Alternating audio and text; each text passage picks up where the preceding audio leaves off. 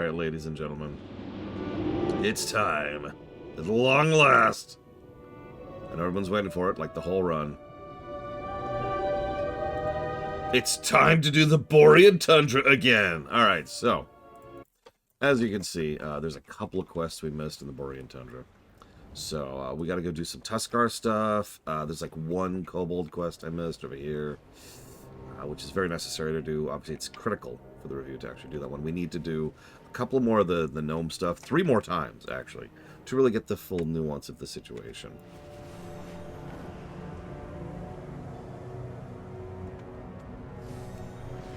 Sorry, I couldn't resist. I was actually just thinking last night, it's like, oh, thank God we're finally up to Storm Peaks. Imagine if we were doing Borean again. No, for real.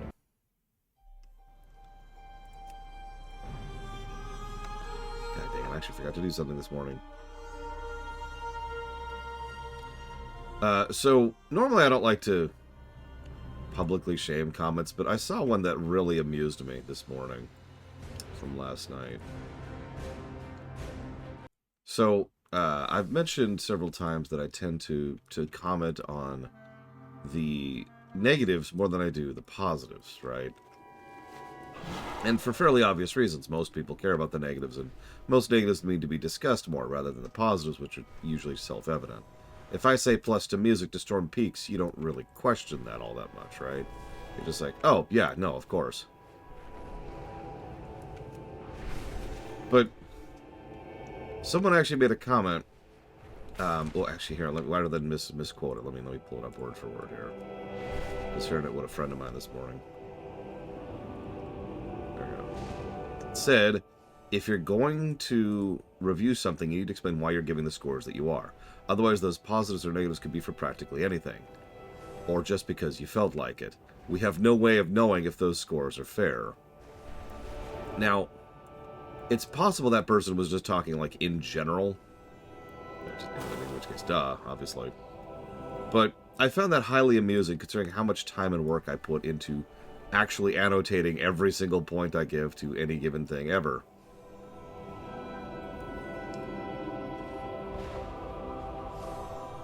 Like, I don't know if you've seen the website or indeed the live review document, but part of the point is that there is a fairly large amount of text there whose entire purpose is to say, hey, this is good. I mean, maybe Kira White is. I don't know. Now, I will admit I'm actually a little bit behind on doing that exact type-up right now because, quite frankly, I haven't had time lately. I even went to bed early last night, and then I woke up in time to be a little bit late for work, so haven't actually had time. You notice I even have a notated section. This is the stuff that needs to be typed up. But either way, moving on. For real, let's do this. Welcome to K3. What's up? To the point. Ricketts asked me to put together some stronger landmines, but I'm running low on parts. Just west of town, you'll find the remains of our last rocket sled. Ricky got a little excited while she was fueling it, but I probably should have thought to not put the nozzle right over the exhaust. Live and learn, right? Anyway, there should be a good stock of spare parts scattered around the destroyed sled. Have a good one. Okay. Time is money, friend. You gotta help us. We were in the middle of an expedition to the mountains when we set up a transmission tower, and we were attacked. They looked like Vrykul, but their skin was blue and layered with frost, and they were all female. They took all the men in the expedition and let us women go, please. We think they're being held up by the Srifelder village. It's up over the one overlooking K3. Keep it real. Vrykul need men? Hurry back. Please, when they took our men, they also took our equipment. Of course, it's important you get our boys back, but if you're really getting our equipment, I'd really appreciate you brought it back to us. Have a good one.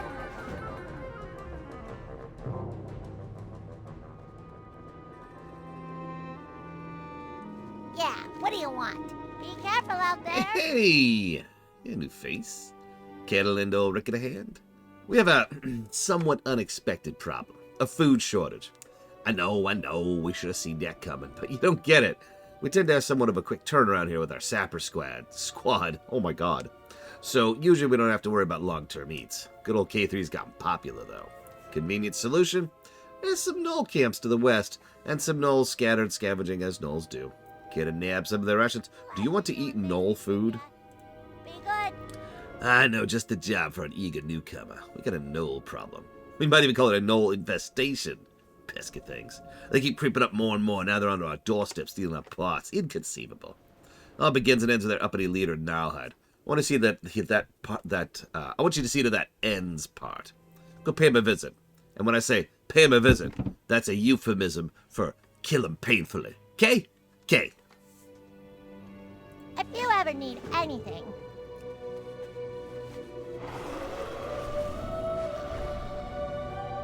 As a reminder, there's an extremely high certainty today that we'll be doing Halls of Stone, Halls of Lightning, and Ulduar, if anybody wants to join in on that.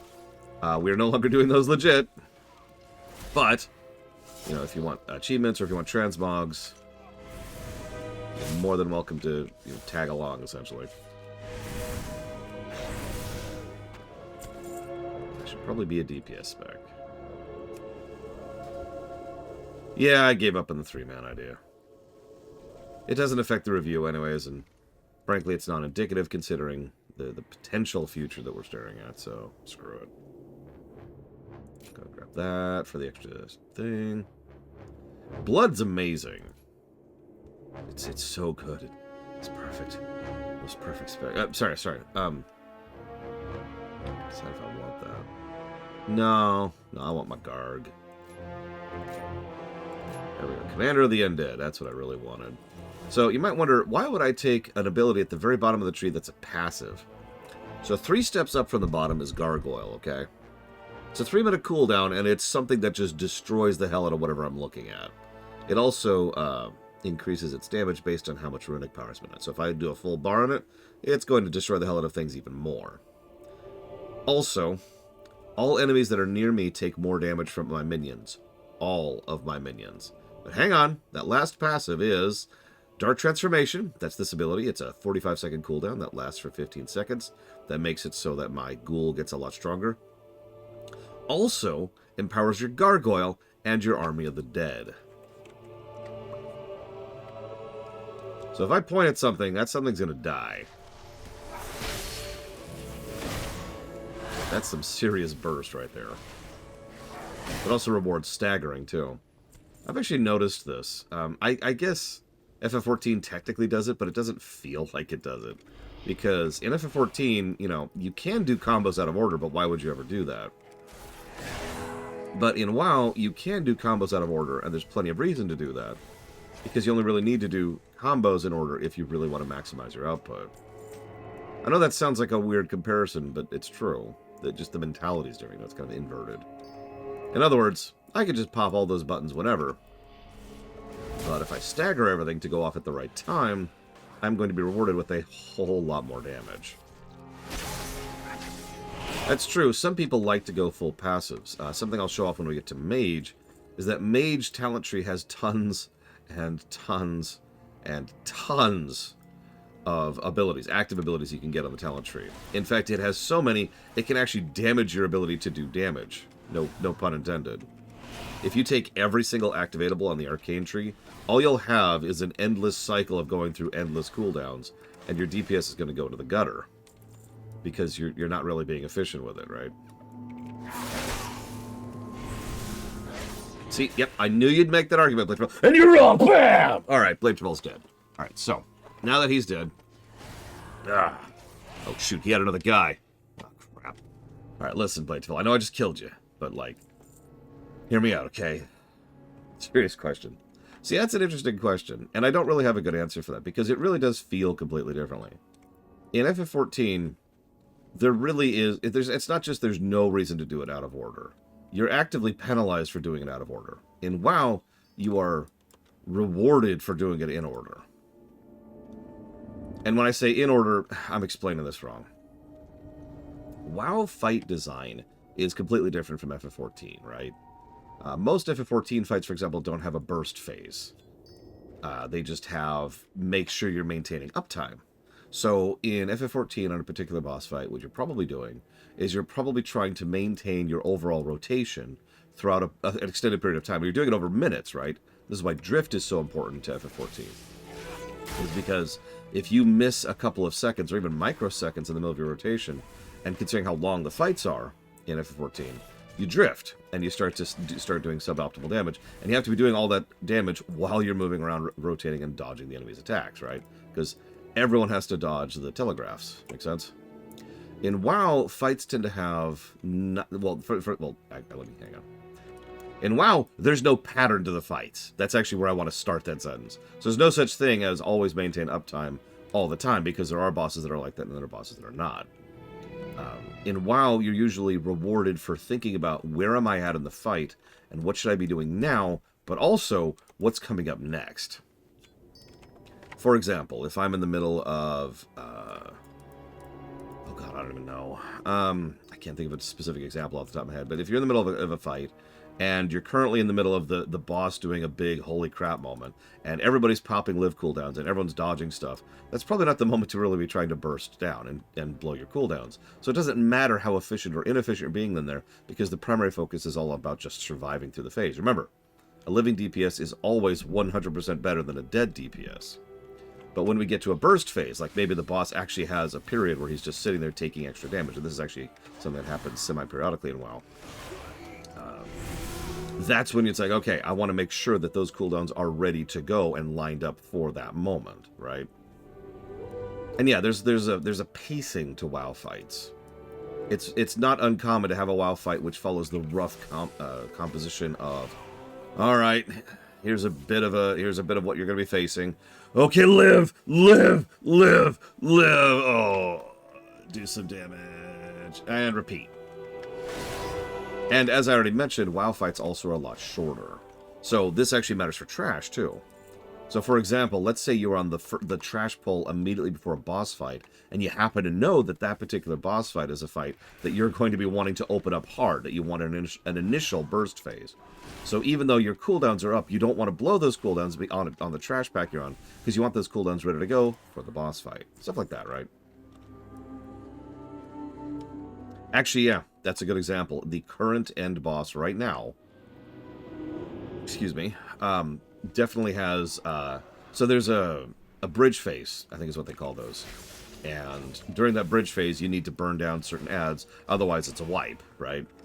This is something FF14 players are familiar with, because FF14 has this as a standard concept. So that's a good time to make sure that you're being more efficient for those specific moments. And it's obviously not just cooldowns. That's just the easy thing to point to. Because sometimes it involves which abilities you want to stack in which order. I mentioned Arcane earlier. The reason why having so many... Oh, that's the wrong button. So many abilities as Arcane tends to be suboptimal is because you have so much you can do that knowing exactly when to do each of those abilities is suddenly a huge deal. I'm not saying you can't play Arcane that way optimally. I'm just saying that most people probably aren't putting that much thought into it. Yeah, a bit of decision paralysis, exactly. Ironically, Arcane also has tons and tons of passives. You could have, let's see, I would say 4 main abilities in Arcane, if you set it up right.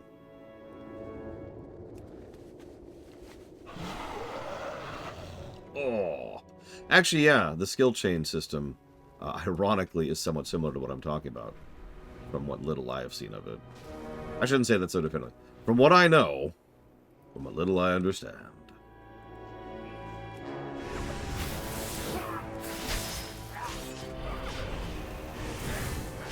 Arcane's fun. I recommend it to anybody who wants a fun class that's a little rougher than some of the other classes to figure out. I think someone put that. Very fun, though. It's a very rewarding class. What's funny is all 3 mage specs are just in a really great spot right now. So, you kind of can't go wrong with mage.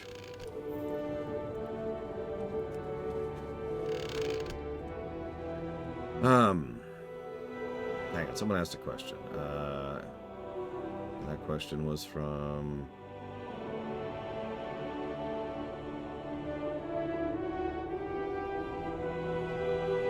So Robostall says, your positives suck because you don't describe all the animations can turn. Oof. I suppose that's valid, but I think at that point, watch the stream, if that makes any sense. No offense, Robostall, but like the whole point of the review system is that Junk Garage is interrupting me. Thank you, Junk Garage. Always appreciate.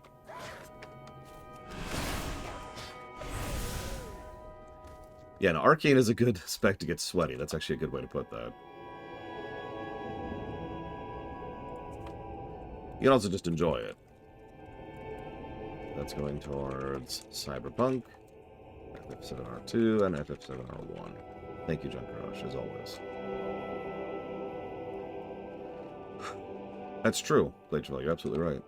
I think Robostall's actually gone now, so I can't even answer that question. Whatever. I'll just kill Robostall later. I guess.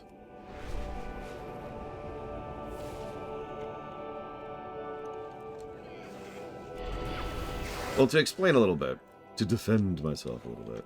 First we're going to pop this, then we're going to pop this, then we're going to pop this, and then everything here is going to die. Just, they're all dead. They're all dead. They're all dead. See? That's what happens when you blow your cooldowns properly, right there. You gotta do things at the right time, in the right order. So, you say, you know, the whole review system is designed to be tiered.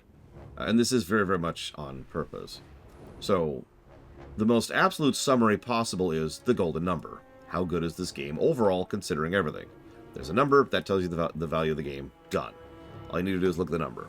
If you want more details than that, that's what the review list is like. If you pull up the review page on the website, there's a whole chart, a table, which is sortable, and that tells you the net positives to story, gameplay, your net total, and then also your golden number, and a few other factoids there as well. If you want even more detail than that, you can actually click the review thing, and you get a bit of a spoiler-free blurb, which also contains the aforementioned information, as well as how long the run was and when the run happened. If you want even more information, then you can click the drop-down thing, and at that point, that contains the write-up, which is as detailed as I think it's reasonable to be. I could be more detailed about the points I give, but we regularly cover games that get hundreds of points, and frankly, no, that's not worth my time, because of the final layer. The final layer of the review is actually watching the review. Just watching the VODs on YouTube or watching the streams live. And this will explain, in the most in-depth way that it exists, this is a positive because it's right there on screen. And you can literally see the animation that has oomph. Make sense? And that's how the whole system's designed. That's like stone. That's like carved stone. That's kind of creepy. Alright. Time is money, friend. We gotta have something we can use to insulate our engines against this cold. Think. Hey, did you get some of that wreckage from me? Be good. Oh, I don't know nicely, thanks. Do you happen to see Dim when I was out there? I sent him out a while back. He never came back. Hope he's alright. Jinx is. Keep it real. Ah, where are my tools? I just had him a moment ago. Oh, I probably forgot him when I was setting up the minefield. That's mildly inconvenient. I'd be quite appreciative if you could go get him for me. You'll need to watch your step, though. You should be able to use the same path I did to get out. Oh, don't try to fly, and I had the presence of mind to set up turrets to shoot down anything that might fly. Be good. And there's an achievement for getting this that a lot of people didn't get back then, but I totally did, and I'm just really proud of that. I just want to say really quick. What's up? Yeah, the minefield quest. This area is them starting to experiment with gameplay a lot, and you'll see a bit of that. Glad I could help. Here we go. Oh, my belly's a rumbling. How'd it go? Hurry back. Hope you weren't too hesitant to share the wealth. We've been pretty forgiving with them picking through our leftovers so far. Keep it real. Oh, that stuff's nasty. Not to account for an old taste or nothing, but I figured whatever they have would at least be edible. Let's get more creative. Joel's got an explosive dispenser north of town, not far from the big cavern. I'm sure she intends for them for mining or something, but I got a better idea. Grab one of those things and rush to one of the nearby mammoths. Collect the mammoth meat. I wonder what mammoth tastes like.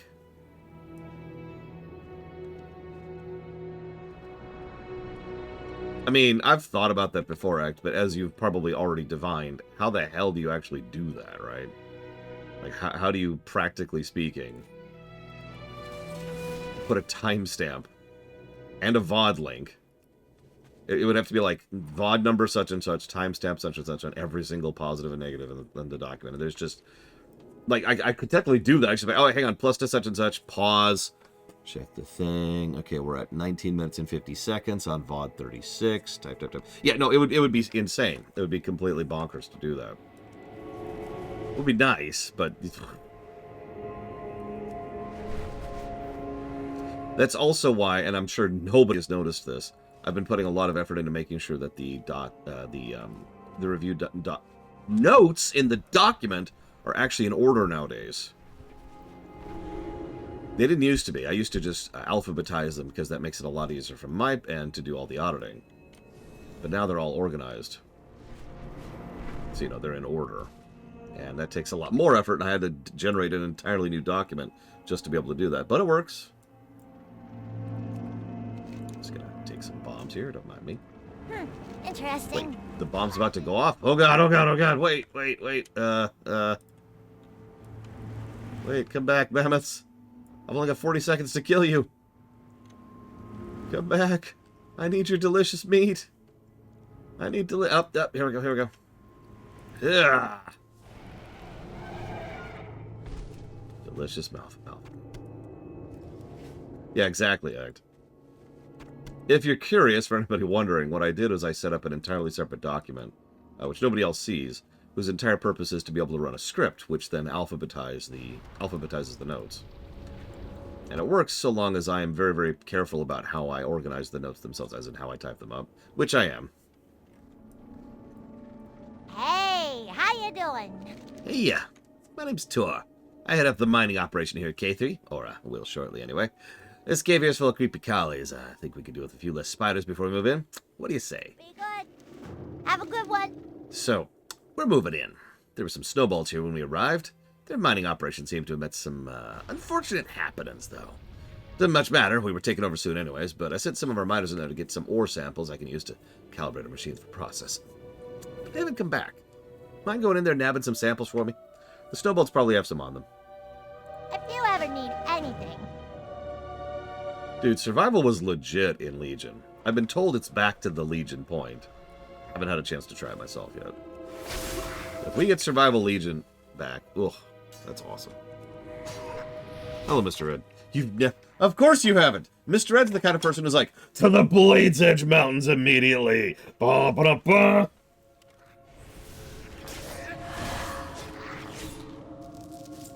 I think, hang on, speaking of which, I also have another little document, which you can type !wow, to look at. It's not completely up to date, and the Instances tab and the Bosses tab are both extraordinarily out of date at this point.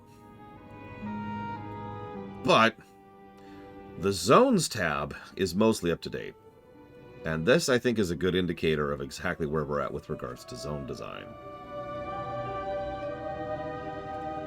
It's helpful for direct comparisons for me, but I've found that some people also like to see it, so I'll probably put a link to that somewhere.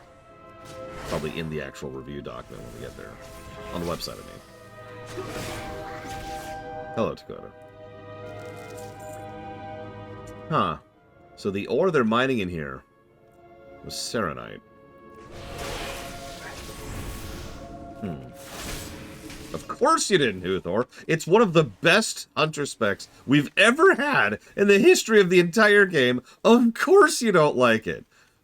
Oh my god. So this is what's going to happen. Someday there's going to be a lore con, right? And Huthor's going to be like, hey, and I'm like, hey, Huthor, here, have a $5. And he's going to be like, I don't like $5s. I don't like dollars that are in the domination of 5. Take this back. Take this drivel back. Ugh. And I'm going to be like, okay, sorry. It's just everyone gets a $5 when they walk in the door.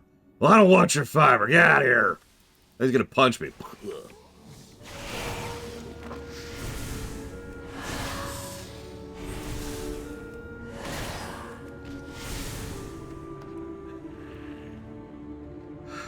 So you want to have some nightmare for a second. Nightmare fuel for a second. That's the snouts of the kobolds sticking out from the webbing.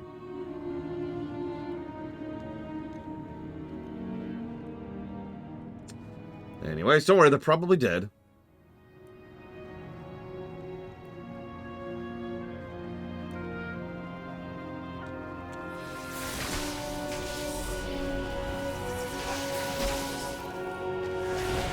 Yeah, there's a lot of kobolds on everywhere.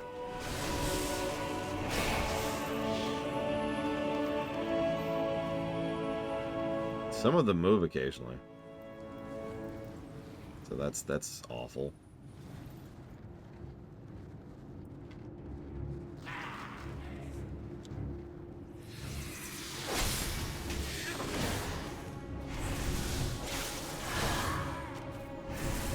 I will admit, it is a little bit strange that they chose survival to specifically be the melee spec.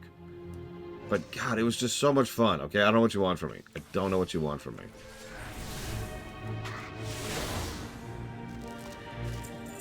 I'm a simple guy. I play a class I enjoy. I like it.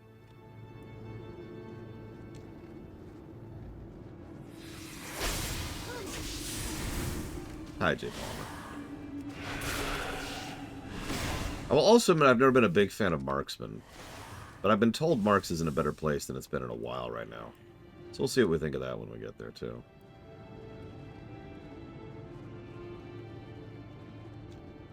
Damn right. Huther's like, I hate enjoying this class. But do it. No, I haven't tried Frosty. I still haven't gotten any one-handers. I've been Frost spec'd on my loot spec for I don't know how long at this point. And nothing has been giving me one-handers. Ugh. Ugh, it's like there's a propeller in my stomach. I think I can walk. When I got something nasty in my system, I got bit back in the cave. It was bigger than the other spiders and brightly colored. Ricky could probably make me an antidote, but she'd need the venom sac. Do you mind getting it for me? I'll just pretend I'm dead and hope they leave me alone. Pretending you're dead is just going to get you wrapped up. Okay, never mind. Have fun, buddy.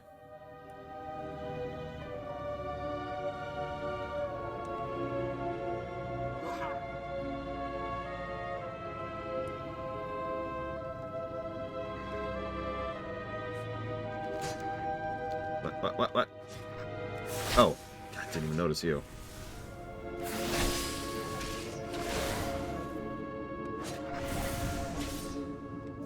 Well, you see, Trahexia, this is actually... I mean, if you want me to go into the psychology of complaining, I can.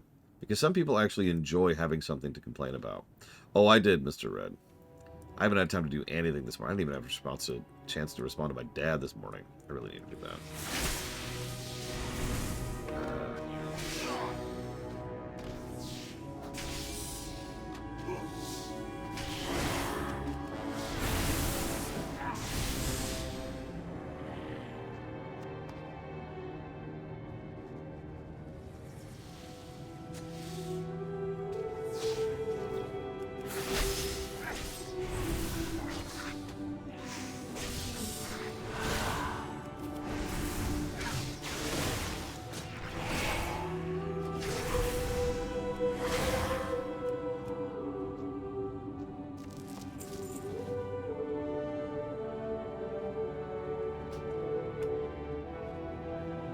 So, what's OSR stand for, Dakota?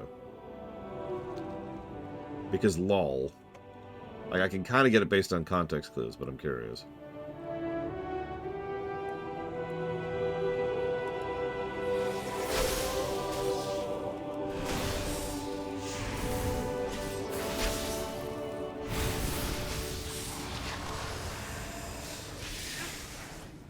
Speaking of which, music direction positive. Storm Peaks. And one of our very few possible music positives. We're only up to 2 of those so far. Let's see.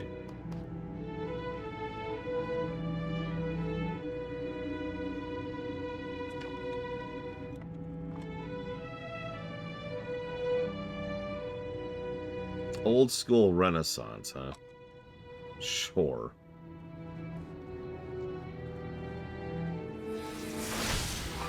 I suppose I have no excuse then. It's time to try Frost out. In the middle of a cave filled with ice spiders. This is the best idea I've ever had. No trace of him was ever found. Yep, ignore the giant cave filled with eggs, and webs, and serenite.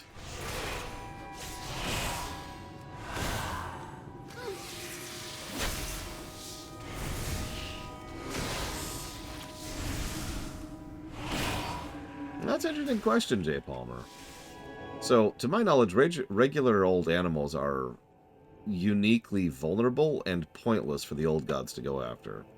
Because they could be corrupted instantly and without effort. They just... And then now they're Cthulhu critters, right? But the thing is, they also have no real minds to speak of to mess with. At least most of them don't. So the primary vehicle of void corruption, which is mental, doesn't really impact that at all. So we don't see a lot of examples of void monsters. Not like, say, Fel. We see all kinds of Fel beasts. And, like, elemental beasts, natural beasts, you know. All kinds of stuff.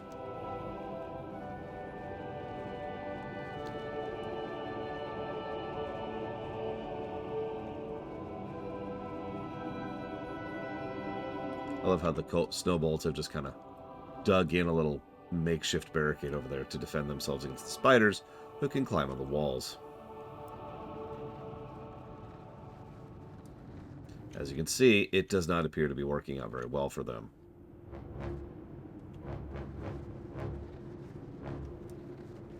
There's the Void Hawkstrider, although who knows what the hell's going on with that thing, other than just being an allied round. You can see it here. Oh, no, there it is. Shadow-infused Strider embodies the elves' commitment to harness the power of the void in the name of the Alliance. So yeah, no real lore there. That should cut it. I hope Rick can put something together for me. Ready to get me out of here, then? Ah, thank you. I thought I'd be just another spider snack. Maybe I'm speaking a bit too soon, though. Let's get the heck out of here. Let's do an escort quest. I love escort quests.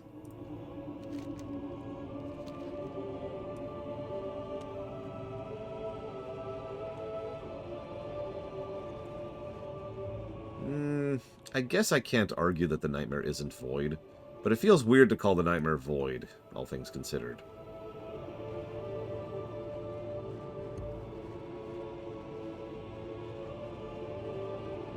Everyone in chat, what's the nightmare? We'll get there. The nightmare's been in the game since vanilla, but we haven't really intersected with it much. It was in Sunken Temple, it was in Wailing Caverns, and there was a couple of story arcs about it. That was kind of it.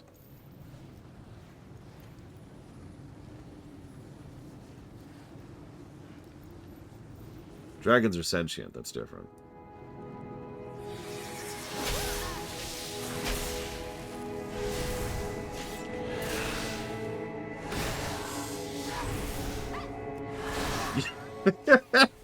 I wasn't going to say anything, Uthor, because, I mean, it's an allied race mount. It's there to have a thematically appropriate mount. That's it. That's its purpose. It's like...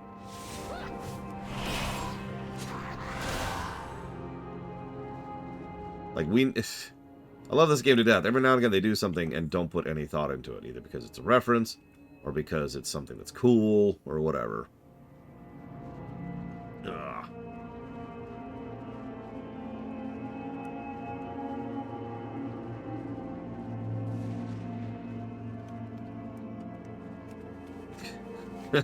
I'm gonna bring the venom sack and then, collapse. Thanks for helping me. You're welcome. Welcome, friend. Good to see you for some dirty work. Much appreciated, pal. Glad I could help. You got that ore for me? Ooh! What's a ripe stench right there? You had to get your hands on with some of those snowballs, didn't you? I appreciate it, though. You're welcome. Don't mess with the Serenite too much. I'm your friend. Well, let me show you how much of your friend I really am.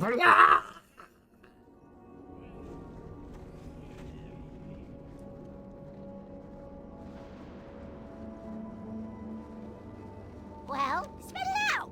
Be good. I know my plan was brilliant. Don't even worry about it. Does it feel good to be in the presence of greatness? A little tingly, maybe. Pleasure doing. And already well done. I outdo myself sometimes. Thanks much, friend. Yeah, sure. Have a good one. Oh, it's a one-hander.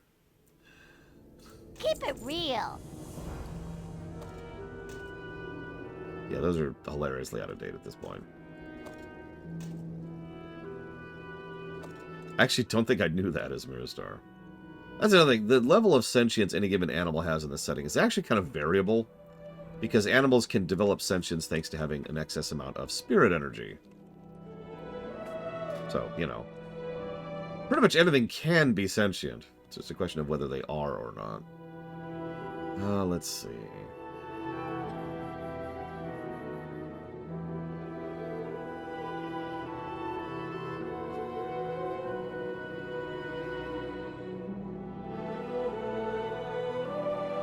What else do I want?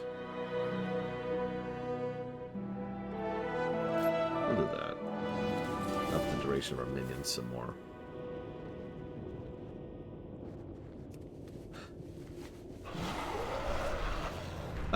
I don't know, Jay Palmer. I have not played either. In War Within, I should say. Alright, so I promised you Frost. Frost I shall do.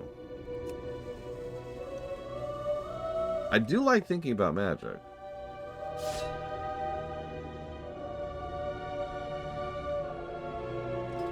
Alright, so last I played Frost, which is in Legion, it was very focused on procs.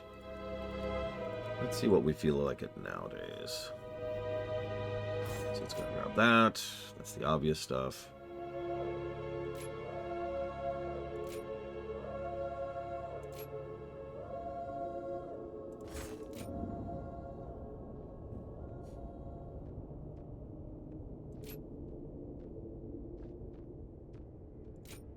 Icy Talons. I notice Abomination Limb is still at the bottom.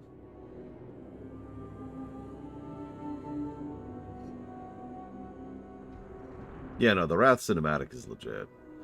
The only reason it's not, like, the best cinematic in the game is because somehow this game actually managed to have even better ones. Which is just crazy to think about, but it's still true. Everyone in chat, no! Well, okay.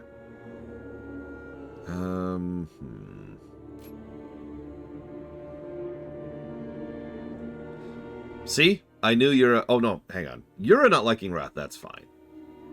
But Huthor probably doesn't like the Wrath cinematic. He's like, ugh, this cinematic is actually good. Spit, spit, spit.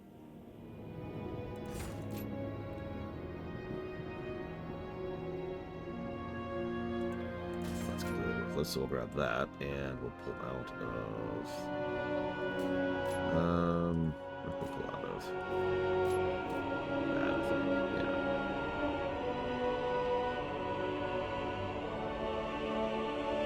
I mean, y'all know which my favorite cinematic is, but I'm not sure which one's my second favorite. I'll have to think about that one. Because you've got the likes of Warlords and Legion, which are very high up there.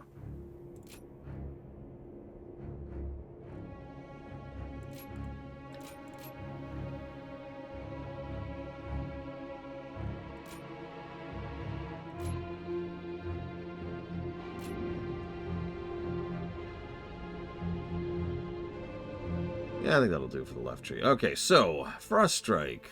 Costs Runic Power, yep. So the inverse of that. And Obliterate, yep. Costs Runes. So we've got a Runic Power and we've got a Runes.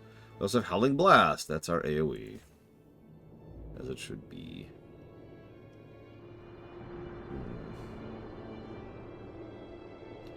The Legion Cinematic would be a lot better if PFA didn't exist. Which I suppose could be said about a lot of things.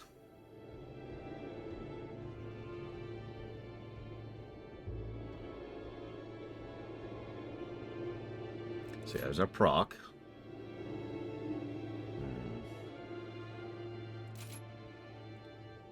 Let's see. Ooh, I want that. There we go. Some more. Ooh, okay. That's new. Summon a glacial spike that advances forward, dealing damage while applying razor ice to enemies near eruption point. Sure, we'll play with that. Frost Scythe, a sweeping attack that strikes all enemies in front of you for damage. Always crits, and crits deal 4 times normal damage. Consuming killing machine reduces cooldown. Okay. Would it be sad to admit I don't remember War Within's CGI cinematic? Which is why I keep not mentioning it. So that's different. Horn of Winter's different. Oh wow, it's down to a minute now. Oh wow. Okay.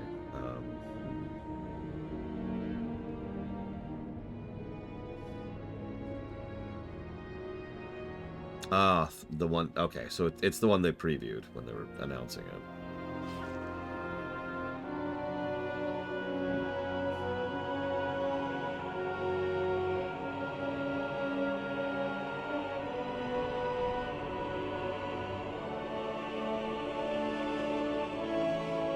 This is an interesting tree. Holy crap.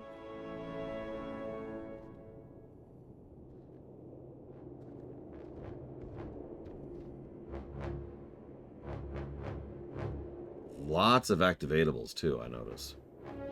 Like, look at this. We've got Obliterate, Frost Strike, Howling Blast, Pillars of Frost, which is a DPS cooldown, Glacial Advance, which is a nuke, Frost Scythe, which is an AoE. Down here we have Empower Rune Weapon, which is a buff cooldown, Horn of Winter, which is a buff cooldown, Frostworm's Fury, which is an AoE. Over down here we have Breath of Sindragosa, which we've actually already talked about. Over here we have Chill Streak, which is a slow bouncing thing. Utility thing. Yeah, as I say, this, I guess in my head I was thinking of the one that was like, here's the random troll, not troll lady, and here's the Arathi lady, who I actually like as a character, but I sure didn't think I was going to like her after that cinematic, because my first thought was, oh, it's the Diablo 4 crap. Yes, Bragwin. And now all of my voice acting will turn your magic against you. Sorry. Let's lean left. And in the game. So hang on. We're gonna get all of these. Just really make Pillar of Frost awesome.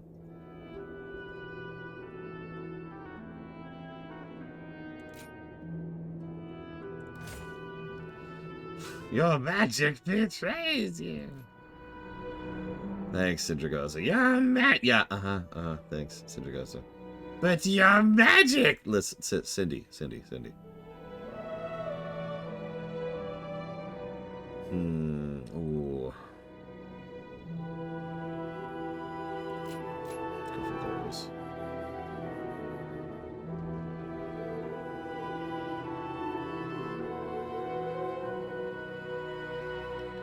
Actually, by memory, I enjoy the Sindragosa fight for what it is. However, it is also definitely an example of an experimental fight, which we've covered several of.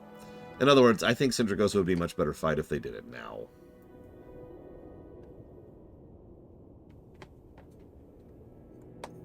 Oh, that's interesting.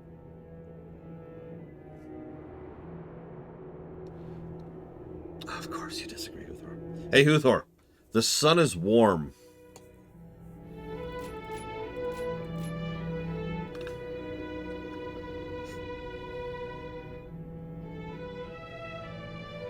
Let's go with that one. The sun is wet now.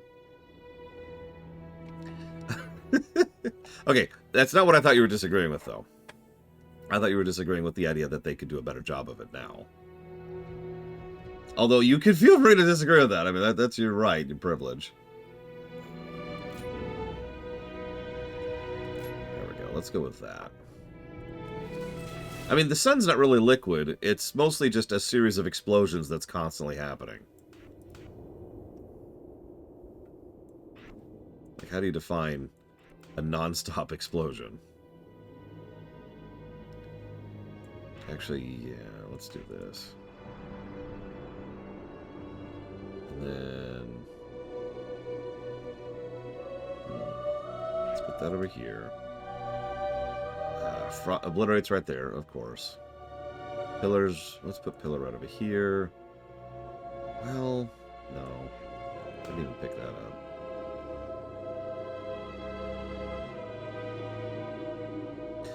In your own words, real question, all joking aside for a second. In your own words, what's wrong with the Sindragosa fight?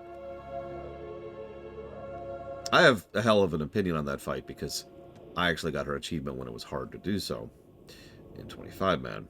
But I'm curious of your opinion on that fight. Okay, so... I do hate her voice, but that's whatever.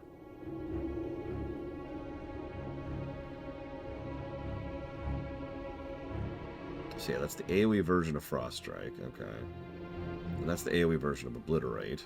No, that's the AoE version of Obliterate, excuse me. Why does Howling Blast... Do I even need Howling Blast? Can I just get rid of that? Nope. Okay, cool.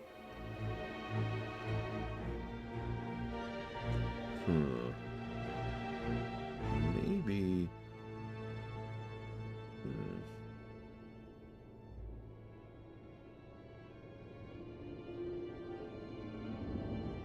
Well, no, the problem, we've talked about this, the problem is that one actress does one voice in all of Wrath. She voices like 4 or 5 characters. And every single one of them sounds the same.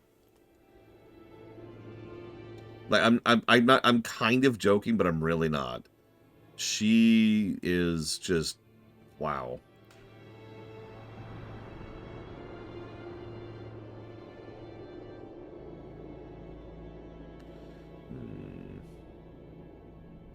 I don't know how to do these buttons. This is weird.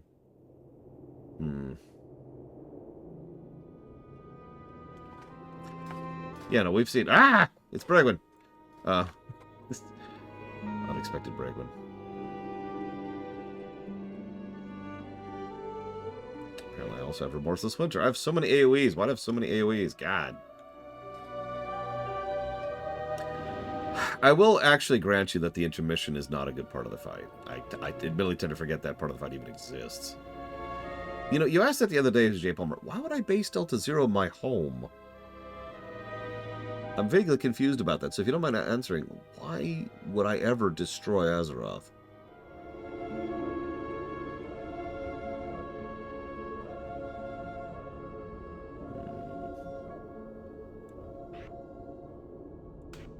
I did see a spider. That's a good point. Destroy the entire planet. They have spiders.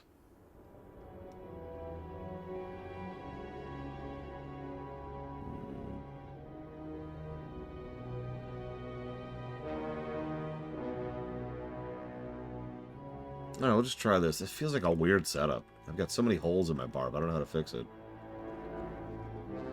So, let's talk about this upcoming quest. Apologies.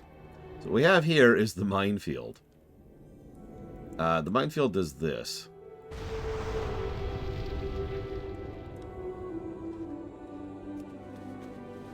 Now, you can also fly over, but if you do, that happens. So, there are ways to cheese this, especially if you're a druid. I did the achievement for this legit back in the day, and yes, I am actually proud of that. This is a good example of how you make a quest that is essentially a simple X of Y interesting. It's all... Oh, I overshot. I overshot. It's okay. We can recover from that. Just gonna scooch forward a little bit to aim. Oh, no, I hit the wrong one. A little bit more. And stop. And we're good. Okay.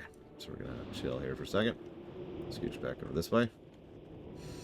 So you notice there's actually 2 ways through this. You can aim carefully. Whoa! Okay, that should not have gone off in my face. You can aim carefully and get yourself launched through.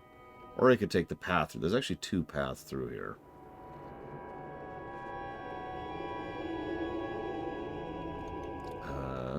If I can find it. Oh, there it is. Okay, I get over here.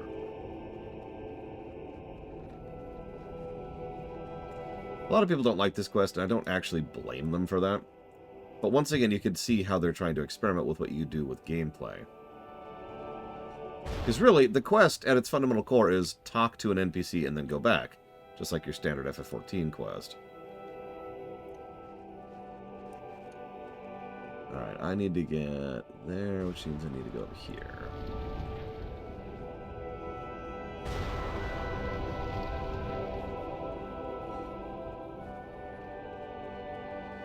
It's fine. Don't worry about it, Master. Don't worry about it. You'll also notice towards the middle, where the destination is, there's even more of those stupid turrets.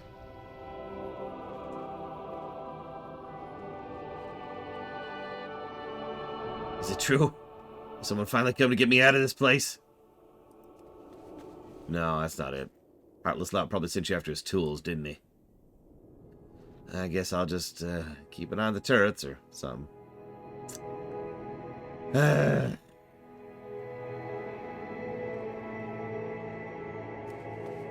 Let's get out of here. Run! What? God, that was fast. I didn't have a chance to even start.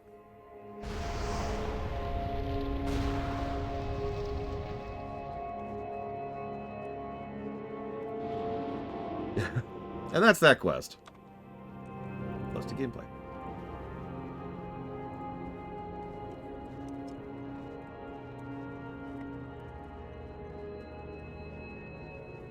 Now let me type up 7 paragraphs.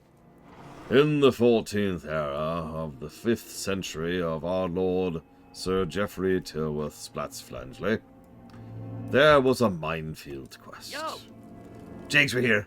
I'd have just sent him on this errand. Hang on. I'm not sure I told him where the safe path is. Good thing I have you resourceful adventurer types around, huh? Keep it real.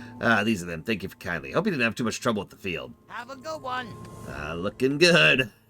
No, not you. The mines. You're just a little full of yourself, aren't you? On the other hand, I'm absolutely brilliant. My intellect cannot be matched. What are we talking about? Oh, yeah. My mind. Yeah. New and improved. Ready for whatever devious use Rickett has concocted. Be a good lad. Go hand him off to Rickett, would you? She's right over there. I'm sure it'll be quite the epic journey. Be good. I need to name my goblin Splatsflangley. I wonder if it's taken. Welcome, friend. Did you finish the mines? D&D. If you ever need Aren't these help, just the cutest little packets of destruction you ever seen? glad I could help. I've been waiting an eternity for these mines. A few days, at least. What took him so long? Here's the lowdown. There's this big bunch of magnetite, big, hairy, extremely ugly, and they seem pretty keen on taking K3 for themselves. Not gonna happen. We got some defenses set up on the path northeast of here. Sadly, our laser turrets have pretty limited power supplies. That's where the mines come in. Go blow them up good. If you ever need anything.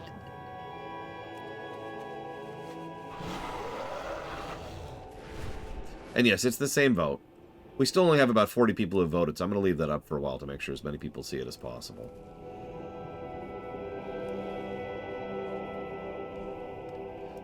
So this turns into a daily. I'm going to be honest, I used to do this quest periodically for fun. It's the goal to drop a mine and kill as much as possible with it. See if I aimed that right. Not too bad. 3 with 1 strike. See if I can do better than 3. I just love killing. I love killing efficiently. It makes me feel warm inside. You know what I mean? Okay, let's try... We're gonna have to wait for our next wave. We can do one right now. Or not. Well, whatever. We'll wait for the next wave then. Set up a couple here. No, I don't think... If the old god corruption really, went really bad, then, if I was in a position to base Delta Zero the planet, then I feel like I'd be in a position to evacuate the planet before things got that bad, So, step 1 in the base Delta Zero protocol is always evacuate the frickin' place.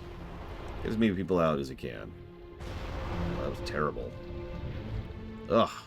And nobody's hitting this one mine. Come on! It's a mine. Listen, I just love bombing natives. Would I evacuate Garrosh? I mean, he's dead, so no. But if I had a choice, still no. Oop. Now he can stay here. Have fun, buddy. Bye. Don't worry, you'll finally get that chance to commit more atrocities. Cataclysm Sylvanas? Still no. Screw her. Interesting. So here I sat, basking in the awesomeness that is me, and in the distance, I hear pop, and then another, and then a dozen more.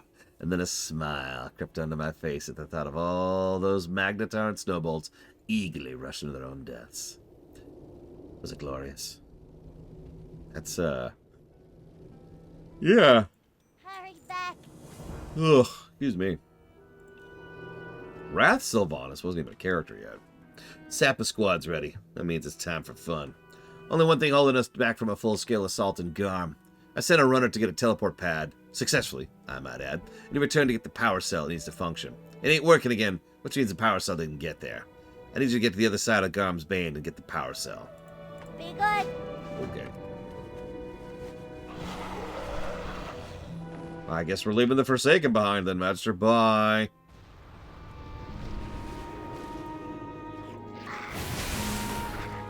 That is... Oh, right. I'm playing Frost now.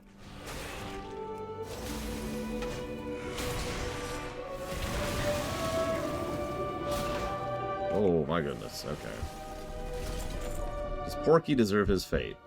You mean the fate that he himself asked for and was happy about? Yeah. Not only that, J. Palmer, they're one of several. But yes, is the answer to your question. You having fun there, Mr. Snowball?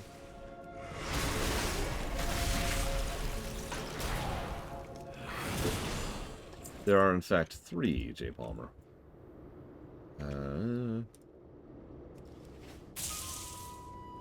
Hey, what's up? Well, spit it out. Yeah, so Wrath Sylvanas wasn't a character, frankly. Neither was BC, neither was Vanilla. The closest thing we got to character for the Forsaken leadership back in Vanilla was Veramothras. Excellent. Let the destruction begin. Now that we have the teleporter open, my plan is quite complex. It has several facets. It'll take impeccable coordination. There's supplies to be gathered, troops to recruit, weeks of hard labor. Had you go in there for a moment, didn't I? You got this, kid. Hop through and kill them all. Be careful out there. Okay. I like killing them all. I remember you, fight in the mountains. I don't know why that became a meme, but God, it did. I think it's just the way he says it. Hey, how you doing? Hey there. Join us for the assault, I assume. I got a special task for you. We're gonna bring the whole cave down on their heads. Towards the back of the cave, you'll find Frostgut's altar. Sneak up, put some hard-packed explosive bundles somewhere near it. Once it's placed, stick around just long enough to make sure he bites it. And then get out quickly. There's no knowing how long the cave will last once that thing goes off. Keep it real.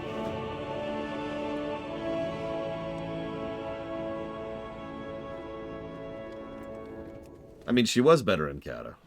She actually had, well, okay, sorry, my opinion. She actually had a character that not only made sense, but made her relatable as a character. For those of you not aware, Sylvanas' character in Kata was, well, I did the only thing I came to do, time to die. Oh crap, the afterlife sucks.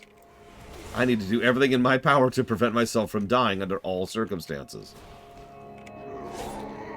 That's actually kind of it. Like, it sounds simple when you say it out like that, but I don't know. I was actually rather engaged by that. So much of what she did from that point onward was entirely focused on the idea of ensuring that she would never die again.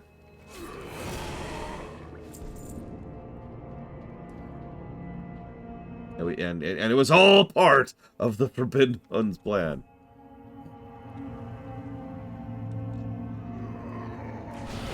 It was Zovi's plan from the very beginning. 10 millennia ago, he was like, alright, so there's going to be this chick, right? She's going to be a Banshee, but then she's going to be a Bikini Lady. Or actually, no, Bikini Lady, then Banshee, then Bikini Lady. There we go, in that order.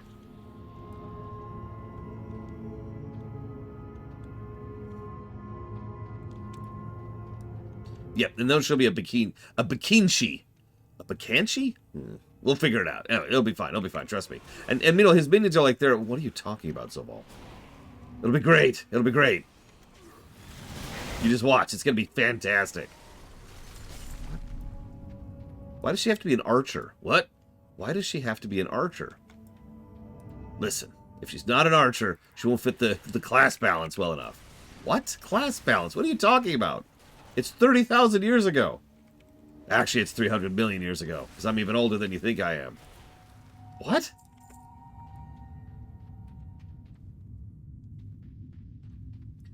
Okay, I've got it. I've got it. The jailer doesn't exist. No, I'm dead serious. Hear me out for a second. The jailer doesn't actually exist. What it is when we get back from the afterlife, everyone's like, oh my god, what happened? And we're like super stoned, right? And so we're just like, man, like there was this dude, yo. He was behind everything, man. Like Lich King and like the Legion, even the Light. It was all him, man. From the very beginning, from word go, boy. Oh, he was so cool too. What do you look like? Like, you know those mannequins that you like prop up to learn how to draw the human anatomy? Yeah, you looked like that, man. What? Yeah, it was great, man. But that's not what he really looked like. Or rather, that is what he really looked like. But he looked different inside or outside, I guess. Huh?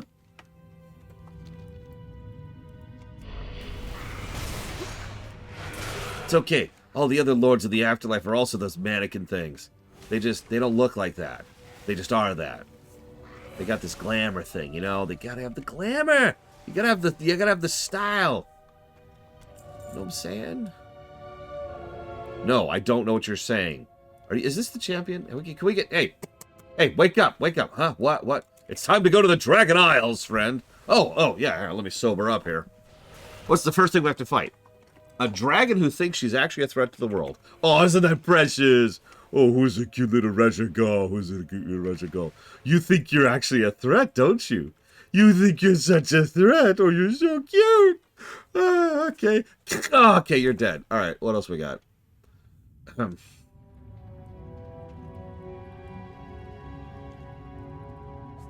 Where is this stupid thing?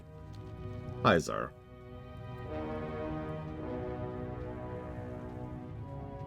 You know, that's a good point, Magister. And thanks to that last raid, we actually know that they all look like that underneath. We even fight the prototypes of them, if you remember. Or the temp versions of them, or whatever.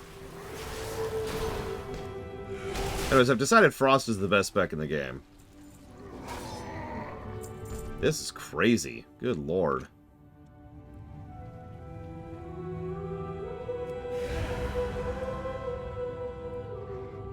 Sorry, I'm not really talking it out a lot, but it's just, wow. Where's down? Is there a down? I'm actually turned around. I wanted to go into the ground, but I can't seem to figure out down. Where's down? Is there a down? I mean, Dragonflight was in many ways a vacation expansion.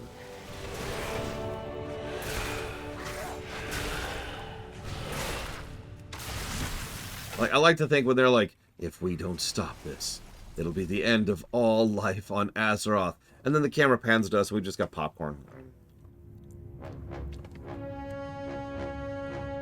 And then someone from off-screen hands us a Coke, and it's the Warrior of Light. We both just munch on popcorn. No.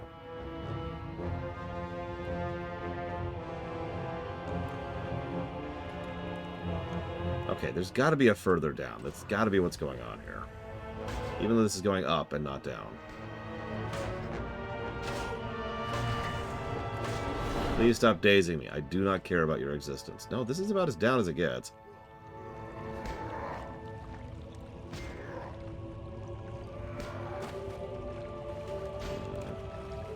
Can you go away, please? You really don't matter. But I'm a big shot. Yeah, no, go away.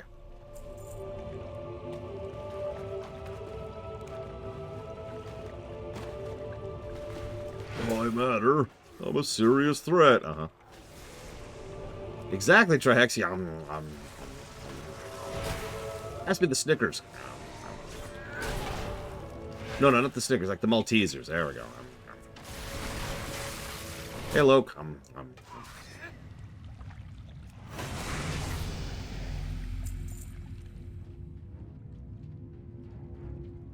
It's got to be like right over here, and I'm just completely missing it. I've been in this room 3 times. Am I just that blind? Is that what this is? This is probably it right here, isn't it? Stupid chunk of rock? No, that doesn't make sense. Where the hell is this stupid thing?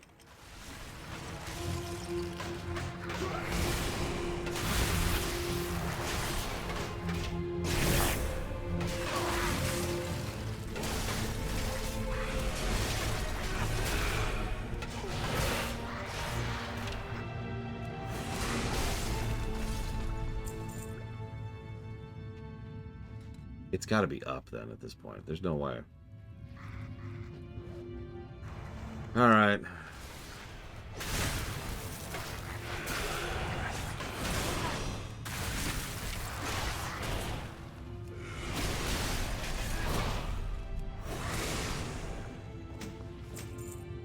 Yeah, why is Fyrak a bad guy again? They ever explain that? I'm insane with rage. That's why I can calmly and carefully talk about things in a very soothing tone of voice. Because I'm insane with rage, you see. What? No, listen, it's great. See, we need to have a big Hollywood villain so the actual story can happen separate from the main story quest. Oh, okay.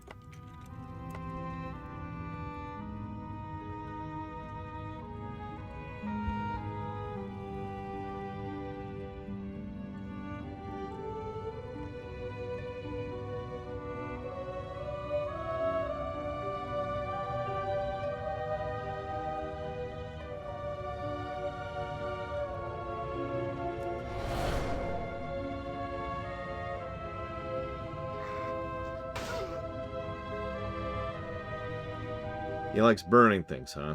Okay. Negative to story. Alright, so.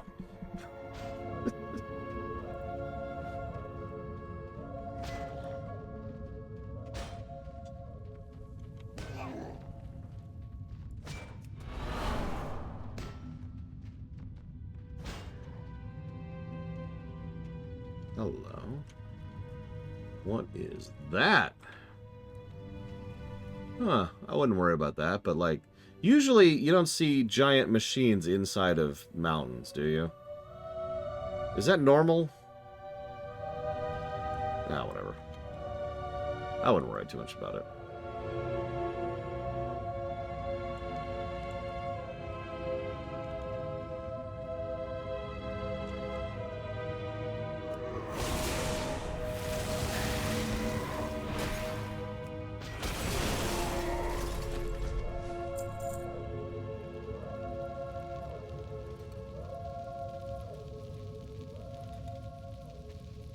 This not the altar?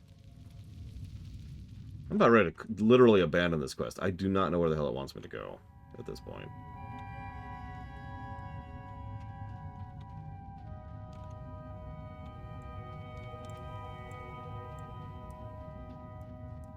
Yeah, I thought Iridikron was the conniving one. Although that might just be context clues because of the fact that he's the only one who's actually conniving. Yeah, Fyrak's whole thing is... Which can be entertaining. I mean, we all like the Joker, right? Answer, no, we do not all like the Joker. But the Joker can be entertaining if he's done well.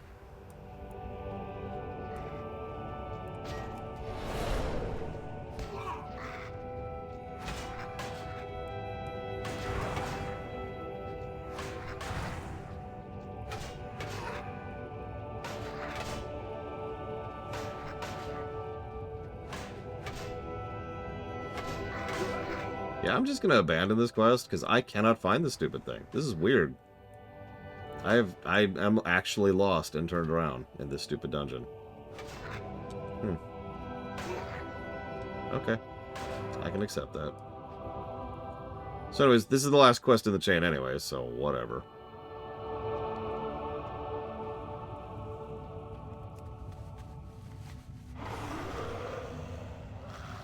The pink donut.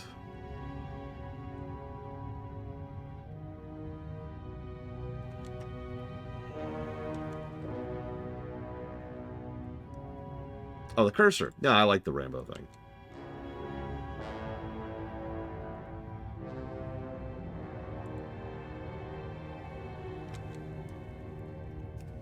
I mean, it's pretty much the exact same thing as the lightning thing in terms of visibility, so...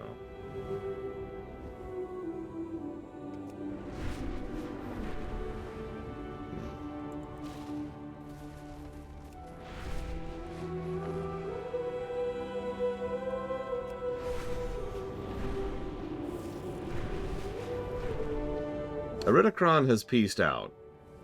We'll see him again in the future, I'm sure. Time is money, friend. Have a good one. Oh, that chains. Okay, hang on. Let me see if I can figure out where this stupid thing is.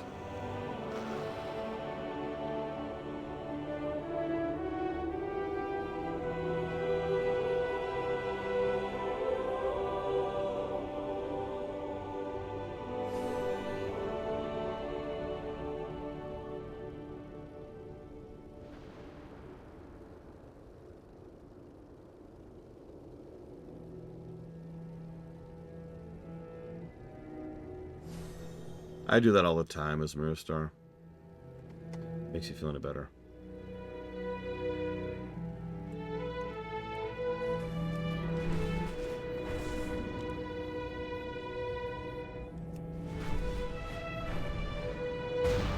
The thing that I'm most curious about is what Iridicron's actually after, like what he wants.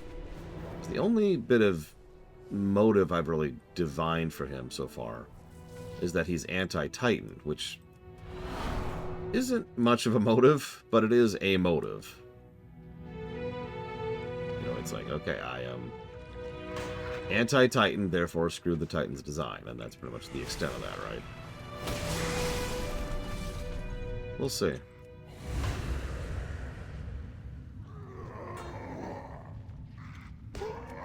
As an aside, speaking of things I don't like about Dragonflight, the Twilight Hammer 2.0.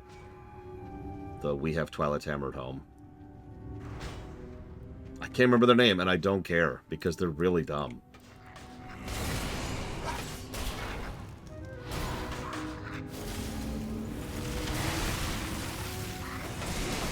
Like, they really are just, We Have Twilight's Hammer at Home. Like, and it should be mentioned, I actually liked the Twilight's Hammer for what they were.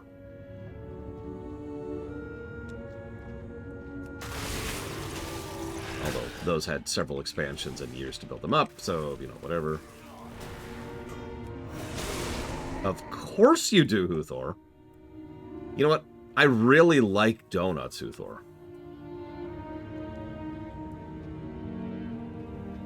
Apparently this is the altar. I didn't even see that. I was already up here, and this is the frickin' altar. Whatever.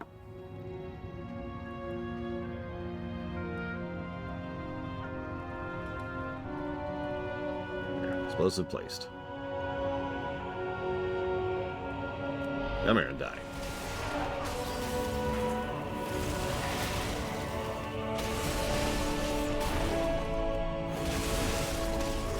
Boom. Moving on. I guess I should leave now.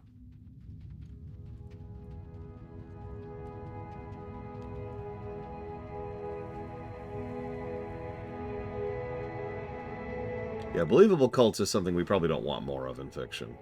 I'm fine with the Twilight's Hammer. They're cool.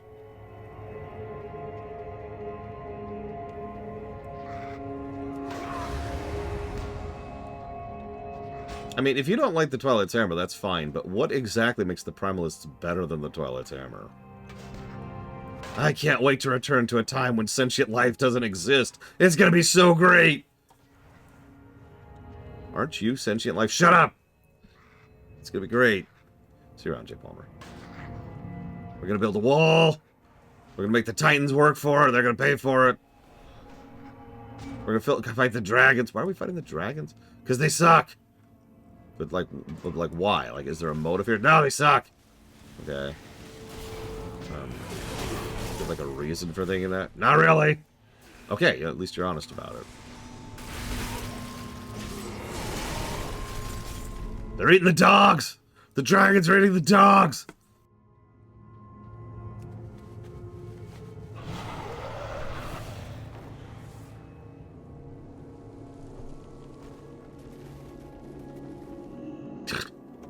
What's up?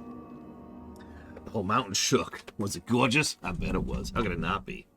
And the Inventors League tells me all my inventions do is blown up. Done right, they do. Have a good one. Ah, you got some swift feet on you, Sonny. Thanks for lending me a hand with those explosives. I've been meaning to give that invention a good test run for a while now. I tell Rickett we have covered the Magnetar front by now. My sappers will be cleaned up into the rain of Maine and baddies. Thanks It's again. real. The Black Empire. We get a tiny snippet of insight into how bad the Black Empire was in Dragonflight. It was pretty bad. Hey, how you doing? He blew the whole place up. Way to go. I bet Gino got a kick out of that. Really appreciate all the help you lent us. How about a souvenir for the trouble? Glad I could help. Pleasure doing So, I don't think we're going to be getting a good foothold in those mountains. Trust me, I'm not one to give up easily, but between freezing engines and nasty Frightcool women and territorial dragon wannabes and half a dozen other nasties, this ain't happening. And don't let that persuade you, though. Just because we can't get a foothold doesn't mean we won't get you there. One-way trips are pretty simple when you get down to it. Hurry back. We'll do that in just a second. First, We need to get the men back.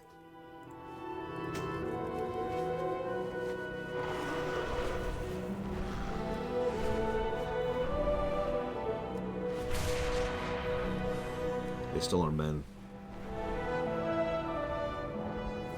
I remember hating this quest, but it's because none of this shares at all.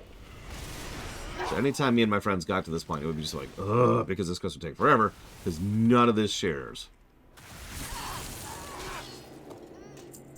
And you need to get keys off of these twits. So this is another one of those get a drop in order to get an item kind of a steals. So we need 8 random drops and 8 pieces of equipment. Or sorry, 5 random drops, excuse me. 5 random drops and 8 pieces of equipment, sorry. None of it shared.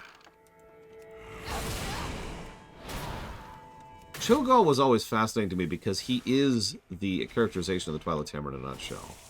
The Paradox, I actually talked about this in my Warcraft series. Not that you would have watched that, Huthor. I know you would hate to watch me. The Paradox of the old gods is, by definition, they need the insane in order to serve them. Otherwise, they're just not going to have servitors. Any sane person isn't really going to follow the old gods. But if all you have is a roaming mob of rabble going, then you can't really accomplish much, right? They needed some structure. So they need the sane to actually be in charge. Cho'Gall was thus the perfect puzzle piece. I forget which one's which, but, you know, one of them is sane and the other one is insane, and therefore you've got the perfect servitor. It's one of the reasons why the Twilight Hammer effectively fell apart the moment we killed Cho'Gall. While bits and pieces of them would survive for years and years and years, they would no longer exist as a power.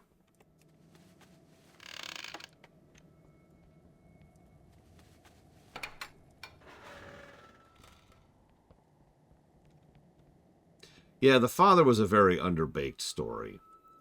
They build up this giant plot twist about that, and then it's like, oh yeah, it's him. And it's like, who? And literally, half the people I know of who reaction to the reveal was, who is this?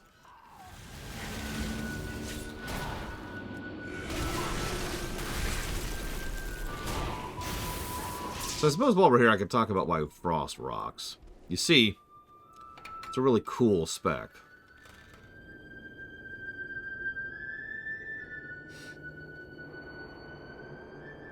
I'm sorry.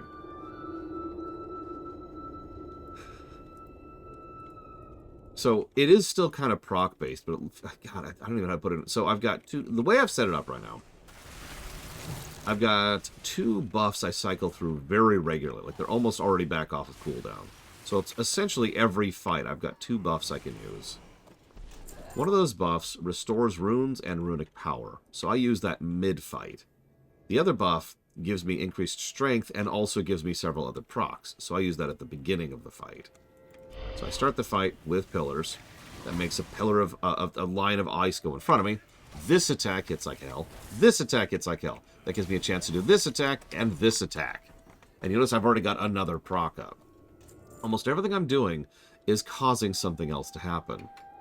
This is probably the closest we've gotten to a straight-up FF14 class in WoW so far. Because there's a whole lot of do something to do something else to do something else going on here. And while some of it is RNG, WoW doesn't do RNG the same way most games do. Most games have a table, and they run through that table at a specific interval, usually frames. And then when something happens, it pulls from that table, and that determines your randomness, right? In this case, it's more like every X amount of seconds, the chance... I'm explaining this badly. Every X period of time, the chance for a specific event to happen goes up. And it goes up and up and up until it hits 100%. And then, once it happens, that timer is then reset. Make sense? This is why almost every proc rate in the game is reflected as procs per minute. PPM. Because that is how they actually determine the math internally. In other words, while it is random, there's a degree of certainty to how many procs you're going to get per minute, because that's how they actually determine it. So yeah, it's not fully random. It's random when it's going to happen on a second-to-second basis, but if you zoom the camera out, you will have a fairly static amount of procs across the overall period of time. Make sense? So, a lot of this is proc based, but a lot of those procs are in your hand, in how exactly they happen and when they happen. You also have guaranteed procs because of. Sorry, I said that in the wrong order. I apologize. God, I'm tired. I actually went to bed early last night just so I wouldn't be tired today. What I meant to say was, because of the nature, you always have guaranteed procs, and then there's the cooldowns, which put some of those procs in your hand. There we go. That's what I was trying to say. I need one more guy. There you go. You'll do.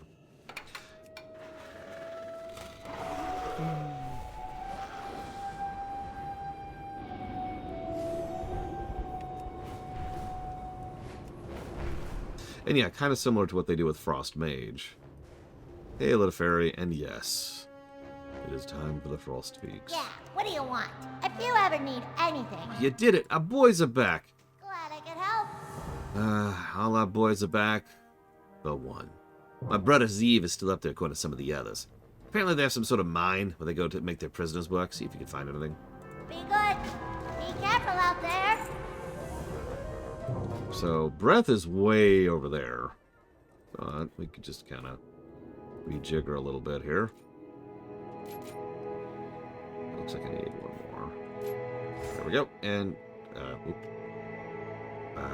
don't really want anything on the left anymore, so sure, whatever. So we're going to get rid of our amazing, amazing passives. In exchange for access to Breath. What do we just grab? And when empowered by Rhyme, which I don't think I even picked that up. Maybe? Where's Rhyme? Where's Rhyme?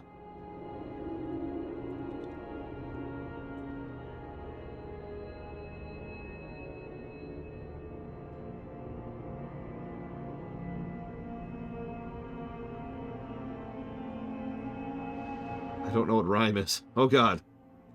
Whatever. Doesn't matter. Doesn't matter. Running power spending have a chance to additionally deal damage over time, and of course, Breath of Sindragosha. Okay, so full rune of power. Play with that.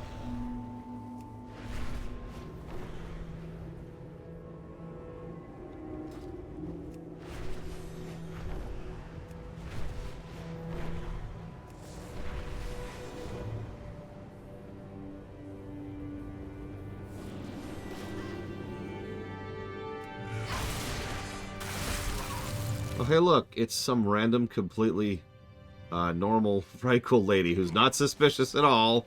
Wink, wink. Oh, God. Oh, God. I'm sorry. Sorry, I really shouldn't give away too much, but it really is funny how there's all of these frickin'... There's all the males, right? And then there's, like, all the male people who are being forced to serve, and there's all the females who are blue, and there's this one female who isn't blue, and it's like, really, game? You're definitely not with the I can't do Norse, okay? The Heildnir. So what are you here for? Oh, you must be looking for the new prisoner. Yes, must be the little green prisoner you're after. We might just be able to help each other. You're not going to get the goblin out here by force. Not alive, anyways. Among my people, I'm known as Yikrin, a practitioner of illusions. As you can see, they made me their prisoner. You can tell because of the total lack of any kind of imprisonment upon me. If I had my runes, I could make you go further unnoticed amongst them.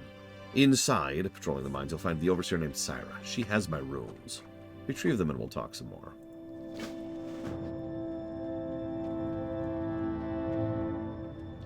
Well, obviously, the final boss of Legion is at the very top of every expansion's power level.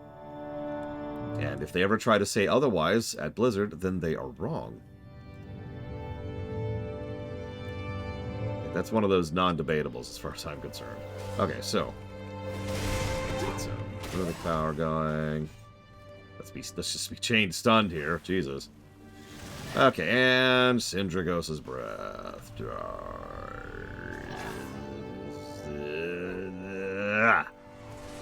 Well, that was alright, I guess. I mean, it looked cool. I like the effect on it. I already want to leave it. Let's get out of here. Hang on, let's get out of this. Get out of this. Back over here. Back over here. Let's just get some real talents going on here.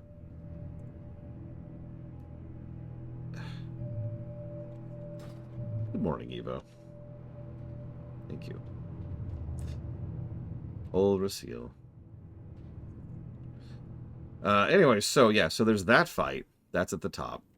The number 2 slot?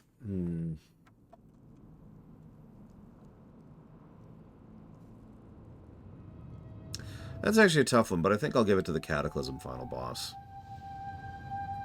I mean, that's getting into kind of a weird definitions of what power levels actually are. But honestly, yeah, that, I mean, come on. It's just... You don't like my name, Evo? Yeah, A-bomb lib. It's right there. And I refuse to ever take it.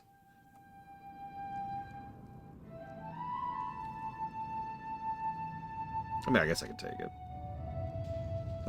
Sure. Because I would have just been wasting talents on nothing on the left tree. My runes, do you have them? I wasn't sure you were coming back. I dread to think what will happen to me if I stay much longer. Our deal is made, then. You help me get out of these chains. You are not chained, lady. I'll help you find your little green friend. The lady who runs this mine is known as Mildred the Cruel, and with good reason. Tell her you've been sent to lend a task with the hand with the mines. Do whatever she asks of you until she trusts you with the keys to my shackles. There's only one way to find out, Evo. Behold my power. I am now a sexy, sexy blue lady. No, not an Asari. Much sexier. Good morning, Ross. Go back to bed. Can I apply my changes now? Nope, I just leveled. God dang it.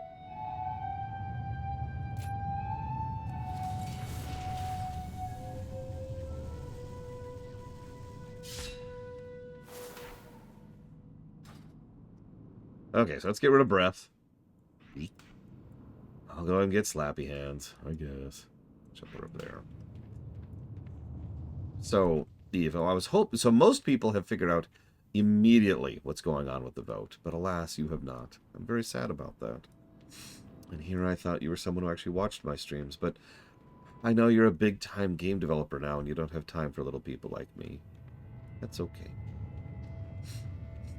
I'll just go cry in the corner, all on my own, alone and unloved. I was expecting to find a replacement for one of my overseers. It's about time you showed up. Let's put you to work. Let's start off with something straightforward. The male Vrykul will oh my god, the male Vrykul that work in the mines do so against their will, purely out of fear of our blades. Once in a while, they'll lose their motivation. Go put them in their place. You want to inflict pain, not death. Wait, what? Is that seriously what that said? Yep, okay. Most of the time, anyway. Evo, you make me sad. Type exclamation mark vote. Several other people figured that out immediately and without hesitation. I was really proud of them for figuring out that you could just type exclamation mark vote and immediately tell what the vote was about.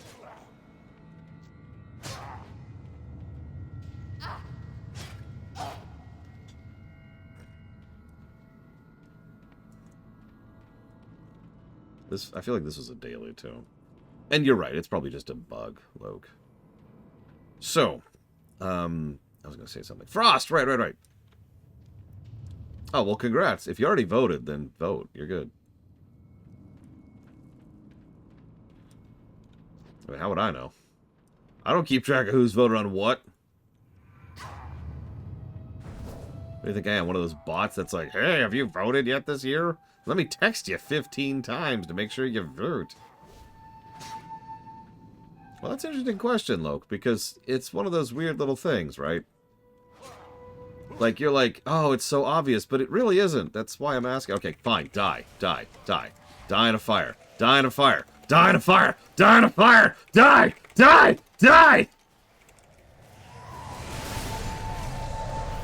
Wasting my time.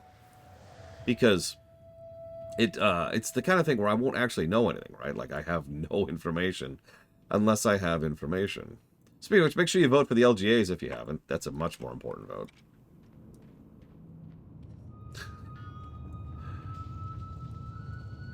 But yeah, it's there for info.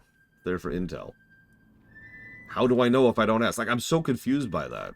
Several people have said this is such a redundant thing.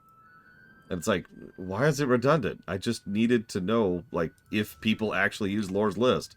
I have zero information on anyone ever using Lore's List, and it just kind of struck me when I was updating the website a couple of days ago that I don't know if anybody does that anymore. So I'm not sure if it's actually worth continuing to do. That's really all that was about. That's... okay, whoops. The LGAs, Loke.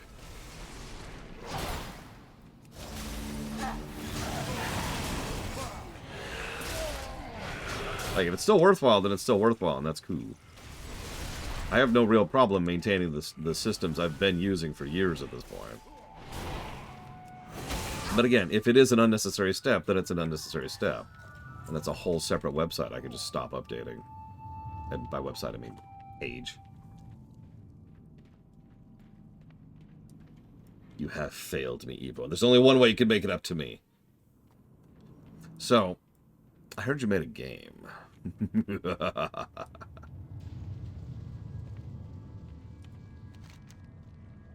Not bad for an overseer. I have another task for you if you're feeling brave today. Sure. For every action, there's an equal and opposite reaction. In the case of us applying pressure on the males, this has meant newly spread rumors of insurrection. The bearded pig behind this rabble-rousing is called Garhal. Put an end to him. Make sure the other males see his demise. Sure, I'll go murder a man for being a slave. This is a great quest. Excuse me, sir. I hear that you're a slave. Whoops, I hit the wrong button. Good morning off the deeper end. I'm killing slaves because they're trying to rebel against their slavers. This is just wrath, really. This is just wrath. Well, we don't know who these people are yet. There's a bunch of blue Vrykul, and that's about all we knew. They're also severely matriarchal, like to the point of being Amazonian. If I had any reservations regarding your commitment when you first arrived, I no longer have any. Just a little more effort, you could be a permanent member of my operation. You are without mercy. You'll do well in these parts.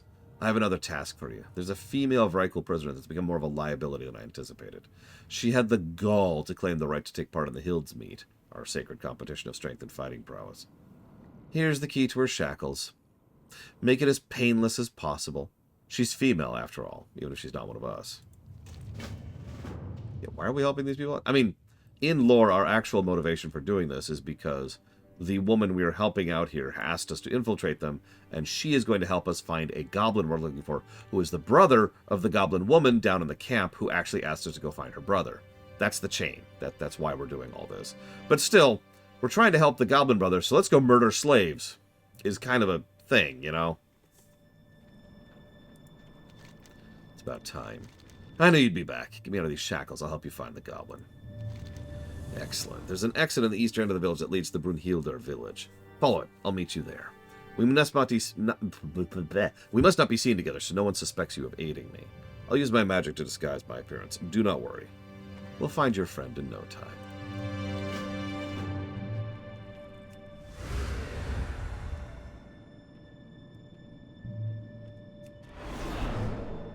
That's right. These Vrykul don't deserve to exist, but people, Gabos, are real people. Manly people. Ah. Yeah, kind of, Loke. It may be nice, you know. It wouldn't be the first time we've had an infiltration quest where we actually help the people that we're oppressing instead of just killing them. There's an entire quest chain in the Burning Steppes. I know this isn't Kata. About help, you know, about completely screwing over the people rather than just going along with it.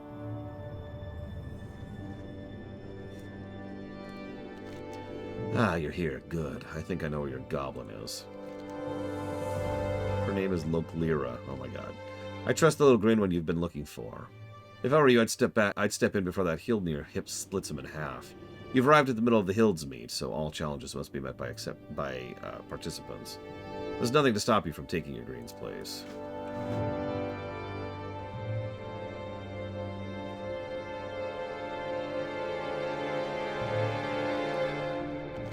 This puny green pup was of no use in the mines. No matter, he'll be a suitable warm-up in battle. Skip the warm-up. Or are you too scared to face someone of your own size? I'm not afraid of anything! Oh god! Oh god, the frozen north! It burns! It burns! Oh god! Ah! Why are you hitting me with frozen ice? Why is your axe on ice? It doesn't sound the same as on fire, but it's the same concept. Just trust me, please. Oh, thank you. Time to get away from these crazy blue women. Yeah, get out of here, boy. If I'm remembering correctly.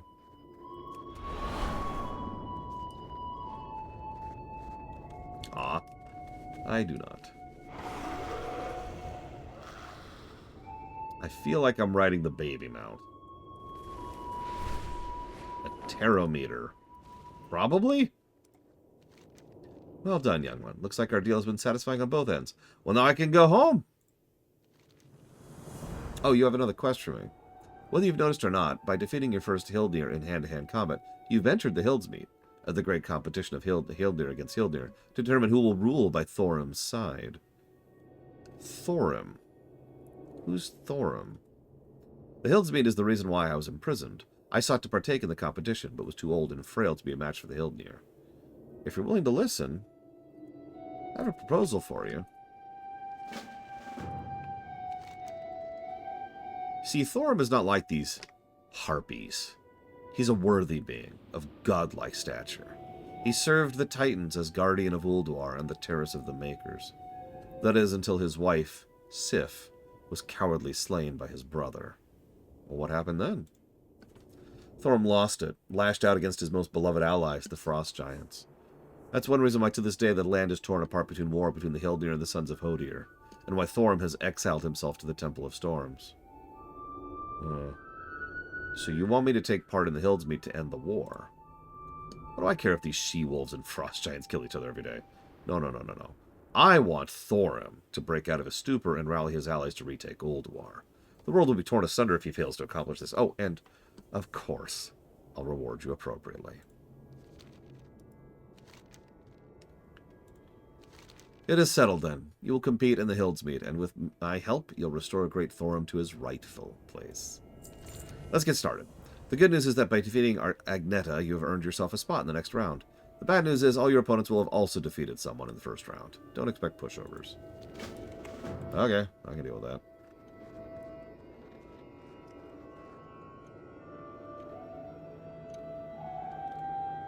I don't think I agree with that, Evo. But then again, I guess I can't say anything because I'm in the exact same position, aren't I?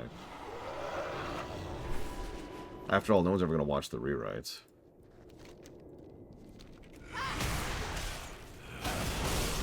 Oh, these are the victorious challengers. And they're dead. Oh yeah, we are fighting to the death, by the way. This is kind of understated a little bit. We are fighting each other to the death in a regular competition for the right to rule at Thorim's side.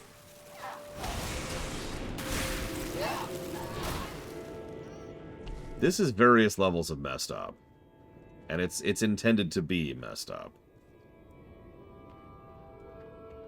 Like, there's no whitewashing this. This is wrong.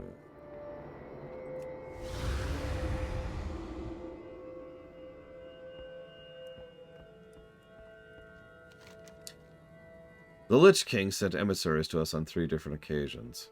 All 3 were promptly dismembered. Our sisters in Valkorion were not as dedicated to our traditions and accepted the Scourge's advances.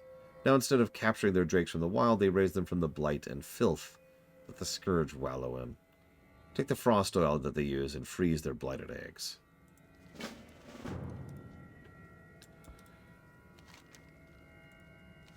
Traitors. We Hildnir have little love for them. The dwellers of Valkyrian have gone unpunished for far too long, while we remain loyal to Thorim. Oh, his thighs are so thick.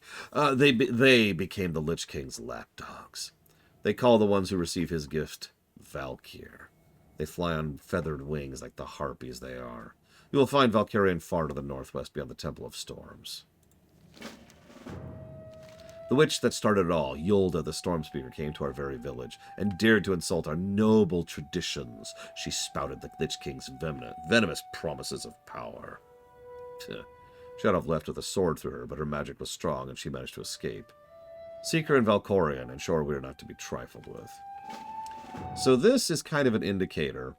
If you've been paying attention, we probably technically haven't done Utgard Pinnacle yet, where we actually watch one of the Vrykul get ascended to Valkyr. But here we get the idea that the Valkyr are actually built out of Vrykul, something they will retcon later. But it's worth noting, isn't a complete retcon, as weird as that sounds. The more accurate statement here would be that the Valkyr obviously were patterned based off of I can't remember what the Kyrian ladies. But the Lich King just gained the ability to start crafting them out of other people.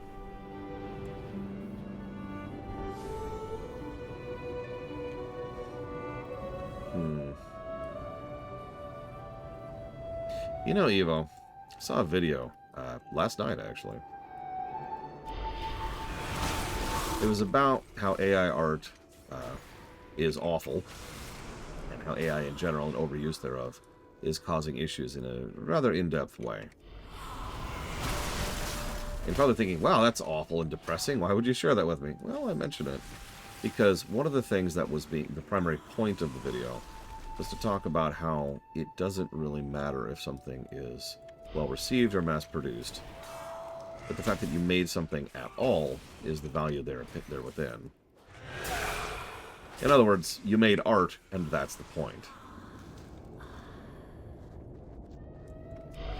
I'm actually quite jealous of you. I've never made a game. I've worked on several. I even found a copy of one of the games I worked on recently. No joke. I had to dig through the Internet Archives, but I found it. No, I'm not sharing it. I just wanted a copy locally.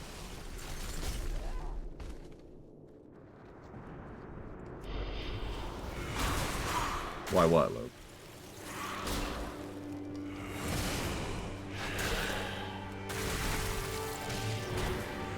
Oh no, I did a pretty good job of it. You kidding me?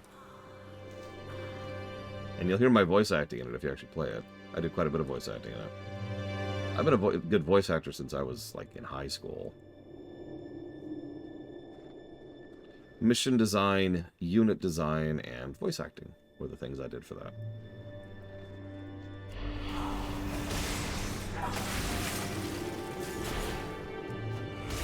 Why not tell you? Well, two big reasons. First of all, it's credited to my real name. No. Second of all,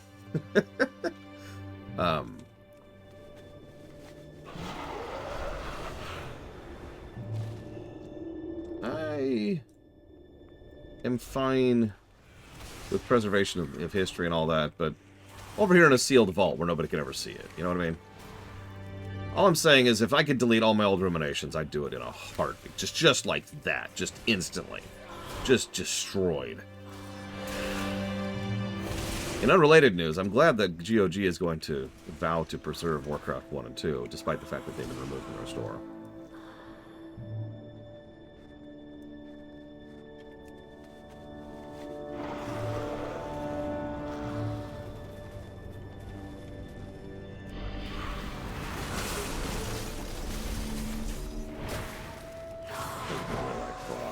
Like, Unholy was in a good place, but Frost is just crazy.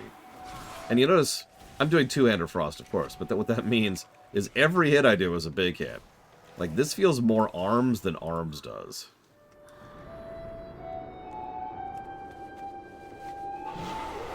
That's another thing. Every time someone asks me, why would you delete something you've worked on, I get a little bit amused.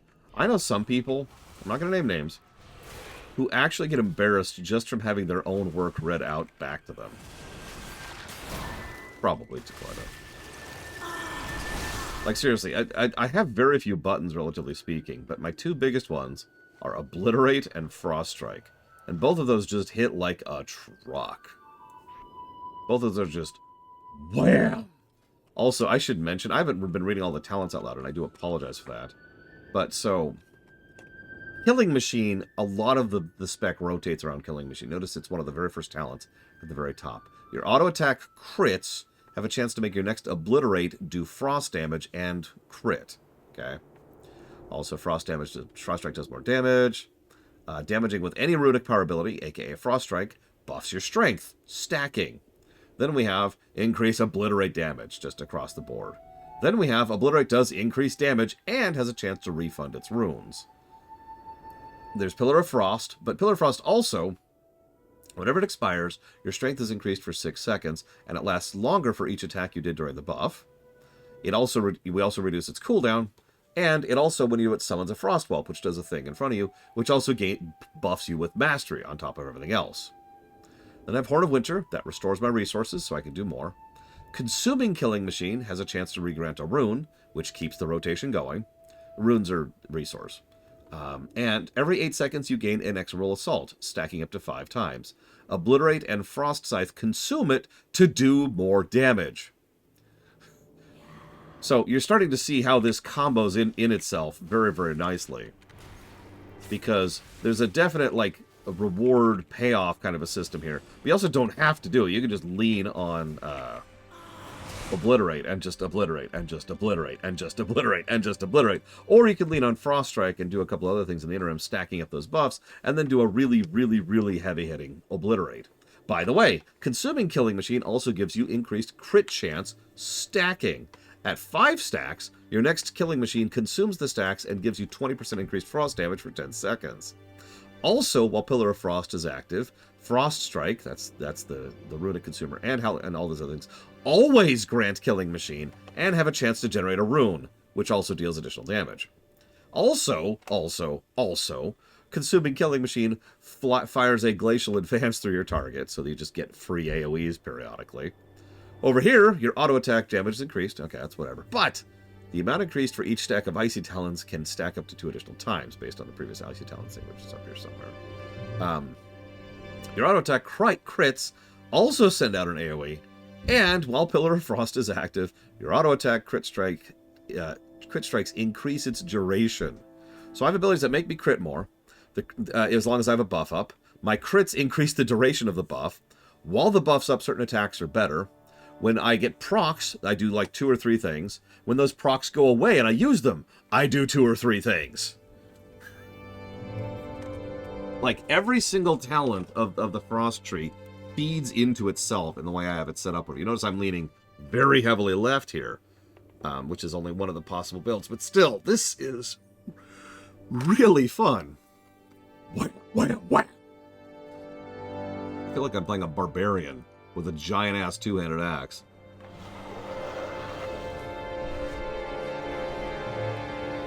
Where's this twit? She's inside. Of course she's inside. Listen, it's okay, Loke. I've never gotten rid of any of them. I haven't. Except for one. That's not true. There's one old VOD I got rid of, and I'm not walking back on that one. Screw that VOD. Yeah, it is kind of Spellblade. It's just wham, wham, wham, wham, and dead. Like, Unholy was good, because Unholy is kind of the inverse of this, too. I did, Loke. Thank you. Unholy, at least the way I was playing Unholy was, all right, I'm gonna layer dots on you, multiple different types of dots. Those dots are gonna explode, doing more dots, and each of those explosions do damage, which buffs me, which also gives me more chances to do dots. Also, I've got like 15 pets out, all of whom I'm buffing constantly, so it's the chipper shredder, right? That's Unholy. Frost is wham, wham, wham. Much bigger hits. Do I have Frostworm's Fury? No, I actually didn't take Frostworm's Fury. I could. So, what that is it's a big ol' AoE cone in front of me. 3-minute cooldown. And that is a hell of a cooldown. However, it has reduced cooldown by 50%, so that brings it down to 90 seconds. And it freezes all enemies it hits. So that's garbage, obviously. That's trash. It's terrible. Ugh, I spit upon it. Patooey. This is when Huthor says, it's the best talent in the entire game. See, I'm provoking at this point. I'm trying to get a specific response here. This crate is filled with incendiary harpoons.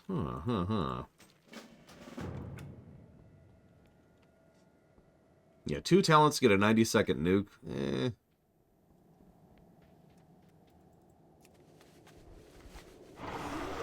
the interest of fairness, we could actually try it out. I guess. I suppose. So let's pull out of one of the really awesome abilities and get these junk abilities instead. I mean, it is literally mid. See, now Huthor is actually being contrarian about being contrarian. We've contrarian-ceptioned here. Where's the grenades?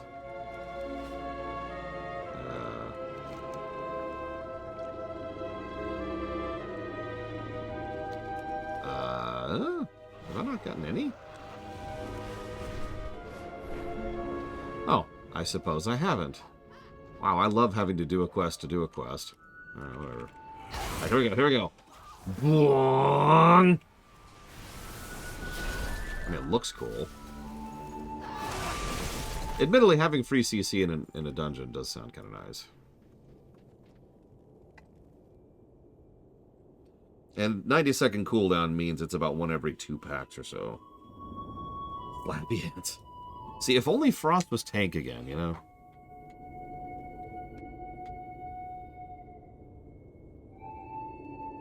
Sorry. Itch. Bad itch. One of those under-the-shoulder blade itches.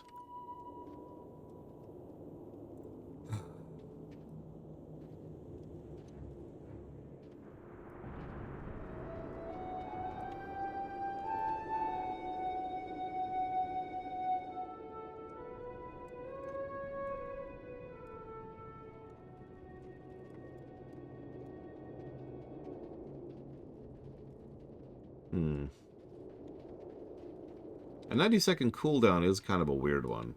But we also have 245s, which could line into that. And I cannot imagine that's worthwhile if we don't have the talent reducing it to 90 seconds, right?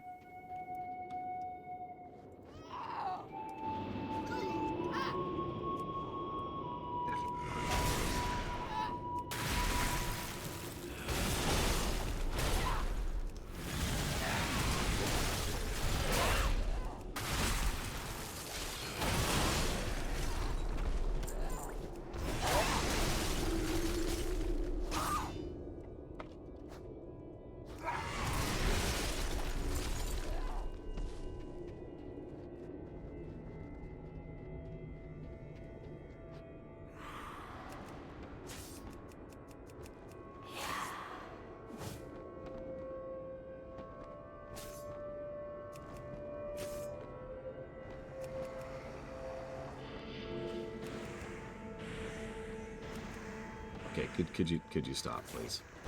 Seriously, quit it. I'll kill you! Uh-huh. Whatever you say.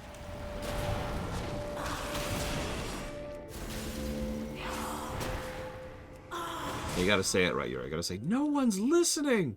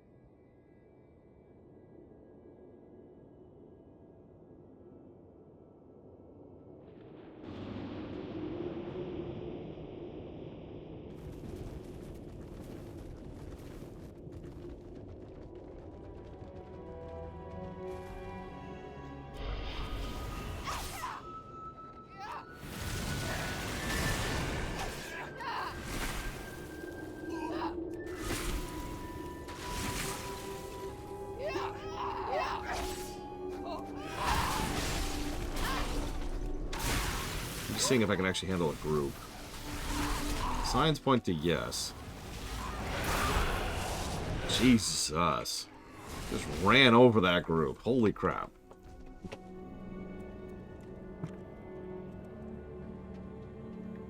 And yeah, I obviously haven't seen the Death Knight Hero Talents at all yet, so look forward to that at some point.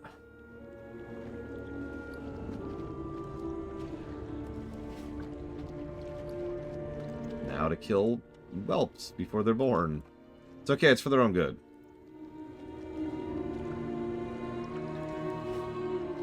I'm gonna use slappy hands. I should talent out of that. Nobody likes slap hands anyways, honestly.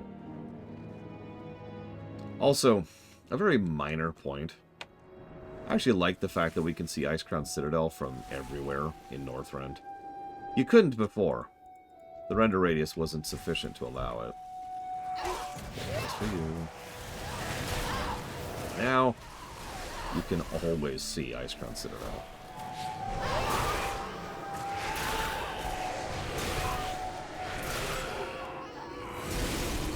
Aw. It's okay, Evo. We're actually not doing dungeons legit, again, until we get to Dragonflight, basically. There's no reason to.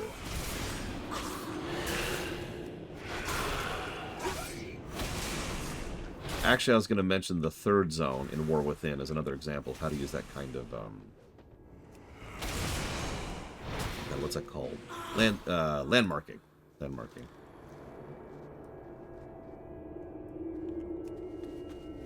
Yeah, we did, Evo. Like, we could, and we should, and we might, and we wouldn't. But the truth of the matter is it's just too many hoops, and it doesn't really fairly judge the content.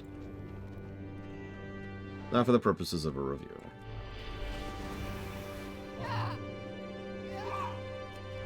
Oh, dude, Covenant spells are great. I'm glad they brought back most of them. I don't even know if they brought back all of them. But they definitely brought back most of them. Stay here for a second.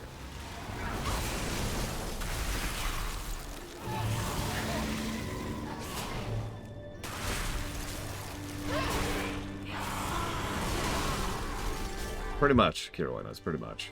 There is exactly one exception to that, and frankly, it's not going to be for the purposes of review. It's more or less just because I want to, for fun, but also kind of for the purposes of review. And that's the one that we've been prepping for. My own Alliance tank is up to 20 now. Given how little time I have, that's probably not saying much.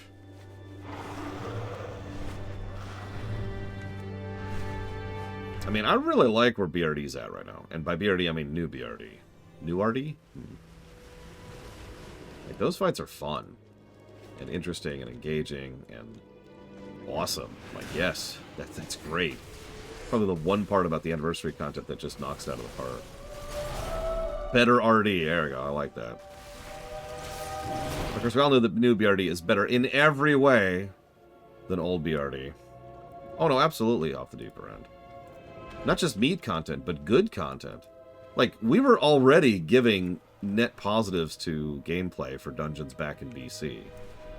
By the time we hit Wrath, it was going to be a knock it out of the park situation with regards to dungeons and raids. Like, think about the upcoming raids we've got to cover. Trial of the Crusader, Ulduar, and frickin' Icecrown Citadel. Think about how many gameplay positives that was going to be. Gone.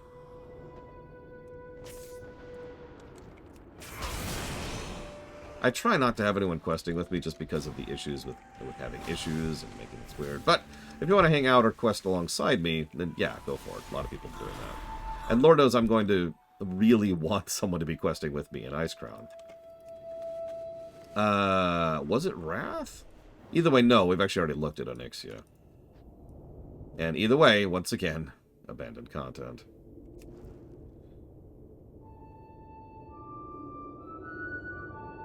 Okay, that didn't count as starting a fire, apparently. There we go. Apparently, I didn't start the fire. Who knew? No, I think you're right, Cloden. I just don't remember exactly. I was just curious as something. Yeah, while I'm here, I'll tell a story. I know I've told this story before. So, there are these super rares, okay? They're EverQuest rares. So they spawn every few days. And they just kind of show up for a bit. And there's usually some reason to get them. It's almost always some kind of prestige/cosmetic thing, right? So there's a certain pet you can get, or there's a certain mount you can get, stuff like that. Yeah, like the Time Lost Protodrake, for example. I've never even seen the Time Lost Protodrake, by the way. And I've been playing this game since before it came out. Anyways, so at one point in time, I had my hunter paused right here, and she was just logged in here. And pretty much any time it occurred to me, I would log in to see if, oh god, I can't think of his name. The frickin' Norse wolf was here. And I was like, huh, I wonder if the Norse wolf is here. Because someone would tell me his damn name. I can't even think of a stupid name. So I was like, huh. Is it Skull? Maybe it's Fenrir. I don't know, whatever it is, it's one of them. Anyways, he spawns in this area right here. And I swear I'm not making this up. I know this sounds like a tale, but I swear I'm not making this up. At one point in time, I was just like, you know what, this is stupid. And there's other things I could be doing with my hunter, rather than just leaving them parked here forever. So, I went to log in, and he's there. He's right there. And I'm like, I freeze. Like, oh my god! And I noticed that there's an alliance right there. I'm on my Blood Elf Hunter. And I'm like... And there's just this moment, this like clenching, like, oh my god. I'm about to watch an alliance kill the thing right in front of me. So I walk right up to the alliance, very boldly. And I'm like, hey. And I, you know, slash wave, hey, what's going on? And they wave back. And I turn. And I look at the look at him, and I point. And then I go back to the person, and then question. And he just says, yes. And I wasn't sure how to take that, so I backed off for a bit. But then he physically, like, moved away and backed off like this, making it clear he was making way for me to do it. I hesitated for a second, just to make sure he was sure. Like, you sure? And he was like, yeah, and he jumped a couple of times. Universal communicator is just jumping. Like this. That's not a joke, by the way. The amount of information that jumping conveys in this game is actually kind of crazy. So he just jumped a few times. I'm like, okay. Tamed it. I still use it as one of my main mounts, or one of my main, pets on my hunter, because I got it. And he runs up and he's like, yay, slash cheer. And I'm like, yay, slash cheer, slash thank. And then we both jumped at each other for a few times. And that was it. That was it. Like, that was the interaction. Oh my god, Evo. In fact, just to prove it, just super quick. Yeah, no, yeah, exactly. Like, hey, I need to go over here. Run around in a circle on this spot. Jump, jump. You can convey a weirdly large amount of information by just moving around and jumping in these games. Half the time when I'm grouping with a friend of mine and I need them to come to a spot, I'll just stand in the spot, on the spot there, and I'm just jumping. And I'm the only one doing this in the whole crowd of people, so they know this is where they eventually need to go, once they notice that I'm jumping. Oh, he was right there on the character. I didn't even need to log in. He was right there. But you saw him for a millisecond there.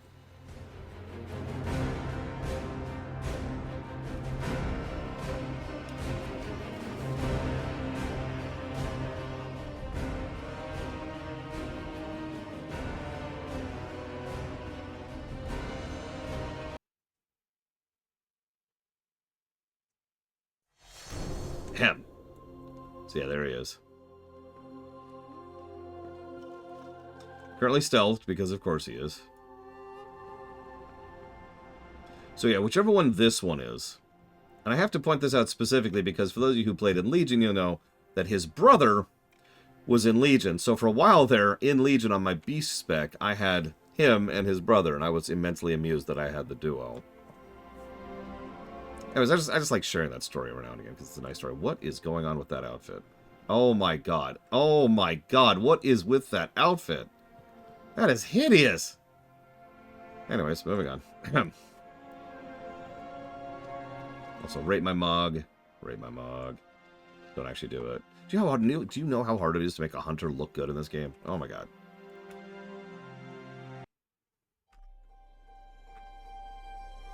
There's a picture with him not actually being stealthed. You.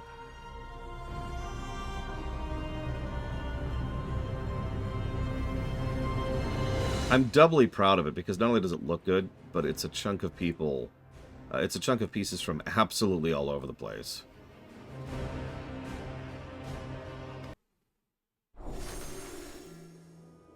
Like, there's no standardization there at all. No sets. I mean, I've got the tier 5 set piece. What I mean is, no piece matches any other piece. And yeah, I decided to block out one of her eyes, because Hunter. I'm just going to do a quick run through here, just because. If we're ever going to see the time lost proto-drake, it's going to be during time walking. I used to have an add-on that would play a sound, pa-gong, the moment it detected certain mobs. And you could set it to search for IDs or for mob names. I had that for quite a while for the time lost proto-drake, and a couple of others. Still never saw the sucker. Yeah, leather's another hard one. If you've seen my monk, you've seen how hard I had to work to make a decent leather suit. And my rogue just cheats. She doesn't wear leather at all.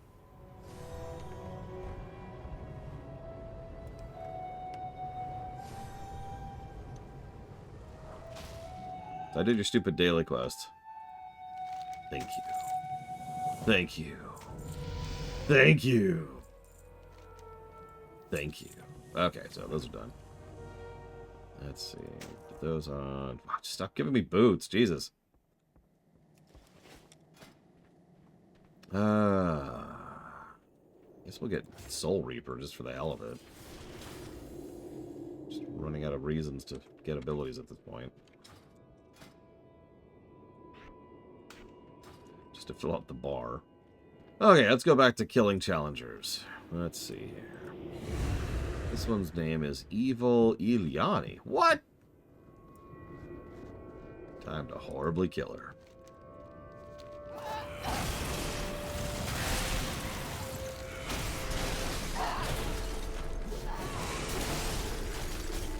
And this one's name is Yura. I knew it. I do like your mog here, though, Yura. Very appropriate.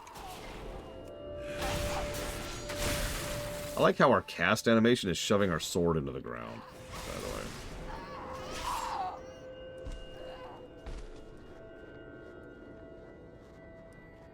I mean, yeah, Yura, of course I do. The intent is to make you spend $90 on a cosmetic item. That's why it's there. And no, I do not condone that. And yes, I've given it its own negative.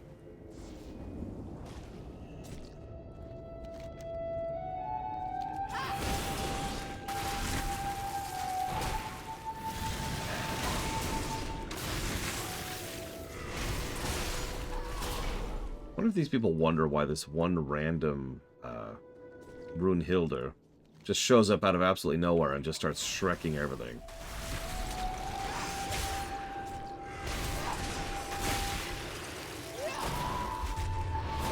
You know, I'm confused by something. The witch lady over here, she was like, oh, I showed up, but then they all imprisoned me. But she's just standing here, just fine. I mean, she's blue now. I guess that's the difference. She's disguising herself as a blue. But, like, does nobody recognize these people? Hi, Braylon. You've done it. You've bested some of the fiercest fighters the Heilmir race has to offer. Yeah, I'm not super impressed. Oh, hey, another one-hander. You've succeeded in the first rounds of the Hildsmeet. To advance further, you're going to need a war bear. Unfortunately, they don't give them out to just anyone. You have to emerge victorious from true battle, not just gladiatorial combat. They're currently involved in a feud against the Sons of Hodir, Thorim's former allies. Speak to Brianna outside the village. See if you can help them prove yourself in the process. So now that we've got this, we can dual wield. Let's see how dual wielding feels. By the way, I have that mount. At least I think I do. Pretty sure I do. Yeah, that one right there. Not proud of it, I'm going to be honest, but I do have it. Now, here's the really sad part. I didn't really farm this mount all that much in particular. I was mostly just trying to get the rep. I'd like the mount more if it didn't have the goggles.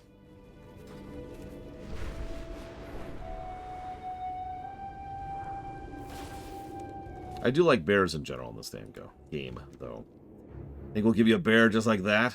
You'll have to prove yourself before you get anything from us. Do not think so highly of yourself just because you've killed a few people.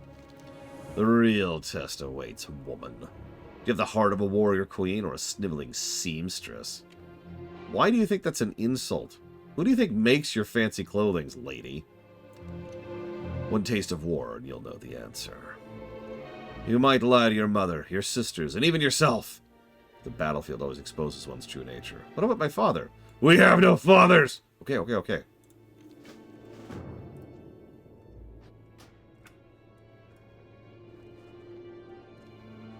They definitely are leaning into the Vikinger thing. A lot. So you assume I have both the black and the Twilight Drakes. That's a fun question. Let's go down to collections. And you'll notice there's this collections achievement down here. It's called Awake the Drakes.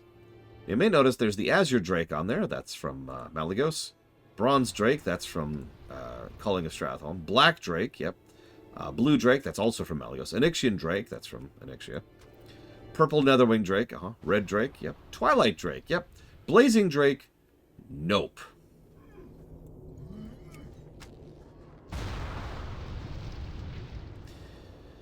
That's the one that drops off of the last boss of Dragon Soul.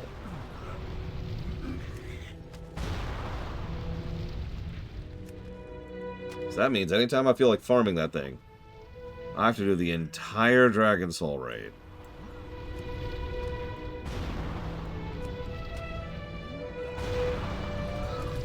So you might imagine, I haven't really bothered all that much. What'd they do to Spine? I mean, I guess we'll find out in a few weeks.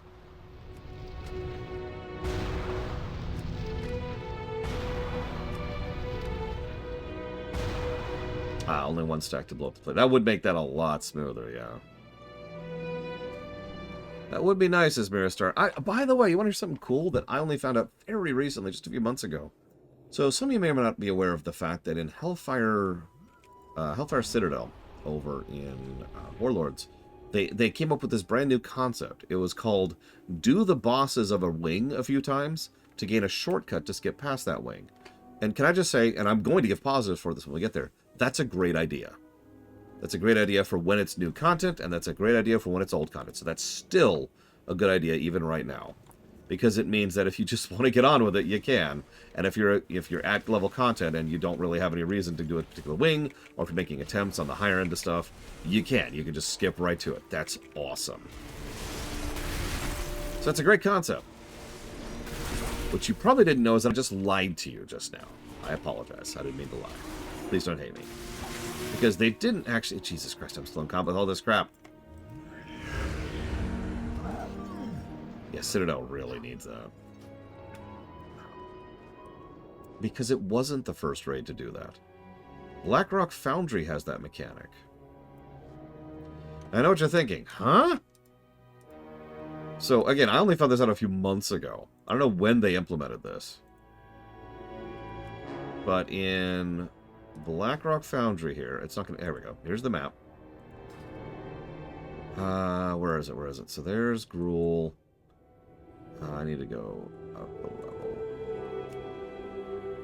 Right here. Okay.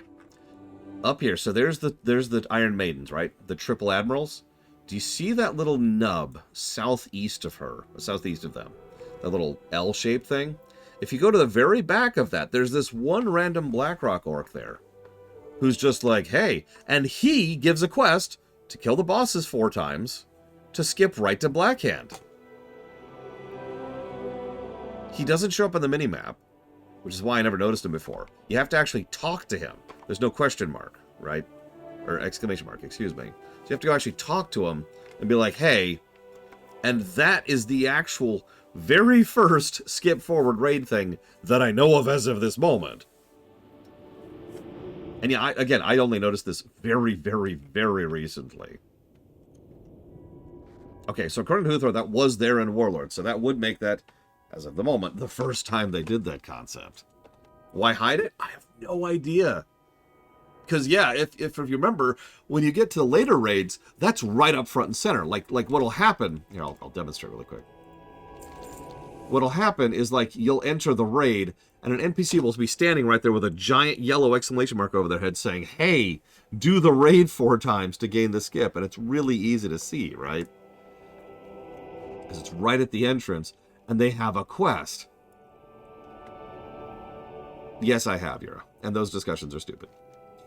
To be slain honorably on the field of battle brings us all glory. To be frozen in a block of ice and endlessly taunted does not. You are to fly to the frost giant city of Dun Niflheim, just east of the Valley of the Ancient Winters, and liberate our captive proto-drakes.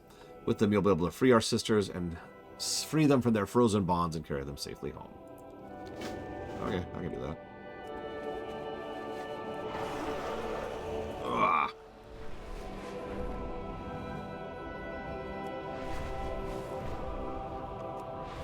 Listen, I've seen AI art women. I know what women are supposed to look like.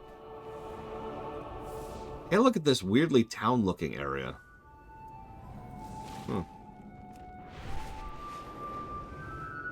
I wouldn't worry about it. These are all enemies. They must be destroyed.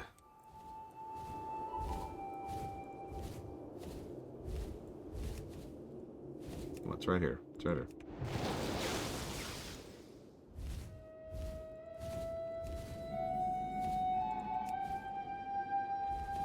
Oh, that's weird. There we go.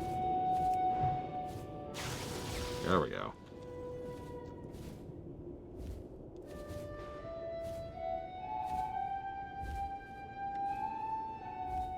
What's a Woomon, as Miristar? Oh, I'm layering weirdly here. Do you see in this? Like, I've literally got hostiles that I'm rescuing right now. Oh, whatever. Let's see if it'll still let me rescue them, even though they're hostile. Hey, what do you know?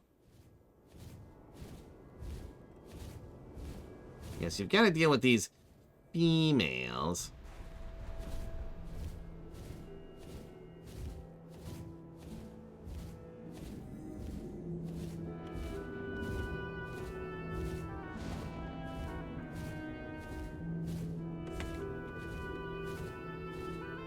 It's not actually supposed to be a Quark voice. Quark! Quark! Where's my beetle stuff? You see, the thing you've got to understand is that they're very fickle, these females. You gotta really, really drag out the E there. Females.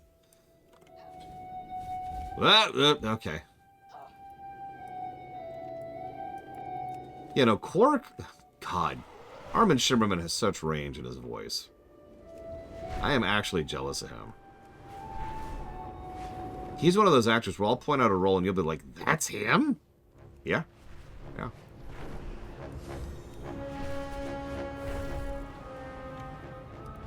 Whoop, whoop, whoop. Whoop, whoop, whoop. Come on. Whoop, hit the jump cap.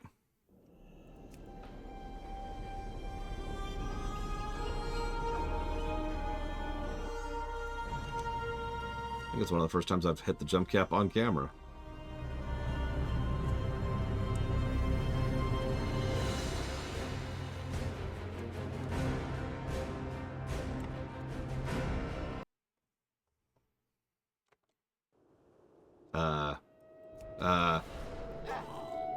Okay, so the jump cap. So this game, like most games, has a built-in thing to detect whether or not you are in a state where you shouldn't be. In other words, a status in which the game server can't quite tell where you are or what you're doing.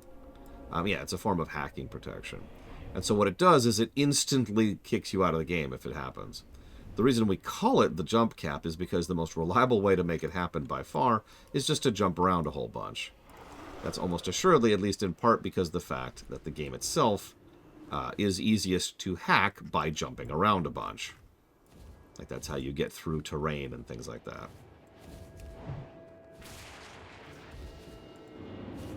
Yep, they're just hostile. Alright, whatever. I accept.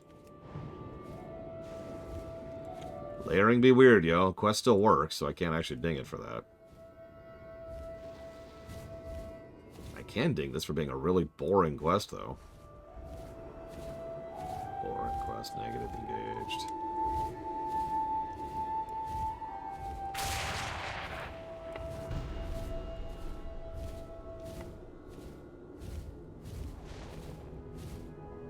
Enjoy the self-torture, Mr. Red. Yeah, that's true. Jump flying is another thing that hacks tend to do in this game. So if the game's like, hold on a second. Ugh.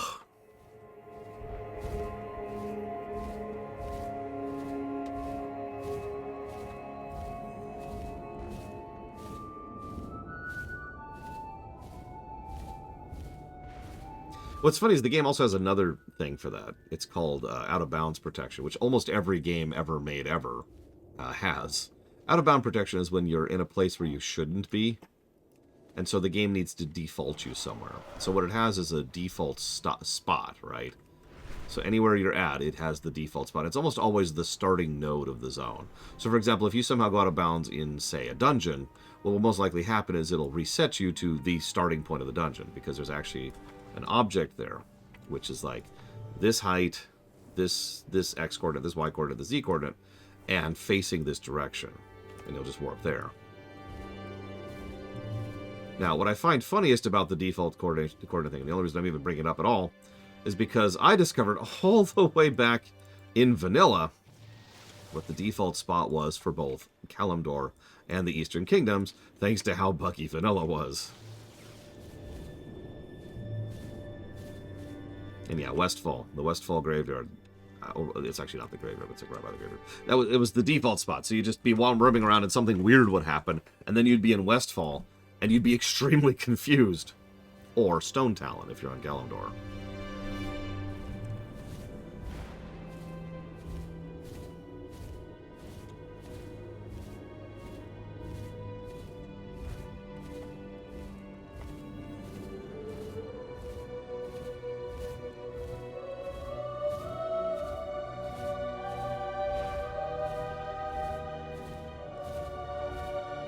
Especially when you're on a ship, Yura.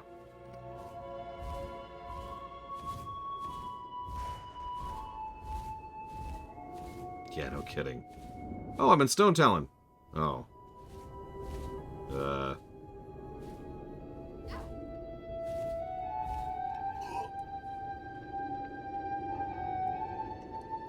So I like how none of those proto-drakes have counted as being freed. And that's a problem, because this is a main story quest. This is a bottleneck quest. We have to do this quest.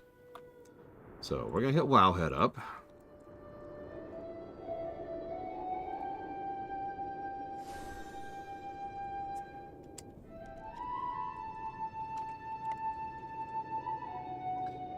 Let's see what's going on with this. Or rather, what the side fix is.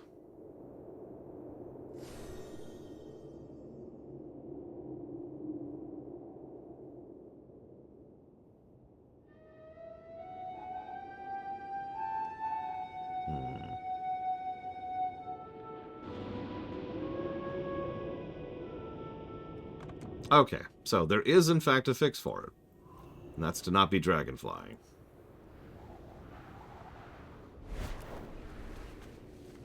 Slow this down a bit, but you know, we can cope, whatever.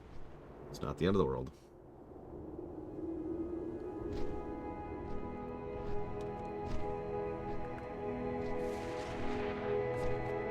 I'm curious why dragonflying interacts with it in a weird way, but I'm guessing it has to do with why they were going hostile on us.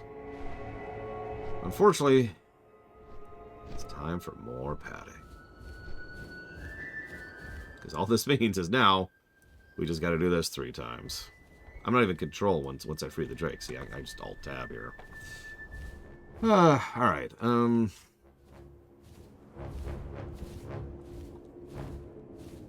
And again, this is a bottleneck quest, so we kind of have to do this.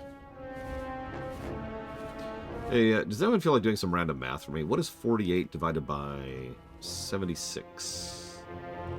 Yeah, tell me about it, Asmir Star. We should talk about the brickwork of Storm Peaks at some point. Not yet, but soon. We've already talked about the music. It happens to be amazing. Does that give us credit? Hey! 63%. That's what I figured. Thank you. 63 and some change percent of the negatives we've given Wrath are for abandonment. And the funny thing is, the more I think about that, the more I agree with it. I know that sounds harsh. I keep thinking about this. I keep double-checking myself because it's me, and I constantly doubt myself. And I was like, you know, maybe, but no. Like, it makes so much sense to go ahead and give those standardized negatives.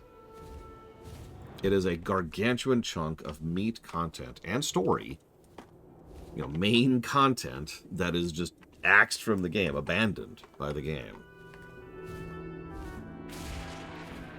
And it is a relatively easy thing to fix. If they ever properly go back and remove that, which I hope they do, not only will those negatives go away, but they will become positives, because we can rate the dungeons at that point. So I stand by that. What's funny, so if they ever, yeah, haha, yeah, right, but if they ever actually magically go back and add proper follower support and heroic support for, like, everything, you know, BC and up, I'm gonna laugh, because that'll happen, whoops, right, I'm not dragonflying. That'll happen, like, a while from now, right? Probably a year or so from now. And if they did that, we'll have to go back and do this, and when we do, what's going to happen is WoW will go from probably being outscored by FF14 to crushing it like a bug in that one single patch. Or the one auditing pass. No, it makes sense. It makes perfect sense. Because while I do hate the losing the abilities thing in FF14, and I do think it's the second worst thing about that game, the harsh reality is that you could go do the older content in FF14. You can do it at level, and you can do it at level with gear. Or you could go back and just crush it. Like, the options they have for their older content are fantastic.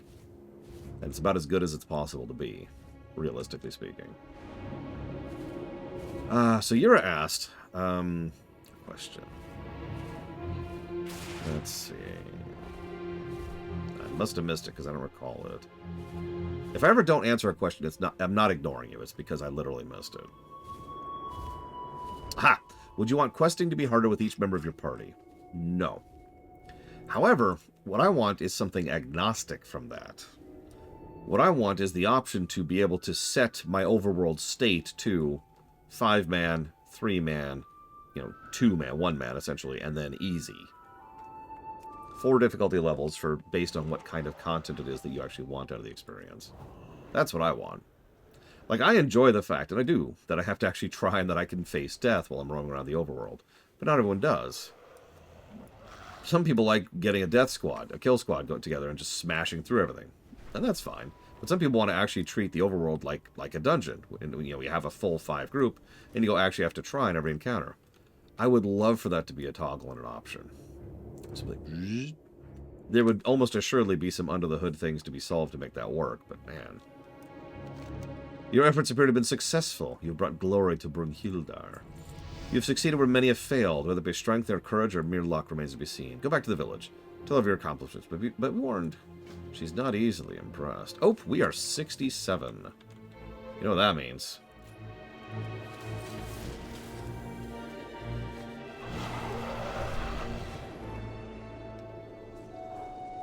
Also, we're already unlocking dailies here.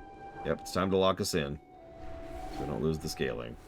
I can also just not. I've actually been thinking about that. Since we're not doing dungeons anymore, which is the main reason we're locking it, we could just outpace the content, right? And say, screw it.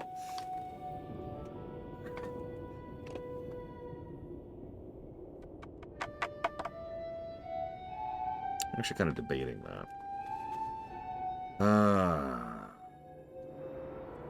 Really? Okay. Okay. So I'm going to go say goodbye to my nieces really quick, because they're going on a bit of a trip. I'm going to get you some good music. There's a Yeti who's here to make sure that I can't go.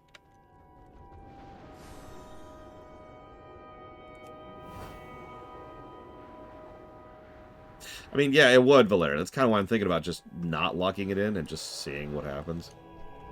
Have a nice view. I'll be right back.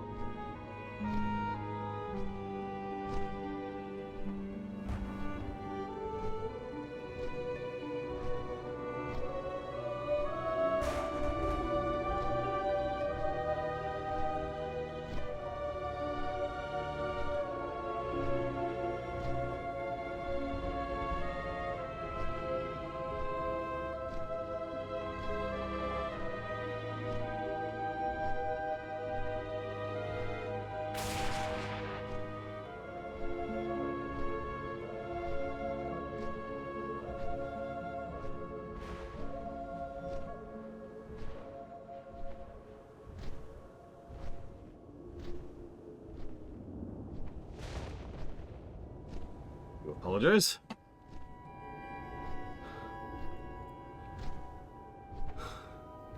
Okay. They're going bowling. I believe it is the littlest one's first time. So yeah, I think I'm committed. We're not going to lock it in. We're just going to go naturally and see what happens. Honestly, I wish I could go with him, but, you know. So, sister, you think that completing a few simple chores makes you a heroine? You shall learn. You want to ride? If you made it this far, someone must think you've got a shot at the hill to meet. First things first, I need to make you a harness. Go kill the Yetis you were just staring at. Okay. What are you doing? Switching to dragon flying? You already ride a dragon? Yeah. Is that an undead dragon? No.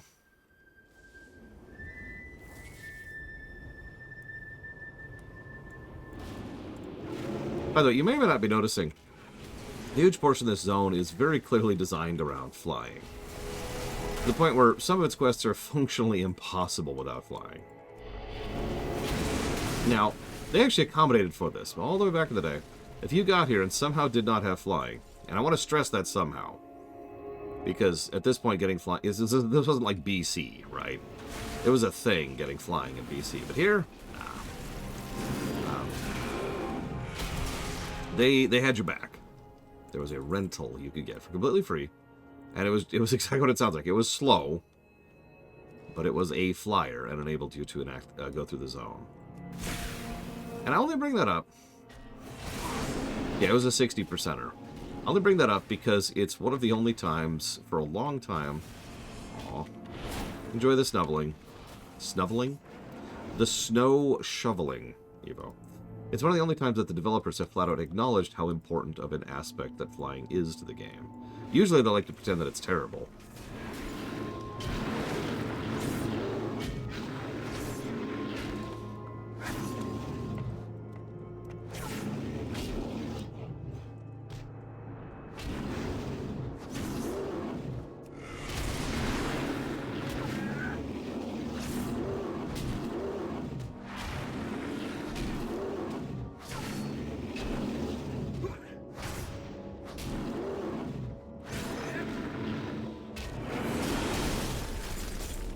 I don't know, I kind of like it better with two-hand. I'm just trying to talk too fast, that's the problem, Euro.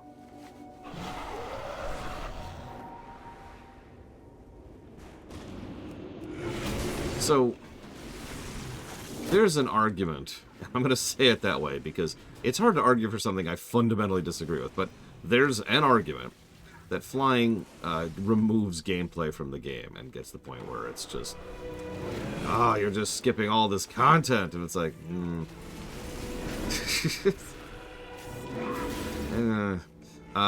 but that's pretty much the way it's usually framed. It's like, oh my god, no, all you're doing is bypassing the gameplay. No.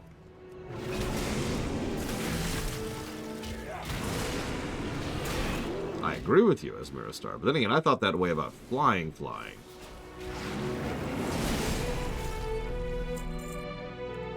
Never mind, you know, dragon flying. Dragon flying is just a knock out of the park. Everyone likes dragon flying. But even the old flying, I was still an advocate of. Yeah, it's bypassing trash, exactly. And yeah, look at the difference between Suramar and, the City of Threads, and it is night and day. Pretty much bad, Overlord. Yeah, the real reason, let's be honest, the real reason they wanted you to not fly was because they wanted you to play the game for longer. Let's just be honest about that. Because, and I've talked about this before, one of the biggest reasons this game is actually scoring better than I thought it would, as weird as that sounds given the cavalcade of negatives for the abandonment issue, is specifically because of the travel time. One moment. Here's your harness. As long as I can remember, we've obtained our best bears from the Hibernal Cave to the east. Those times might finally be gone. The cave has been overrun by ravenous Jormungandr, and the wild bears are all but extinct. If we to find a surviving matriarch, however, I guarantee she would fight better than any of these bears born in captivity. Also, those despicable beings are children of Loken, Thorum's scumsucker of a brother. As Thorum's servants, we owe it to ourselves to kill these scum wherever we find them. Okay.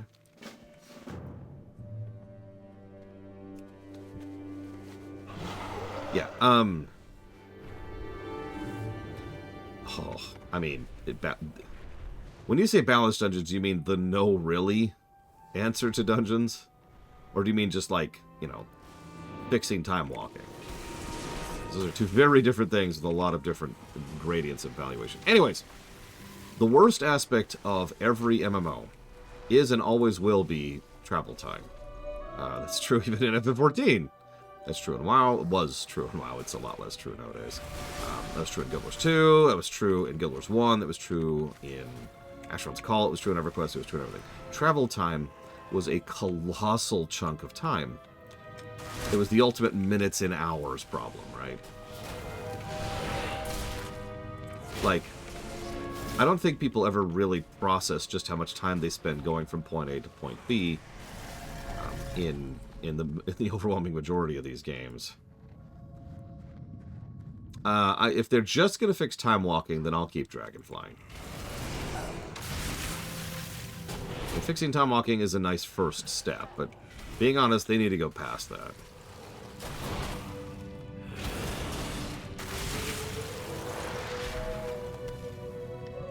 While we're here, I'm going to get rid of Frostworm's Fury because it's dumb. Take that instead. What else do I want, though?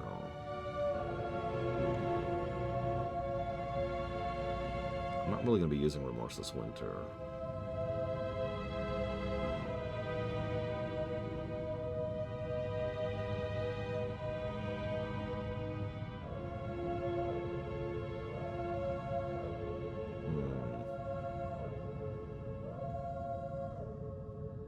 What should I go for? I'm kind of torn now.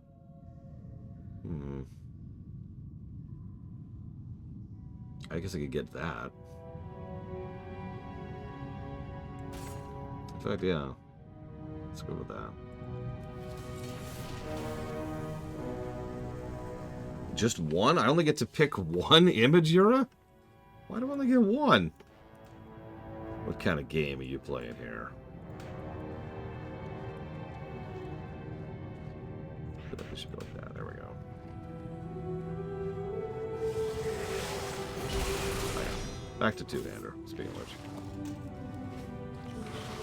No! Damn it, Mad Overlord, why? I mean, you know they would do it if they could get away with it. Anyway, sorry.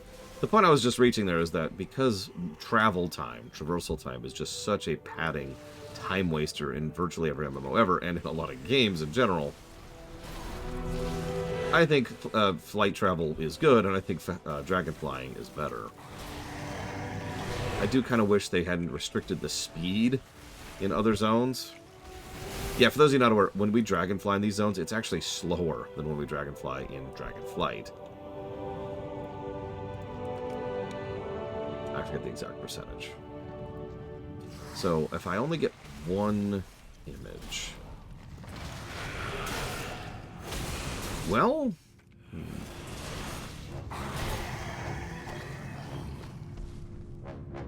I think I would like to draw... So I had this idea for a thing. It's probably invalidated. It's probably not canon anymore. I called it Star Home. It was an artificial star that had that had stuff inside it, basically. Yes, I realize how insane that sounds, but that was sort of the point. And I would love to try and draw something like that someday. I've always wondered if there was some tech reason for it, Uthor. Like loading times. Like, I've never seen this in WoW, but in some other games I can mention, Breath of the Wild and Tears of the Kingdom both come to mind, you can actually go fast enough that the game cannot load quickly enough to keep up with you. You have to bug the game out to do it, but you can do it. And I've wondered if there's something similar at play.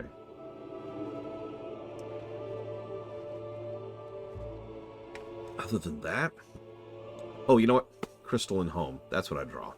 So there's this idea of like a central nexus point on a chunk of translucent crystals that is just hovering in space, close enough to the sun, so you can see the sun right over there.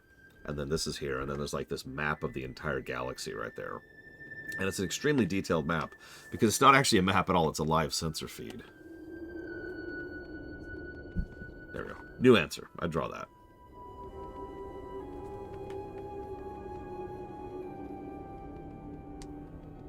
Wait. I need to give the FromSoft answer. I want to draw like 7 bone skeletons like clamped together by fungus and organs.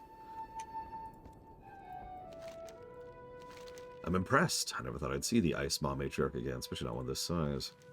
Yeah. The Jormungandr of vile creatures. You did well in destroying them. You've been very fortunate, sister. This is a matriarch the likes of which hasn't been seen in years. A good bear won't do much good without the skill to ride it. I'm going to have to practice some moves on Kurgarak. He's the largest Yeti we've ever managed to capture, so don't be afraid to walk away if he gives you a beating. There's a reason we keep him chained. That's a shame, because I would much prefer to be traveling one-to-one, Uthor. But you know me. I'm the guy who actually likes 30-second hero, unironically.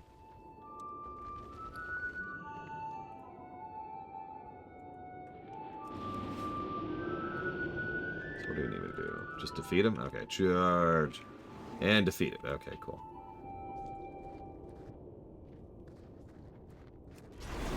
You should draw the orc woman like these people right here. Yura.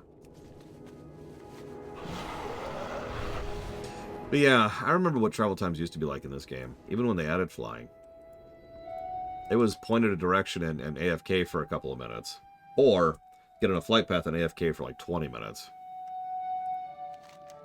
Not bad. I was hoping Kurgarak would snap your neck so I could keep your bear. Just joking. Well, half joking. That's a really nice bear. Besting a tethered opponent is one thing. Now it's time to go fight in the arena. All hail the competitor from the blue team. I'm curious too, Uthor. And given how buggy the game's been lately, I'm worried because, well, the game's been pretty buggy lately. So this used to be kind of mean, but fun. Thing is, nowadays, vehicles scale with your item level, I believe it is, specifically. So that's why, if you ever wonder why we just suddenly one-shot everything on a vehicle, that's why. And you might think, that's terrible. For once, I'm going to disagree. Just this once. Because I remember what vehicles were like when they didn't scale with your level. And that sucked. No, they did not, Cloden. So you could go into Ulduar and be two-shotting bosses effortlessly. And then you'd get to the Flame Leviathan and be like, okay, hang on. Let's start implementing the strategy to three-man this. And trust me, we had a strat for that. I'm not actually joking. We had it down to a science, because you had like 2 or 3 seconds of leeway time, or else it'd be a wipe. You really did it. You made out with your health. Wish we could say the same for your bear. It's going to take a while for her to recover. Fortunately, you don't need her for a while. This is it, then. I'll take care of your bear. The great Drakenseared will be your next challenge. Say goodbye to your friends and leave your affairs in order, for you will return victorious, or you will not return at all.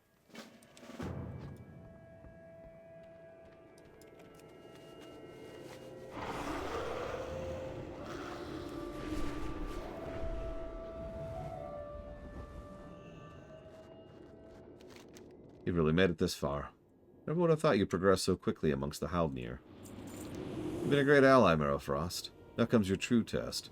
You need skill, courage, and a little luck. She attaches a thin strand of hair to yours. You cannot fail now. Speak with Greta the Arbiter. She'll see you on your way. How do you wipe on Flame Leviathan? I shouldn't say that. I know that fight inside and out, because I rated that when it was new. I've got that stuff burned into my brain. Alright, so. This is it. You've passed all the tests of the Hills Meet but one. You've risen amongst our sisters' best and fiercest. The final test is at hand. The Drakenseer. Oh god, I don't know. The Thingamabob! The true test of Hildnir's worth and warrior spirit. It'll be you, your riding drake, a chained harpoon, and a score of your sisters. Show no quarter. None will be expected. How old is the Bethesda engine? So that's kind of a misleading question. The creation engine, or whatever they call it nowadays, goes all the way back to like 2002 or something like that. But every single version of the engine is an iteration on the previous engine. They are updating it bit by bit over time. After all, to use a specific example, Fallout 4 runs very differently from Fallout 3.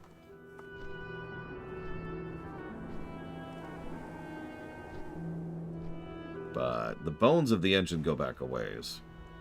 No, I'm pretty sure it was either Morrowind or Oblivion, I'm not sure which, was the first one to run that engine. But I could be wrong about that, so don't quote me. I'm not that familiar with Daggerfall.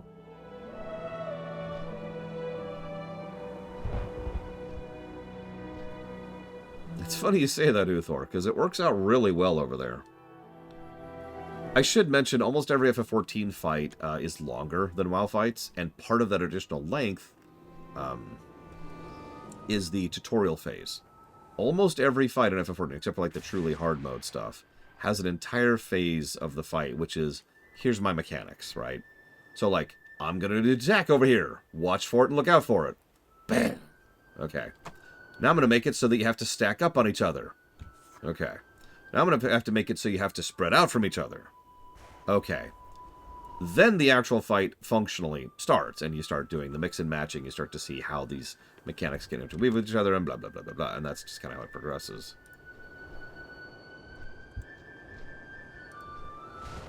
Can I do this now? Hello?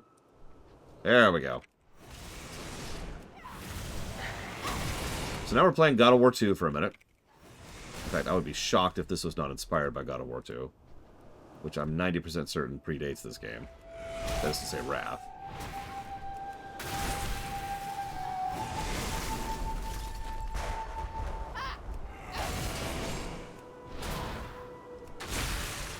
Yeah, it's weird, because, like, I understand on paper the idea that, oh my god, you know, having to do everything LFR would be awful, and yet I've pretty much never had issues with that in FF14. There's only a couple of exceptions, like specific fights, or specific types of fights. Like, we get the third, Nier raid, and we're fine. Now, to flip that a little bit, one of the things you can do in WoW is you can change your spec on the fly.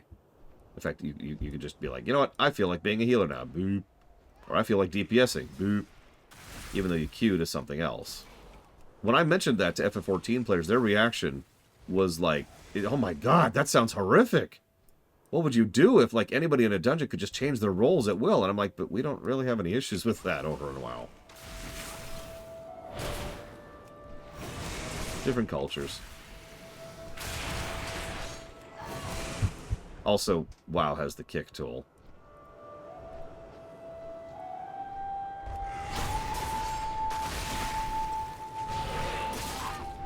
Really, as Miristar. That's funny.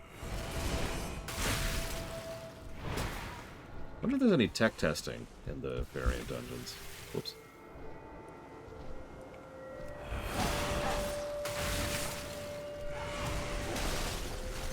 I mean, you can get chicken sushi in Tokyo. And if that doesn't sound crazy, then you're not thinking about it the same way I am. I need to get higher. Yeah, as in raw chicken on rice.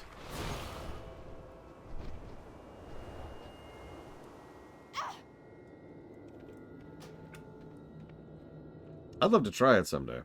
Anyways, here's Thorum. Thankfully, he has his modern appearance nowadays.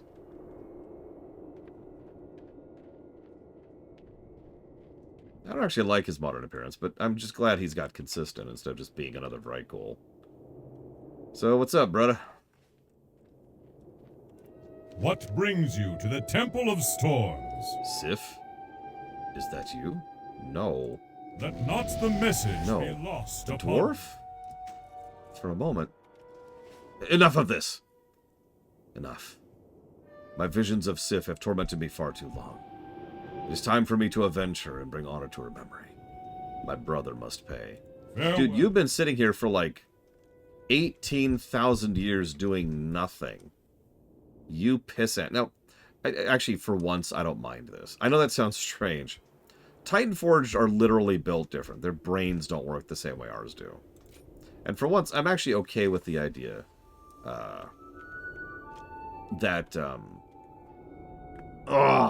that Thorim and the Sons of Hodir and the Kvalir or Heidlir or whatever, they've just been sitting here doing their little faux battle and their faux things for literal millennia with no end whatsoever. Because they're a program, right? They haven't moved forward a step in the program, if that makes any kind of sense.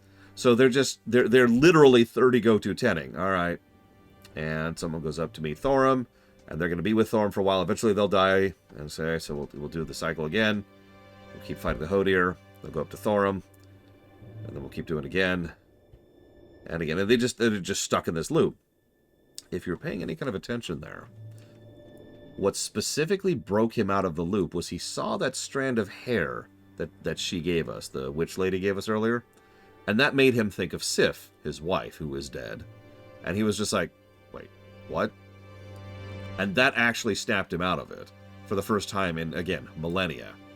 As usual, the mortal mind kind of gets in there and say, hey, attention, hello, and starts jangling the keys in front of the supercomputers like, hey. I am Thorim, Lord of Thunder. For a moment I thought you were my beloved Sif with that strand of hair. But no, it can't be. Sif is dead. My brother killed her. He did more than that. He controls Ulduar now. Remember, Thorim's brother, Loken, has been the one driving the Iron Dwarves to do all the stuff they've been doing in the Howling Fjord and in the Grizzly Hills. And he's been the one behind enslaving the Earthen Giants and sending them north for whatever nefarious purpose. Ulduar. I was sworn to protect Ulduar. Sworn to protect the Terrace of the Makers. Sworn to protect the pacts between the races of Frost. But I failed. I let my brother trick me. I let him turn me against my allies. He tricked me into blaming Sif's death on my dear friend Arngrim, King of the Frost Giants. After I realized what I'd done, I 30 go-to 10 for like 18 millennia. Who are you, little one, to come speak these words to mighty Thorim?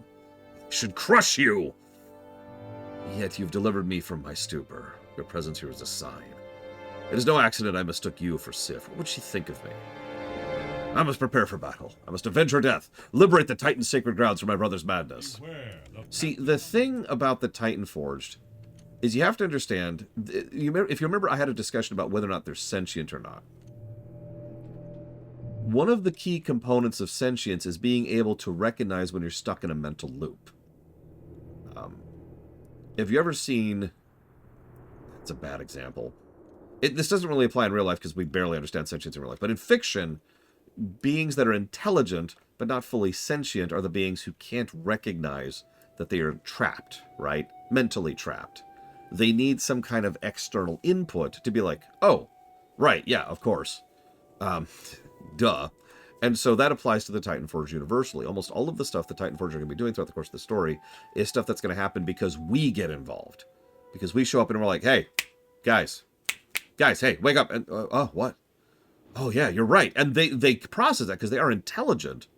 But you can see how they just kind of get stuck there. I use the phrase 30 go to 10, but it's more or less literal with these people.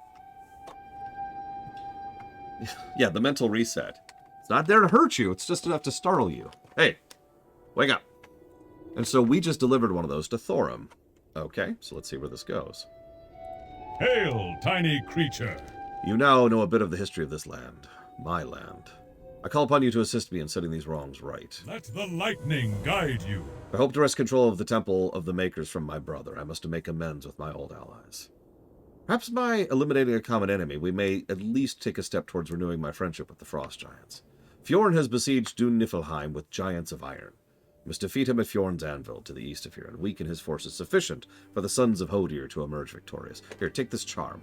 Use it to summon my Earthen to your aid. Complacence heralds your doom, adventurer. Yeah, sure, whatever. Also, this is the second tallest thing in the game. You can see right there, the only thing that's taller is Icecrown Citadel. And also, it's worth noting that the tallest thing you could stand on, like normally, is right there. I can't even ping it, it's so far away. At the top of Icecrown Citadel. But anyways, moving on.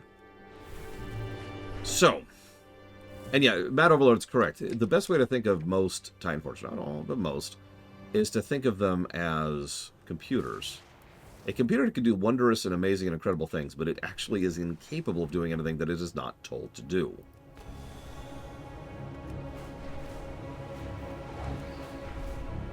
So, you know, if you fire up your computer and then walk away from it for a few days, it's not going to do anything. It's just going to sit there, like in a ready state, awaiting input.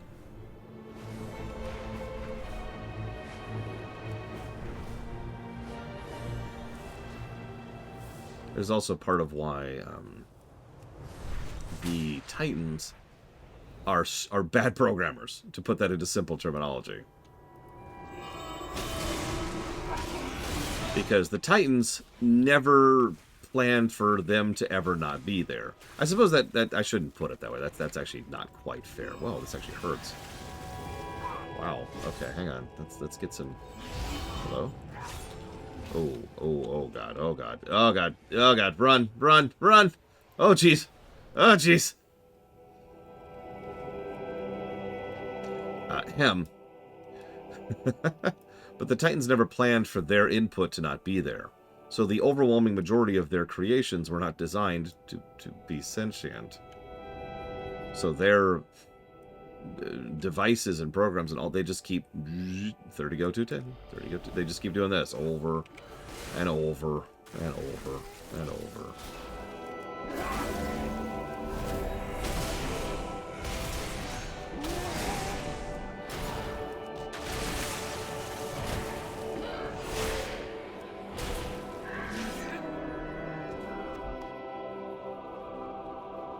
Oh, does that hurt like hell? Jesus, wasn't ready for that.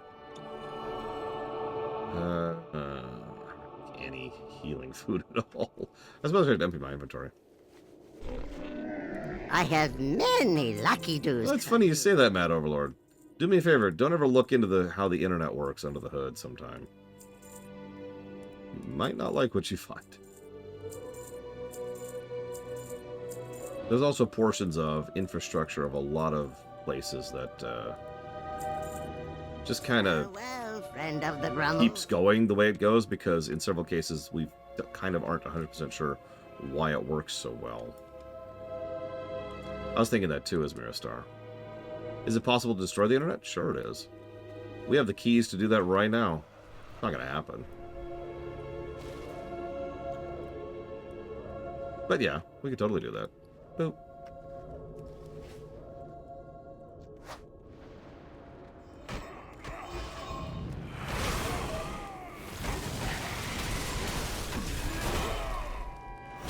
I don't think you can look up the keys to the internet.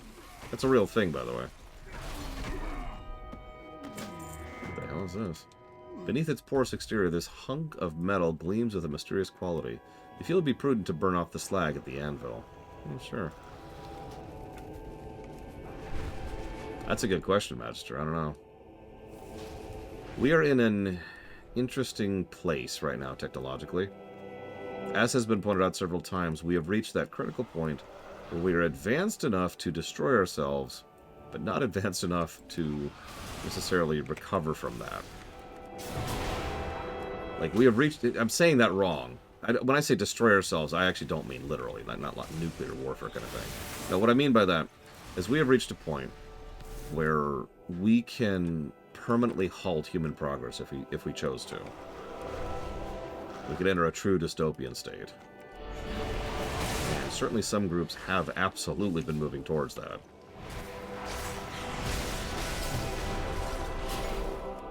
I don't think we'll get there. But we are at an interesting point, technologically, like I said. Bling.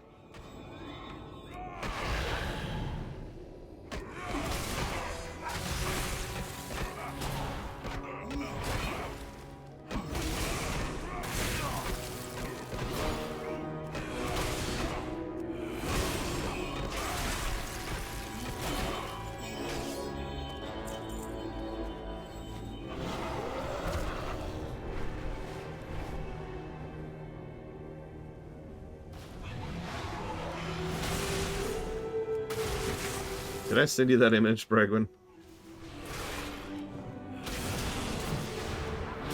Asking for a friend.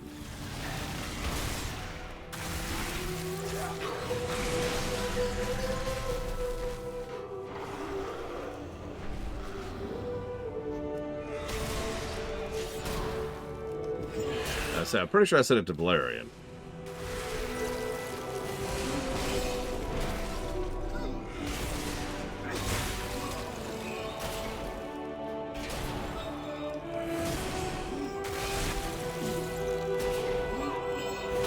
Oh yeah, I should probably be fighting this guy with the earthen. Whoops. I'm just like, I don't know. I guess I'll hit some real buttons, because I'm about to die from my own stupidity.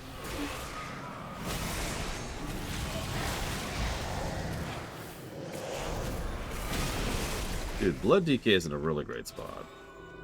But then again, all 3 specs are in a really great spot right now. You kidding me? Like, DK might be our first 9+ class. We'll see. We'll see. I'll have to chew on that a little bit later.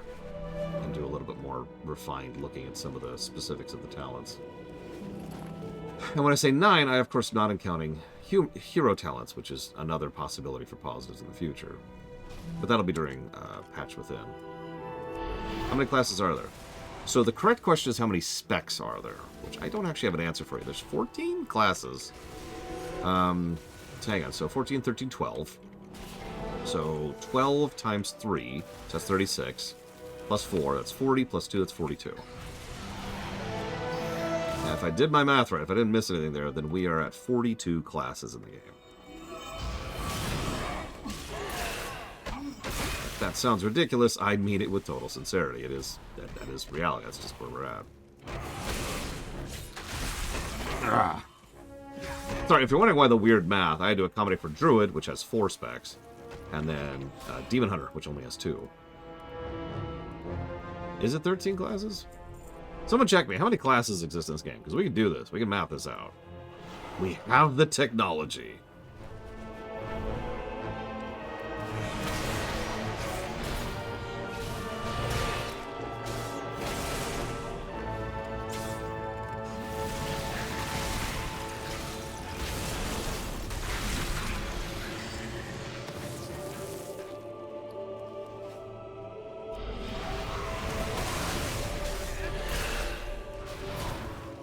Chat's like, nah, that involves Googling things. And you know what Google's like nowadays? Yeah. 13 according to Google. Okay, so I know I just said this in a kind of joking manner, but Google's terrible. So let's double check this here. So hang on. Death Knight, Demon Hunter, Druid, Evoker, Hunter, Mage, Monk, Paladin, Priest, Rogue, Shaman, Warlock, Warrior. It is 13. Okay, Evoker pushes us up to 13. Okay, so now that we've determined that, so 13 times, so 13 minus 2. Doesn't that even out correctly? It does. I guess I should just do 13 times 3, which is 39. There are 39 specs in the game. There you go. Boom, done. We're complicating more.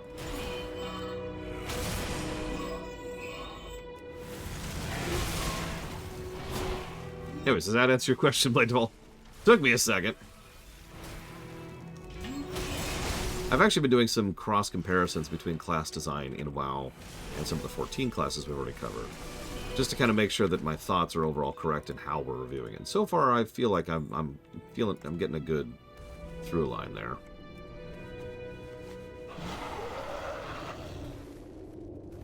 There is one thing I need to redo. And I need to redo it in both MMOs. I'm going to wait until the patch trail stream in order to do it over on FF14. I need to re-examine how we're looking at viscerality, because the old way I did it was a little bit too simple and a little bit too reductive. For those of you wondering, the old way I did it was I made it so that every point of audio, visual, and impact had its own potential triple. Now, we might go ahead and do that, but that means a lot of positives to viscerality per class. Like a potential 9 per class just for how cool it looks, sounds, and feels. Now we can still do that. We might end up lining on that, but the point is that needs a re-examination. I welcome any input, which is why I said it out loud. So, we'll figure it out. We'll figure it out. Do I have the right weapon on? I do. Okay, good.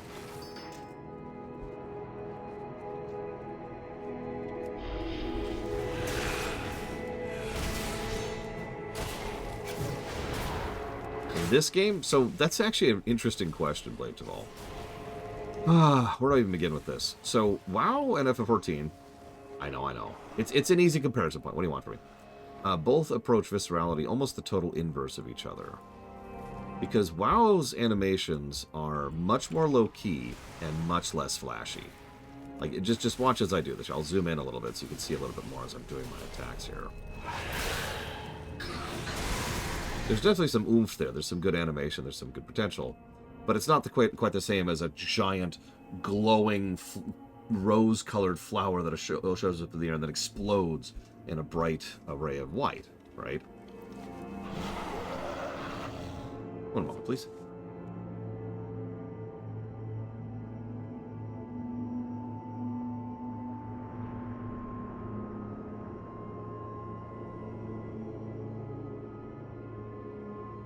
So it's just different. The way they approach it is different, right? But the thing is, I'm not sure I could say either of them is better than the other because their approach is so different as to qualify as reaching for different things, right? The most obvious comparison, and this is something that's come up recently, during the Batch Trail stream, if you remember, or sorry, the Dawn Trail stream, is that WoW doesn't need... It actually has options to turn down the visual effects, by the way, just to point that out. But it doesn't need them because people don't have the visual sensitivity problem, right? In FF14, I've had to turn off the overwhelming majority of the graphics because I started getting complaints from viewers that it was starting to cause them headaches and other visual issues. Because FF14 likes to do big, bright, flashy effects constantly. Which makes sense. They want you to feel like you're going boom, boom, boom. But then by contrast, WoW's abilities tend to feel a little bit more snappy on the actual impact side of things. Which is funny, because Blade of All just said the opposite, but whatever, I stand by it. So let's place the metal on the anvil, and when they last burn out, they're left with a large piece of metal that gleams. This is more than an ordinary hunk of metal. Unlike any ore you're familiar with, it looks hard but not brittle, and it's lighter than it looks. It glows even when it's cool.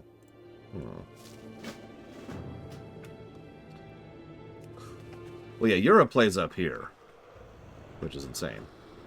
So, I usually divide it into three different things, Blade of All. Audio, visual, impact, right? So audio is obvious. How cool does it sound? Visual is obvious. How cool does it look? But impact is how cool does it feel? How much actual impact your abilities use? It's really easy to explain because I've seen games that do this, where it's like, oh yeah, and you do 2% of the boss's health. It just doesn't do anything.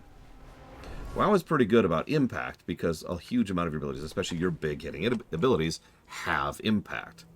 When I hit Obliterate, the enemy's health goes, "Huh!"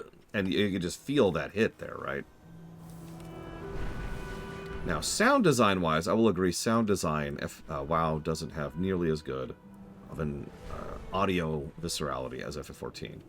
Visual is the third thing, and that's the weird one. You're also only seeing me playing a Death Knight, which is just, Frost Death Knight, whatever. But, obviously, if I get in a Warlock and I have 20 pets who are all flinging fire and shadow and death into something at the same time, I don't know, I consider that pretty visually visceral, personally. So it kind of varies from class to class, which is funny because it does in FF14 as well. I mean, FF14, sure, it's got a thing where you shoot someone, but it also has a thing where you pull out a giant drill and then go flying as this giant drill takes off and explodes in their face. What are you doing in the mountains? So it is done then. Let us hope it is enough. Beware the Pantheon's return. Let the lightning For the first time you've met him, Thorum smiles. This is all beginning to have the smell of fate's hand, dwarf. You have discovery as what remains of my armor. Long ago cast off in a fit of grief and left to the elements. Only the sons of Hodir are capable of its reforging, for they are its original creators. Perhaps you've done enough to soften their hatred of me. Seek out their king, if he still breathes. Let not the message be lost upon you. Listen, we don't talk about the drill, or the saw drill, or the mega drill, or the ultra drill. Fun fact, WoW's rendering is infinite vertically. You probably can't even tell, but all of those mobs down there on the ground are actually rendered. So render radius is purely in terms of horizontal, not vertical. It's a fun little fact.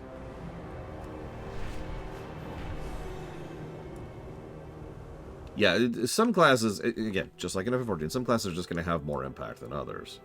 Or more visual than others, or more audio than others. Boop, boop, boop.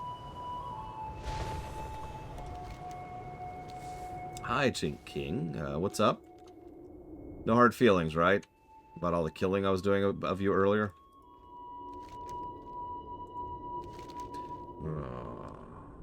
So it is you we have to thank for Fjorn's demise. Well, it's true you have aided us in our time of need. There's still much that must be done to repair our relations with Thorin. For now, I will allow Njormeld to reforge the armor we gifted to the Stormlord so many ages ago. Consider it payment for your assistance against Fjorn. Njormeld was sent to recover Fjorn's apple. You should find him there. The Jormungr are a nuisance best dealt with quickly. If given any quarter, they breed like hares and spread like fire. They have appeared southwest of here in the Hibernal Cavern. If their spawn mother is not slain soon, they'll have a foothold in our region. She cannot refuse food. Take this knife to get the flank of a bear corpse, and place it near the crater. Kill her as she feeds. Yeah, Blood Lilies just looks cool. You notice I keep defaulting to White Mage, though, because White Mage is, in my opinion, one of the best-looking classes in terms of viscerality in all of FF14. That's just my opinion, but I do agree with that completely. The time has come, little Death Knight. The stars have foretold this day. We have received a vision from mighty Hodir himself, revealing the secret to the creation of a great artifact, and we must obey. Were we to fail in receiving this gift, doom would surely follow. I call upon you to assist me in this sacred undertaking. Go gather a bunch of stuff. Oh, okay. Let's go gather a bunch of stuff.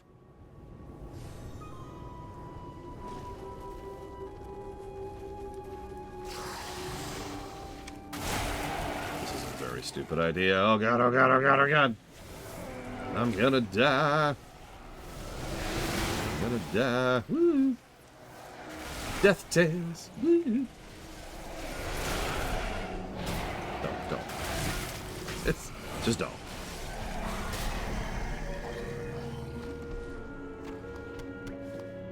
Okay. No, that makes perfect sense. I want you to do me a favor. Just look at his health bar there as I'm going through my rotation. So there's a light hit. There's a light hit. And I'm going to do a big hit. Boom. Do you see how his health went down by about half there? That's what I mean by impact right there. And you can see why viscerality is a part of impact.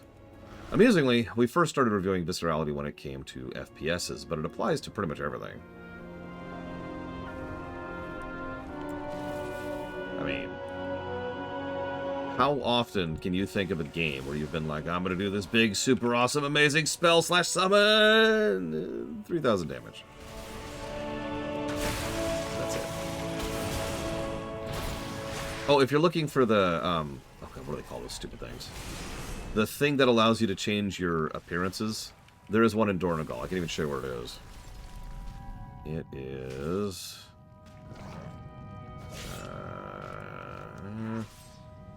right here. You see where this is? Oh, well, I lost it, but it's right above the words, the foregrounds. You can also find it just by talking to a guard. But no, I do agree with you overall, Blade Tumult, that FF14 has higher viscerality, audibly and visually. But ironically, I also think it has much lower viscerality in terms of impact. Really, there's only, I'd say... yeah, I'm going to say 2 classes in FF14 that feel like they have good impact. And that's Warrior and Machinist. Both of those actually feel like I'm doing something. Nothing else really does, at least from my perspective.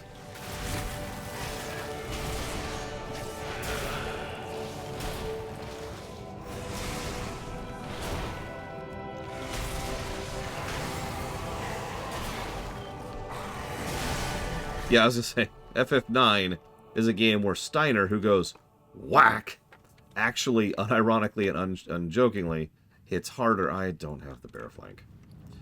Hits harder than Bahamut does. Now, in fairness, Steiner is just a death machine over an FF9, but it's still true. Well, it isn't about the single big hit, because remember, Warlock also feels like it does tons and tons of damage. And its attacks are like, you know, Chipper Shredder. In fact, the very class I'm playing right now has a Chipper Shredder spec, which is unholy. Bears. Where the hell are the bears? Where are the bears? I don't see any bears.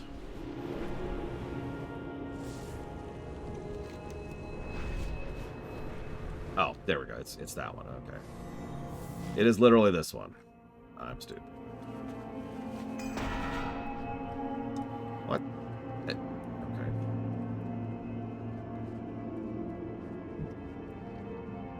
Yeah, the distance between the player deciding to do something and actually accomplishing it.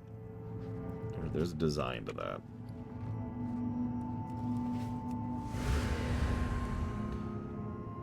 Anyways, point being, I both agree and disagree with you is what I'm trying to say, Blade to Ball. For example, I find Warrior to actually look quite cool. And to this day, I find Warrior to be one of the more visually visceral classes. In in WoW, not in FF14. Sorry, I gotta be clear about that. Although I guess that's a misleading statement, because Warrior's also very cool in FF14. God damn it. Look, they're named the same thing, okay? WoW Warrior has some good viscerality, is what I'm trying to say.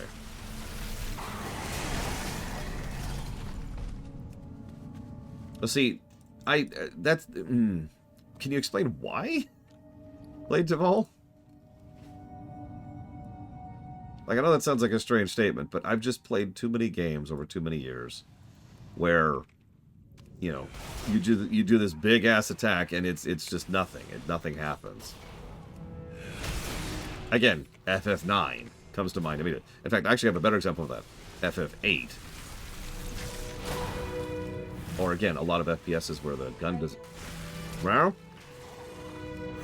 What? Oh, okay. Have fun.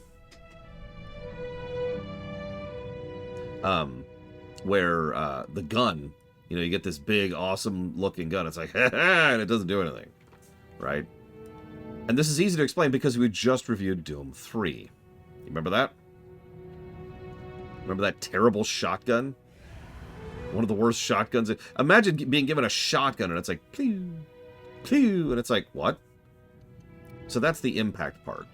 It needs to have that impact, otherwise it's just meaningless noise. If I could use another comparison of this, and I know I go back to this well all the time, so forgive me. But there's a cutscene in FF13, which I often list as one of the worst cutscene scores ever put out. It's a cutscene where there's a big, fancy, flashy racing scene. It's big and cool and awesome, and it's very, very well constructed, and oh my gosh, oh, hang on. I had to concentrate for a second. Holy crapola. It's crapola and crapola. They're actually different things. Look it up, read a book. It's in a hook. It's a reading rainbow. Get with the program. Okay, that was fun. I better have my frickin' flanks in the... Yeah, okay, I got my hides. I was gonna say, I better give me my 3 hides. Anyways. In FF13, there's a big racing cutscene. And I refer to it a lot because it's such a terrible cutscene. And it's big and it's flashy and it's woo wee. But at the end of the day, it also is completely meaningless drivel. Right? Like, it's actually arguably a bad cutscene. In fact, I plan to give negatives to it when we get there, when we review FF13. Because it is such meaningless, empty, surface-level flash. A CGI cutscene from FF9, which came out years before and objectively looks worse, is a substantially superior cutscene. Because there's actual design and thought and effort and reason, meat to it. There's actual meat to the cutscene. Now, Bladevel says it's unfair to compare those.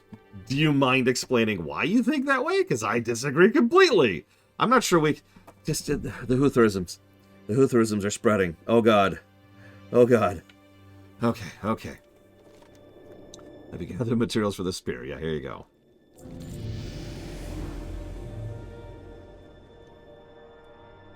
Where's the spear? Oh, there it goes. Shing. And now it's a daily quest. Sweet! I love... Have you noticed how many of these unlock daily quests, by the way? It's a lot of them.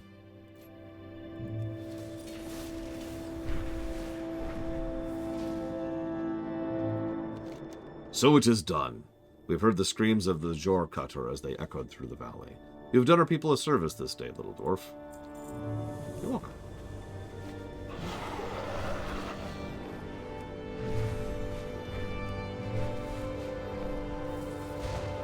Okay, let me think of something that's not an FPS or an RPG. Let's see.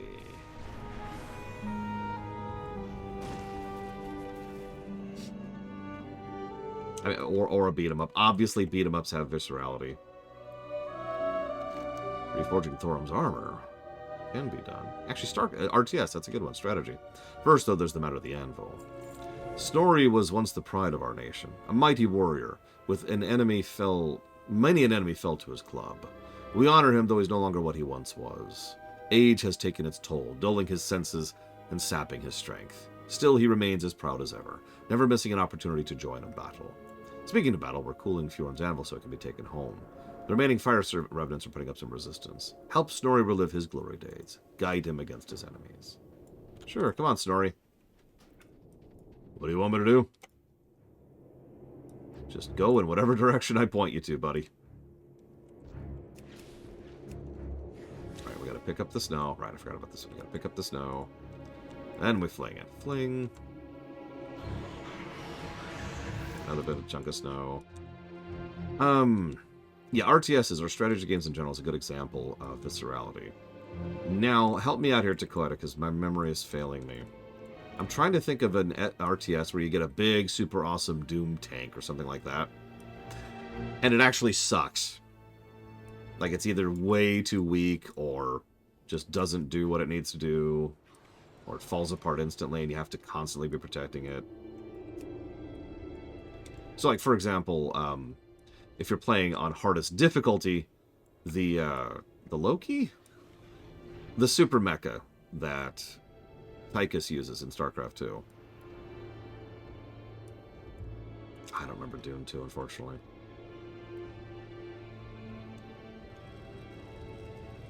Whoop, whoop, whoop.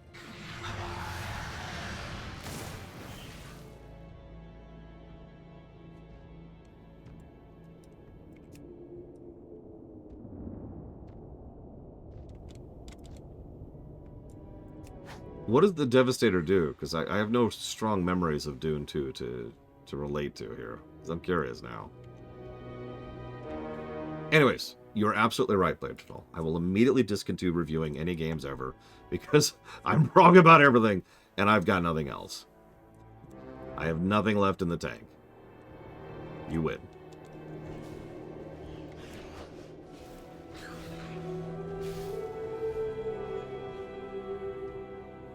I was actually going to talk about something. It's just gone now because we've gone down a rabbit hole of irrelevance. Self-destructs on death. Wow. Very slow, super extra heavy tank. Sounds like some of the Command & Conquer tanks, which makes sense. Westwood. Yep, time to stop the stream. We're discontinuing all reviews forever. Because there's no point in them.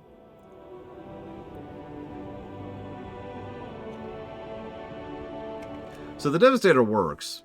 I was thinking of something else, although of course I can't think of a specific example, and I hate to not use a specific example, but imagine you're playing a strategy game.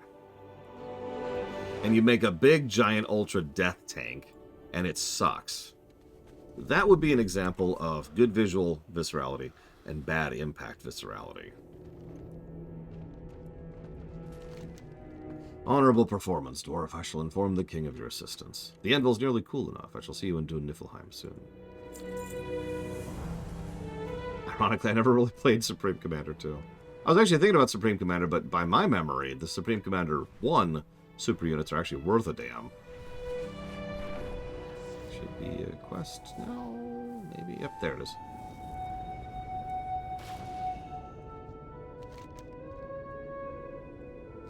It would seem I have refined my technique considerably. That or the legends surrounding the anvil are true. This suit of armor is superior to the last, and took less material to create. With the excess, I was able to fashion you a little something extra as payment for your assistance. Oh, thanks. Thanks for the ring. It's actually a bracer. It remains uncertain whether or not our people can ever rekindle the affection we once held for Thorin. May this armor, if nothing else, remind him of the days when we stood together in honor. Invincible. I'm not going to do that quest. That's just a daily thing. I'm just gonna leave. Back to Thorin. Oh god, did anyone ever use the stupid UFO? No, the one I remember most is the, I think it was the United Military Faction of... I can't think of anybody's names right now. Pretty strong, but not as strong as the Warrior of Light, Matterlord. I've said it for years, and I'll say it again. The Warrior of Light is extremely high tier. That's sort of the point. And in lore, up until more recent expansions, that's the one, Dakota. The Warrior of Light has been doing almost everything he's been doing, or she has been doing, or they've been doing, solo. Whereas in Warcraft, even in lore, we're always part of a group. Put that here, put this here, there we go. Ulduar is lost. How have you fared, my Death beloved Knight? Slain. What is left? You've done well, of me Dwarf, here? but there remains much to be done. Farewell. If I'm to launch an attack against my brother's army, I'm going to need some way to get around. I released my riding drake back into the wild years ago. Varanus! Yeah, Varanus. Varanus was a magnificent, the leader of her own brood, to whom she has now returned. Finding her will be hard, but perhaps there's a way. She keeps her old empty nest out of pure pride. She's a brood mother in name only. She is beyond the age of breeding. Bring me small eggs from the other nests. I think I have an idea. Complacence heralds your doom, adventurer.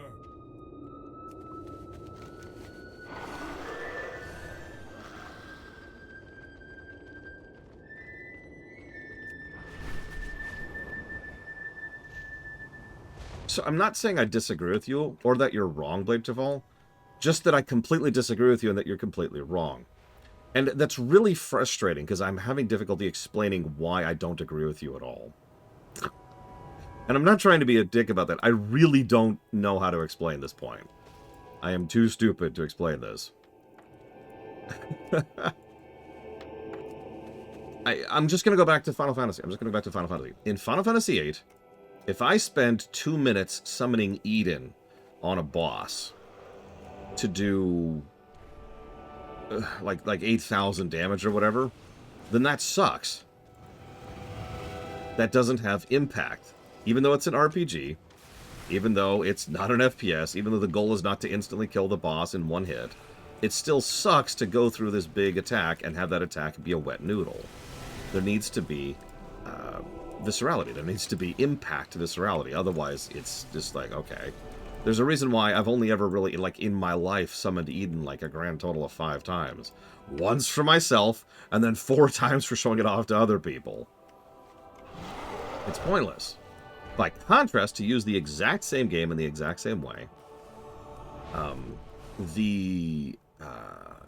Renzazuken, I think is how it's pronounced, in FF8, is very visceral, and also has tons and tons of impact. Wham, wham, wham. Wham, wham, wham. Wham, wham, wham. Good damage output, we're good. Now, that might be a bad example because you can literally one-shot bosses with that, but I got an even better example. Just doing a straight-up, regular old melee attack with Squall while getting the trigger pull in order to actually get his bonus damage. Boom. There you go. Basic attack. Chkong! And you did it. That is good viscerality impact, and that's just a white damage attack. I am Thorin. Did you obtain the Lord of eggs? Thunder. Yes, these will do. I hope my plan works. Varanus is a great trick. I'd hate to have to settle for a lesser one. Tone the ego down a little bit, buddy. Just a little bit. Let not the message be lost upon you. Yeah. Varanus is proud like no other beast I've known. She still keeps her old nest and makes sure none of the younger proto-drakes takes it over. Take the eggs and place them on her nest. I should be able to get a control of her before she kills you in a fit of rage. Hopefully. Let the lightning guide. Yeah, Quistis. It's another good example of that. So, Bragman is asking, how do I get so much vigor for flying? I don't know how to answer that question. I only have 6 pips, if you're paying attention. No, that's right. Pay attention, Laura. And obviously I have all of this stuff. So, like, I don't know.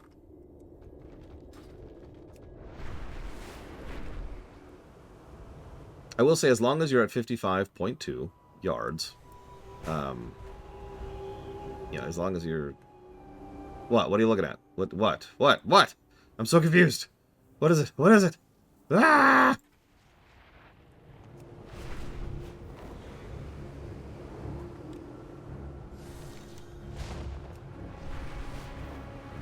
Oh, I see what you're talking about.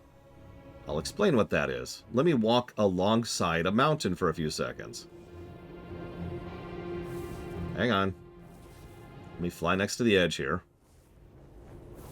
And boom. Yeah, that's the wall rider boost. It's the one I use by default. It's called Lightning Rush. You build up 10 charges, and once you get to 10, you can pop it, and it caps you at max speed for a while. And in the doing, is awesome. It also, however, makes it really, really hard to steer. So you only ever do it for straight line stuff. It's really risky to use during races. Alright, here's some eggs. Oh god, and there's a boss fight. Oh, okay. Yeah, in Storm Peaks, that ability is great. In some other zones, it's really great in Dragonflight, because, you know, there's a lot of mountains in Dragonflight. Trying to get a shot that doesn't involve the frickin' nest. Here we go. Hello, please don't eat me.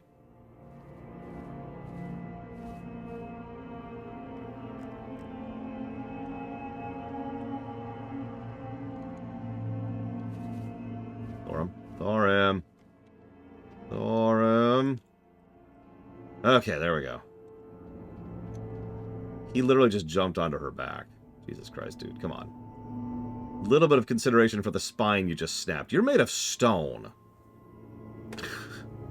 Okay, so you're not saying the numbers shouldn't matter at all. You're talking a very extreme example, and it's a that I don't disagree with. I feel like I'm saying that you think a big attack needs to be hit 10 times harder to feel impactful, or I'm saying it would feel impactful if it would just hit 3 times harder. So what's the disagreement? If you agreed with me from the beginning, then I'm confused about everything. Why are we arguing about this? Listen, Blade Chaval, I really think that this soup is hot. Yeah, I agree that this soup is hot. No, you're not listening to me. I think this soup is hot. Yeah, the soup is hot. What? Why is the soup hot? No, you're not listening to me. The soup is hot. And then war. Also, the actual highest point you can perch is right here. Still not quite higher than Ice Crown Citadel, as you can see over there. Yeah, and Euro's over there. This soup is good. I'm like, no, it's hot. You can't taste the good because of the heat. What are you doing? Good to have my old friend back. It appears my luck is finally starting to change, and it's all thanks to you. You're welcome. Complacence heralds your doom, adventurer. Jesus, you're all doom and gloom here, Thorim. One task remains before I can reclaim my home at the Terrace of the Makers. Krolmir must be found. On that fateful day, I threw it to the earth with all the power and rage I possessed. A mighty explosion followed. I've thought it lost for many years, but now I must be certain. Return to King Jotun, and discover what, if anything, he knows of my hammer's fate. Now, Beware, the Pantheon... as usual, we're reviewing this game under current auspices, which is good, because if we weren't, this would suck. I want you to think about this for just a second, okay? I want you to think about... we'll just leave it here. Screw it. Think about how tall up we are. Think about where we're going, which is down there. Notice this is the third time we've had to go back and forth here. Now, it's not really that huge of a deal because, you know, we can go super fast. So, that's awesome. I want you to picture that you don't have flight at this point in time. Which is something that's possible to happen, even in Wrath. And so you've got your little 60% mount. If you're wondering why we call it that, it's not because it's a very fast mount. It's actually the opposite of what you would call a very fast mount, or even a fast mount. Like, it's more or less impossible to emulate how slow the 60%ers really were. And you have to go all the way back down here. Like, just picture that trip. Oh god, I can't even see it. I literally can't see my destination. It's so far behind that mountain. But anyways, you get the idea.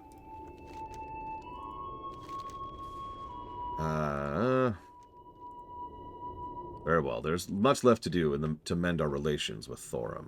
I am compelled to share with you this one secret. Alright, show me the fate. What? Let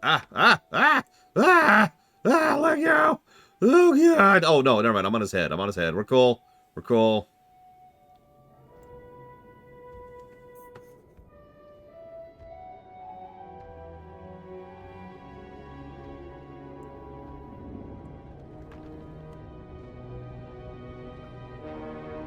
Anyways, point being, sorry, to bring this all the way back to viscerality. Viscerality is something we're going to be judging kind of on a spec-by-spec basis. To use Warrior again as the example, Arms Warrior feels fantastic, looks cool, and sounds cool. Fury is less so, and Prot is even less so. Thorum, come show yourself.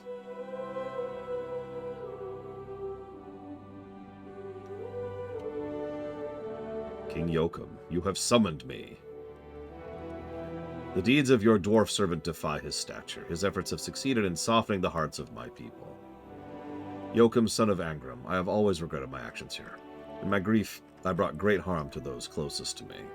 I would ask your forgiveness for the suffering I have caused you and your people.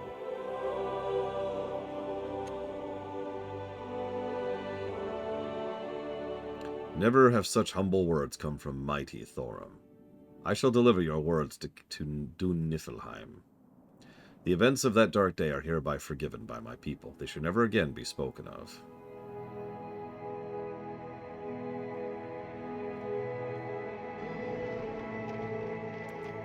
What?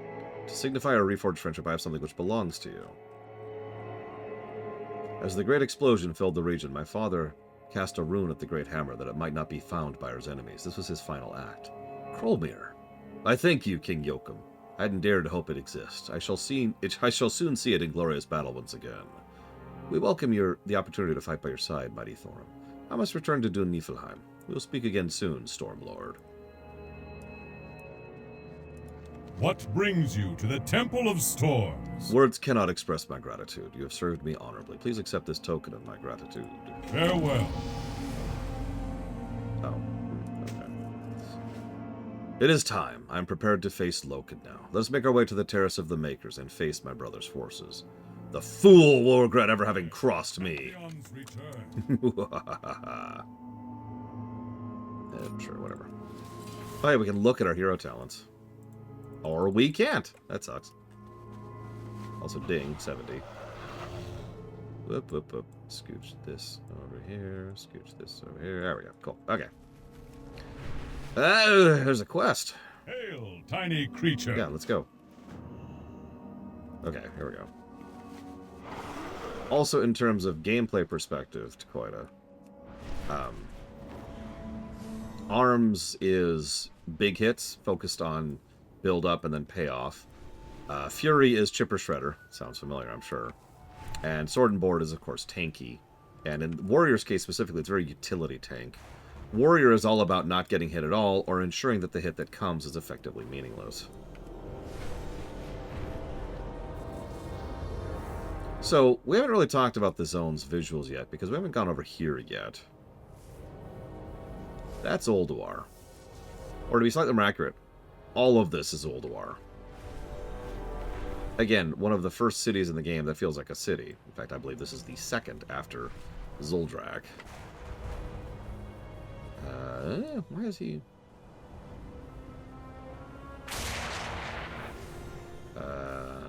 what? Oh, whoops. I'm sorry. I was skipping ahead in the quest there. I apologize. Yeah, ignore the fact that there's a giant chunk of it missing. Let's just ignore that for a second. Obviously very Greco, or whatever this is actually called. That's just Titan architecture in a nutshell. You'll also notice things like this, and I love this. So Storm Peaks is this big, giant, frozen mountain cap of doom. And nothing would really distinguish it from being any other giant, frozen mountain cap of doom. Except for the fact that it has things like that. I gotta scooch down a little bit to get some more speed. There we go. That is a giant engine, the engine of the Makers, built into the mountainside. It could also be argued the mountainside was built around it, depending on how you want to think of that. And for a real sense of the scale of this stupid thing,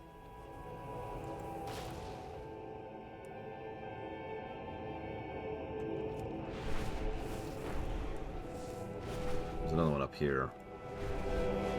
Right around... thought it was over here. Nope, there it is. I'm too high.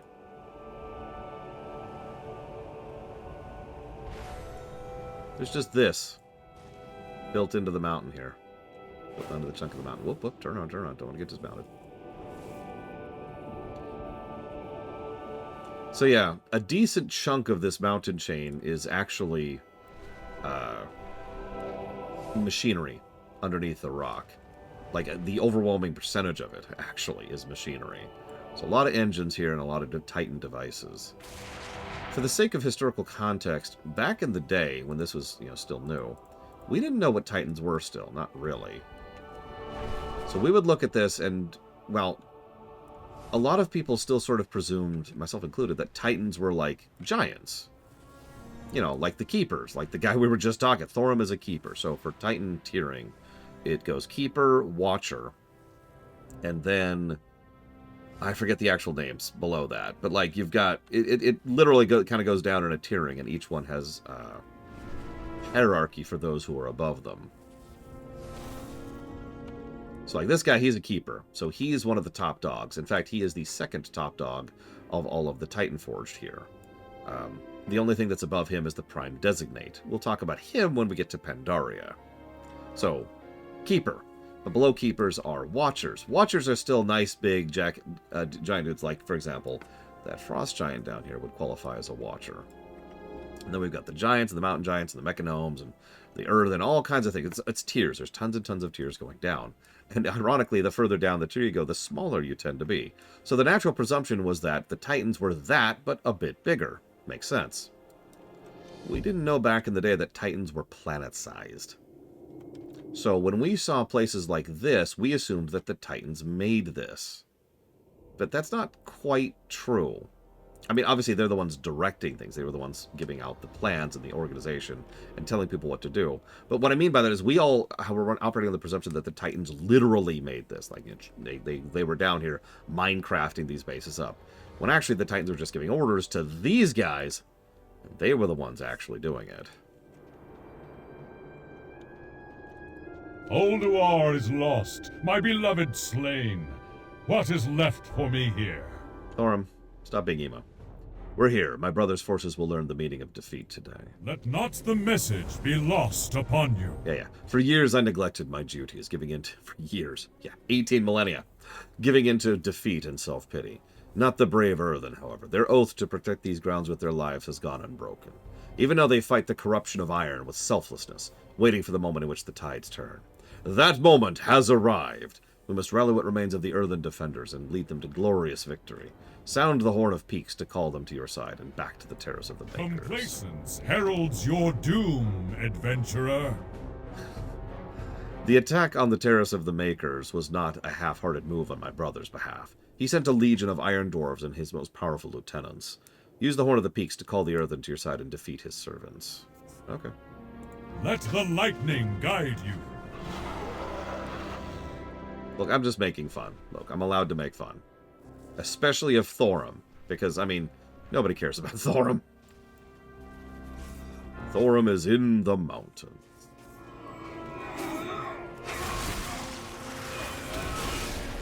Yeah, we've seen Azeroth as a globe several times, and then they keep being like, wait, hang on, there's another landmass. What? Yeah, there's another landmass. Hang on, wait, where's another one? There's another one? Yeah, hang on. Wait, we found a new one. Where do you keep finding all these places? Look, don't worry about it. Don't worry about it. Don't think about it too much.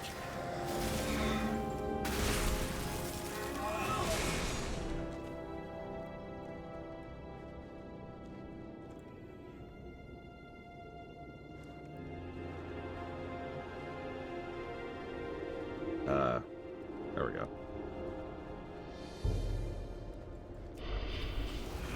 Yeah, then there's the Arathi, who are apparently on the other side of the world. To which the answer is, there's another side of the world? Hello? Help, please. Oh, God. Do your jobs.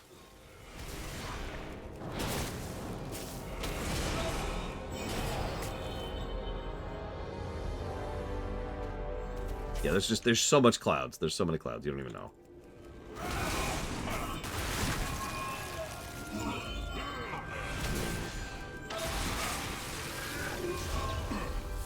need to...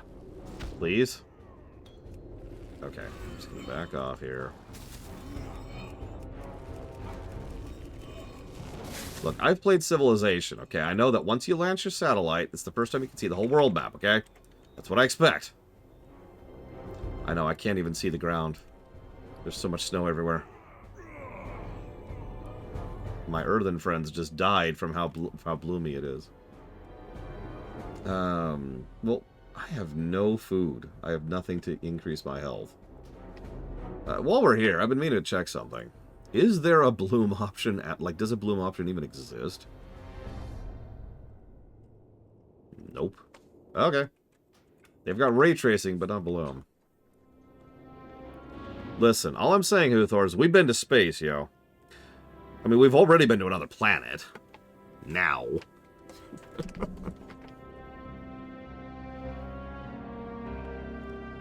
Like, the only time they revealed a new landmass, and I was actually completely with it, was Pandaria. And they earned that one, you know? I was with that one because they put some thought and effort into why Pandaria was so hidden for so long. And even then, it wasn't a complete concealment. It was just people were unlikely to find the place.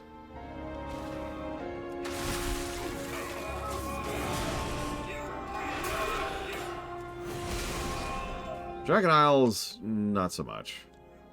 Broken Shore, that's a retcon. I can live with that. Kulturas and Zul something. Hey, what's that place actually called? Zandalar. Oh, shoot.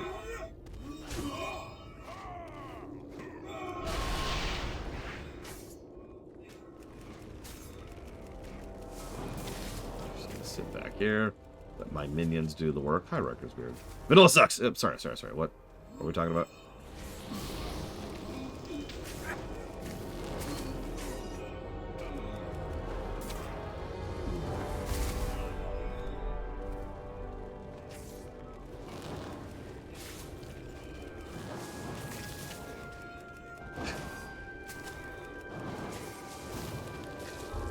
I feel like I've asked you this before, Rector Spirit, but I don't remember. So do you mind if I ask you a weird question?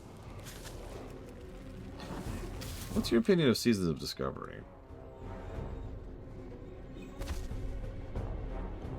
Yeah, we knew Zandalar was there. We also knew Kulturas was there.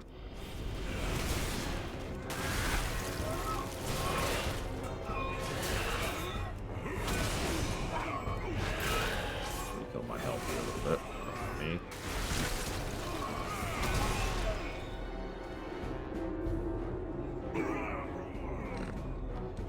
Keep dying.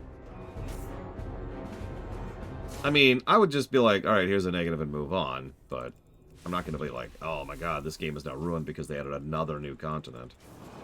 However, it is the biggest negative I have to War Within so far, and that's not actually a joke. Hey, by the way, there's a whole other continent you've never even heard of, or has been hinted at ever, that's just on the other side of the thing, and they've got a whole empire and everything. It's one of those ass pulls that just makes me raise my eyebrow, you know? What'd they do wrong in Phase 3? I haven't been keeping up, so I don't know.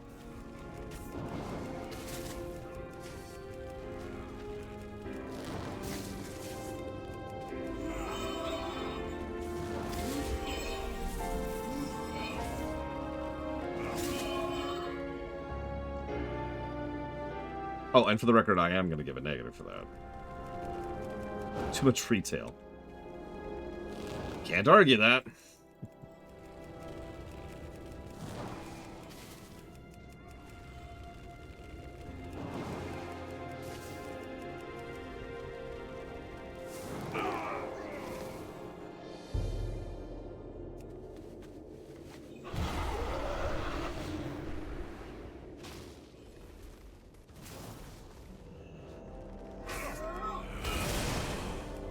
By the way, I'm glad Gladiator 2 is actually worth a damn. Sorry, I didn't say anything out loud. I've heard that opinion from a couple of people. A little surprising, but, you know, I'm with it. Movies actually being good is always a pleasant surprise, especially right now.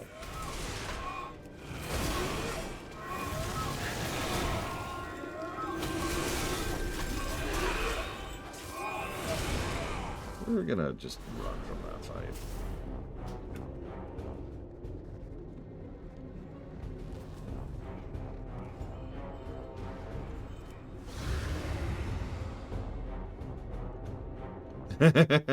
So I can't tell if you're trolling or not, Verdictum.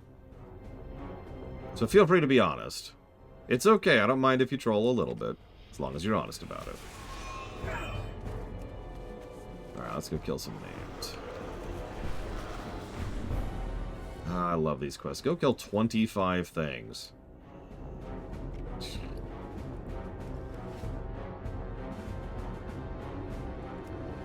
No, I don't think Dragonflight will get it. Although, I have to admit, it did bother me a little bit that they just kind of invented the Dragon Isles out of nowhere. It's like, oh yeah, there's this secret ancient place where all that dragon stuff was always going down back in the day.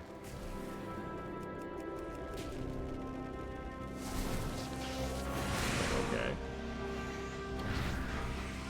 I've said it before and I'll say it again. Retcons are not inherently bad, but like, really? How the hell, Blade Trifle?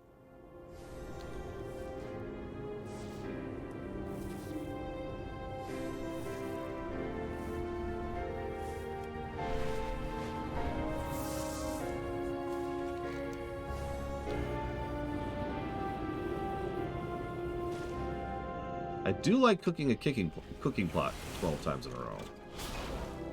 That's what I loved so much about VC, was when I had to boil people's blood.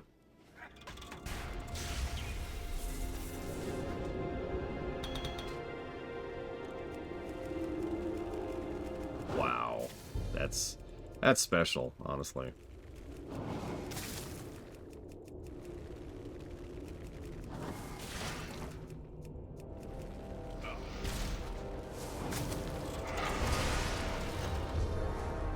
I mean, you want to hear one of my biggest hot takes?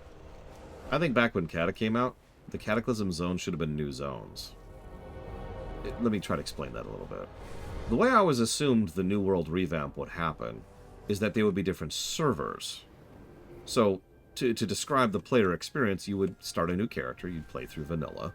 You know, you'd go through Duratar, and then do all your stuff, and hit to 58, and then you'd get out to BC, you do the BC zones, you go to the Wrath, finish up Wrath, and then you'd be like, I want to go to, you know, the New World, and there'd be either NPCs or options or something, some toggle somewhere, which was enter the Cata stuff, and then you enter the Cata stuff. There's really no reason that I'm aware of to actually delete the old zones when doing a revamp. Just make a new zone that you then go to. Make a new server shard. Make a new instance that you then go to. For the record, and this is tying into what Cloden just mentioned in chat, I've been wanting that for years. I've been wanting the idea of going back and following through on a lot of the story arcs and a lot of the continuity. That's been happening for years and years and years and wow. And it's just, there's a whole lot of story threads that are just sitting there going, One of the things I liked the most about Legion, and I will be quite unabashed about this, was the fact that it followed through on so many story arcs and the artifacts and the class orbital stuff. Like, there was a lot of dangling threads that Legion ran around tying up, or at least doing something with, acknowledging, right? Even when we went to Iceground Citadel, what do we find? A melted glacier surrounding chunks of metal. Like, just that visual acknowledgement. We mean like this, Yura? Yeah, usually what I do immediately after I finish a run is I'll go and take the screenshot that I want. I'll be like, here's Storm Peaks, and there's the screenshot, right? And then I'll just doctor it up and put it into the thumbnail. What are you doing in the mountains? It's a good start, but my brother's forces will not take long to regroup. We must make our victory a decisive one. Farewell. One by one, my brother's servants have fallen. His insurrection will soon come to an end. Let the lightning guide you. Loken killed my wife, turned my followers against me and against each other. Took away everything I had, but today that changes. Today we reclaim the sacred grounds, and today Loken dies. Meet me at the bridge near the Temple of Wisdom, just southwest of Ulduar. I will finish this one way or another. I need you there as a witness. Do not aid me. This is personal. Complacence heralds your doom, adventurer.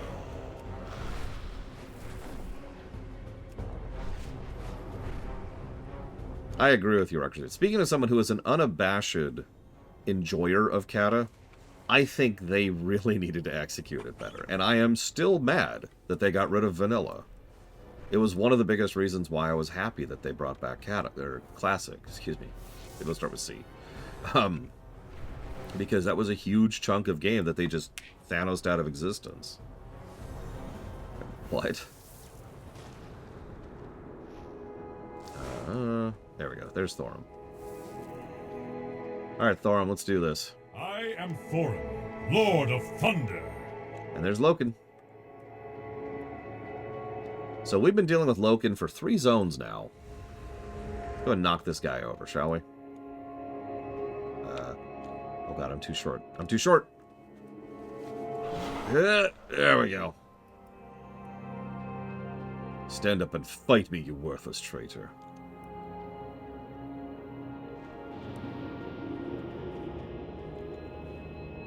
You seem eager to join your beloved Sif, brother. Do not dare. Speak her name!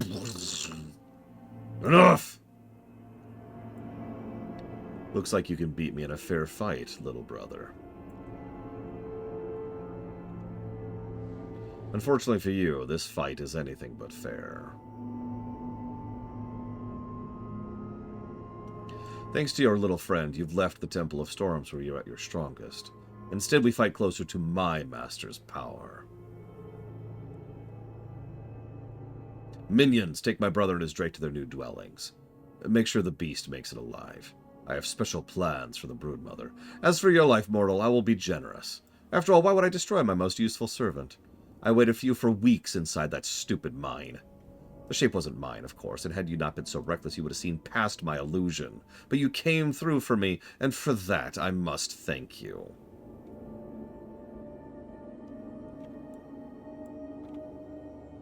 Cool. Okay, so, make fun if you want. I really like that. It's a bit of a meta twist. Because the idea that we were deceived all along isn't exactly a new story beat. Especially not for something Norse like this. But for something like WoW, every single point of this quest chain, and this is a long quest chain. If you've been paying attention, this is the overall MSQ of Storm Peaks. We started all the way down in K3, which led us up to rescuing the Goblin, which led to us running into Loken, who was in Illusion, which led to us going through the Brunhilde, and then fighting over a Dun Niflheim, and then interacting with Thorum, and then recovering things with Dun Niflheim. It's this huge story arc that goes through the whole zone, and we learn tons about the history and the backstory, and the Titans and the Keepers and the Watchers, all this fun stuff. And it's really cool. And then it all builds up with a fight, with a boss fight. And the overwhelming majority of quests like this, in Vanilla, in BC, and in Wrath, have all been build up to the final boss and then fight the final boss. The revelation that the final boss had been behind the whole thing for the entire time was actually something of a twist. It threw me, I'll admit it, back in the day. Because I didn't think WoW had those kind of storytelling chops. And it's interesting because it helps to explain a lot of what's been happening. And if you were paying attention, all of the hints were there from the very beginning. Like, why did this random person just sew some hair into our shirt? And then when Thorum notices it, he only mentions it once. I thought you were Sif. That hair. But no matter. And he immediately moves on from it. All the foreshadowing is there to explain what was going on. And on the second time through, it's a lot more obvious. So it's not like they were cheating either. This is an easy triple positive for me. And I happen to have to give one last for that moment.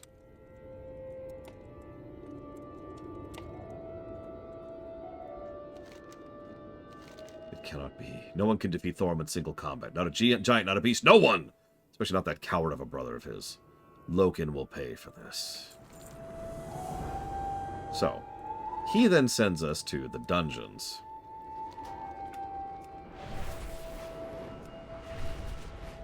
Which, as it happens, we're gonna go do. Get in position first, but then we'll go do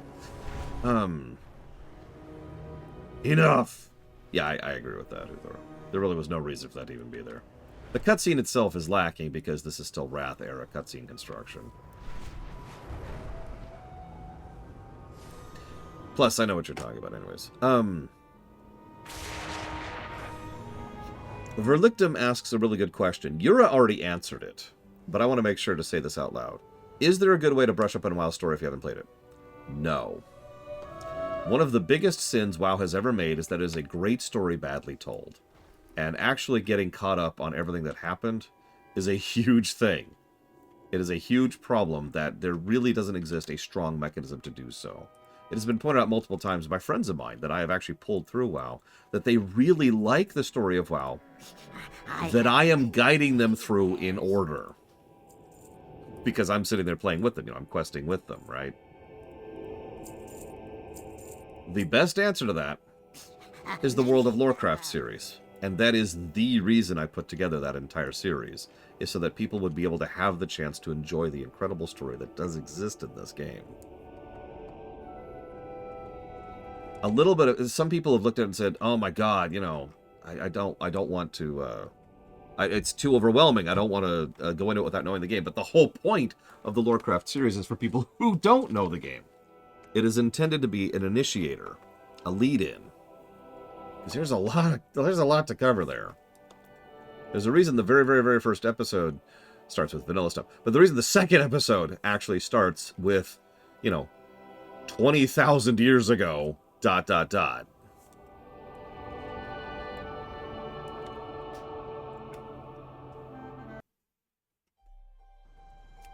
Anybody wanting to join for those dungeons and raids, this is your chance to join for transmogrified fun. If the mount drops in Uldor, it's frickin' mine. Okay? I'm just gonna lay that law down there. I have been trying to... It's one of the only rare drop mounts I've never gotten. And I have farmed Yogg. There was a time there, a brief period of time, where Yogg actually had a mechanism where you would go to the very, very first portal in Ulduar, and it would just be like, hey, boop, and you could just go straight to the end. And they got rid of that for some reason. I don't know why it existed in the first place. Maybe it was a bug. I don't know. But either way, it's gone now, so you gotta do the whole damn raid every single time you want to do it. Yay. Now I'm gonna laugh if they have since refixed that. We'll find out, because I'm gonna go in just a minute. Anyway, so hey, Halls of Stone.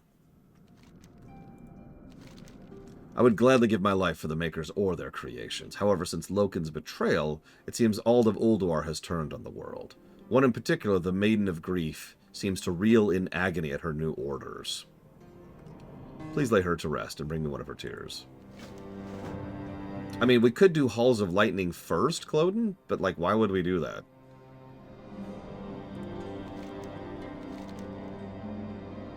The Iron Dwarves are busy at work. Yeah, I am 100% sure that existed. So, it's the teleport pads, right? And the structuring on the teleport pads was wrong. As in, when you first walked in, it would immediately unlock ones further in without having actually killed the bosses that unlocked the ones further in. Oh, that's true. We haven't done the Brawn quests. That's actually an interesting point.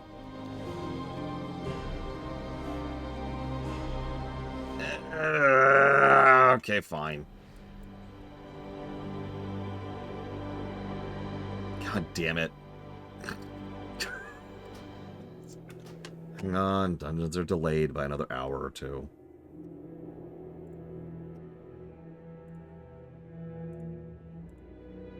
You know what? I'm going to break for lunch. How's that sound? Let's break for lunch.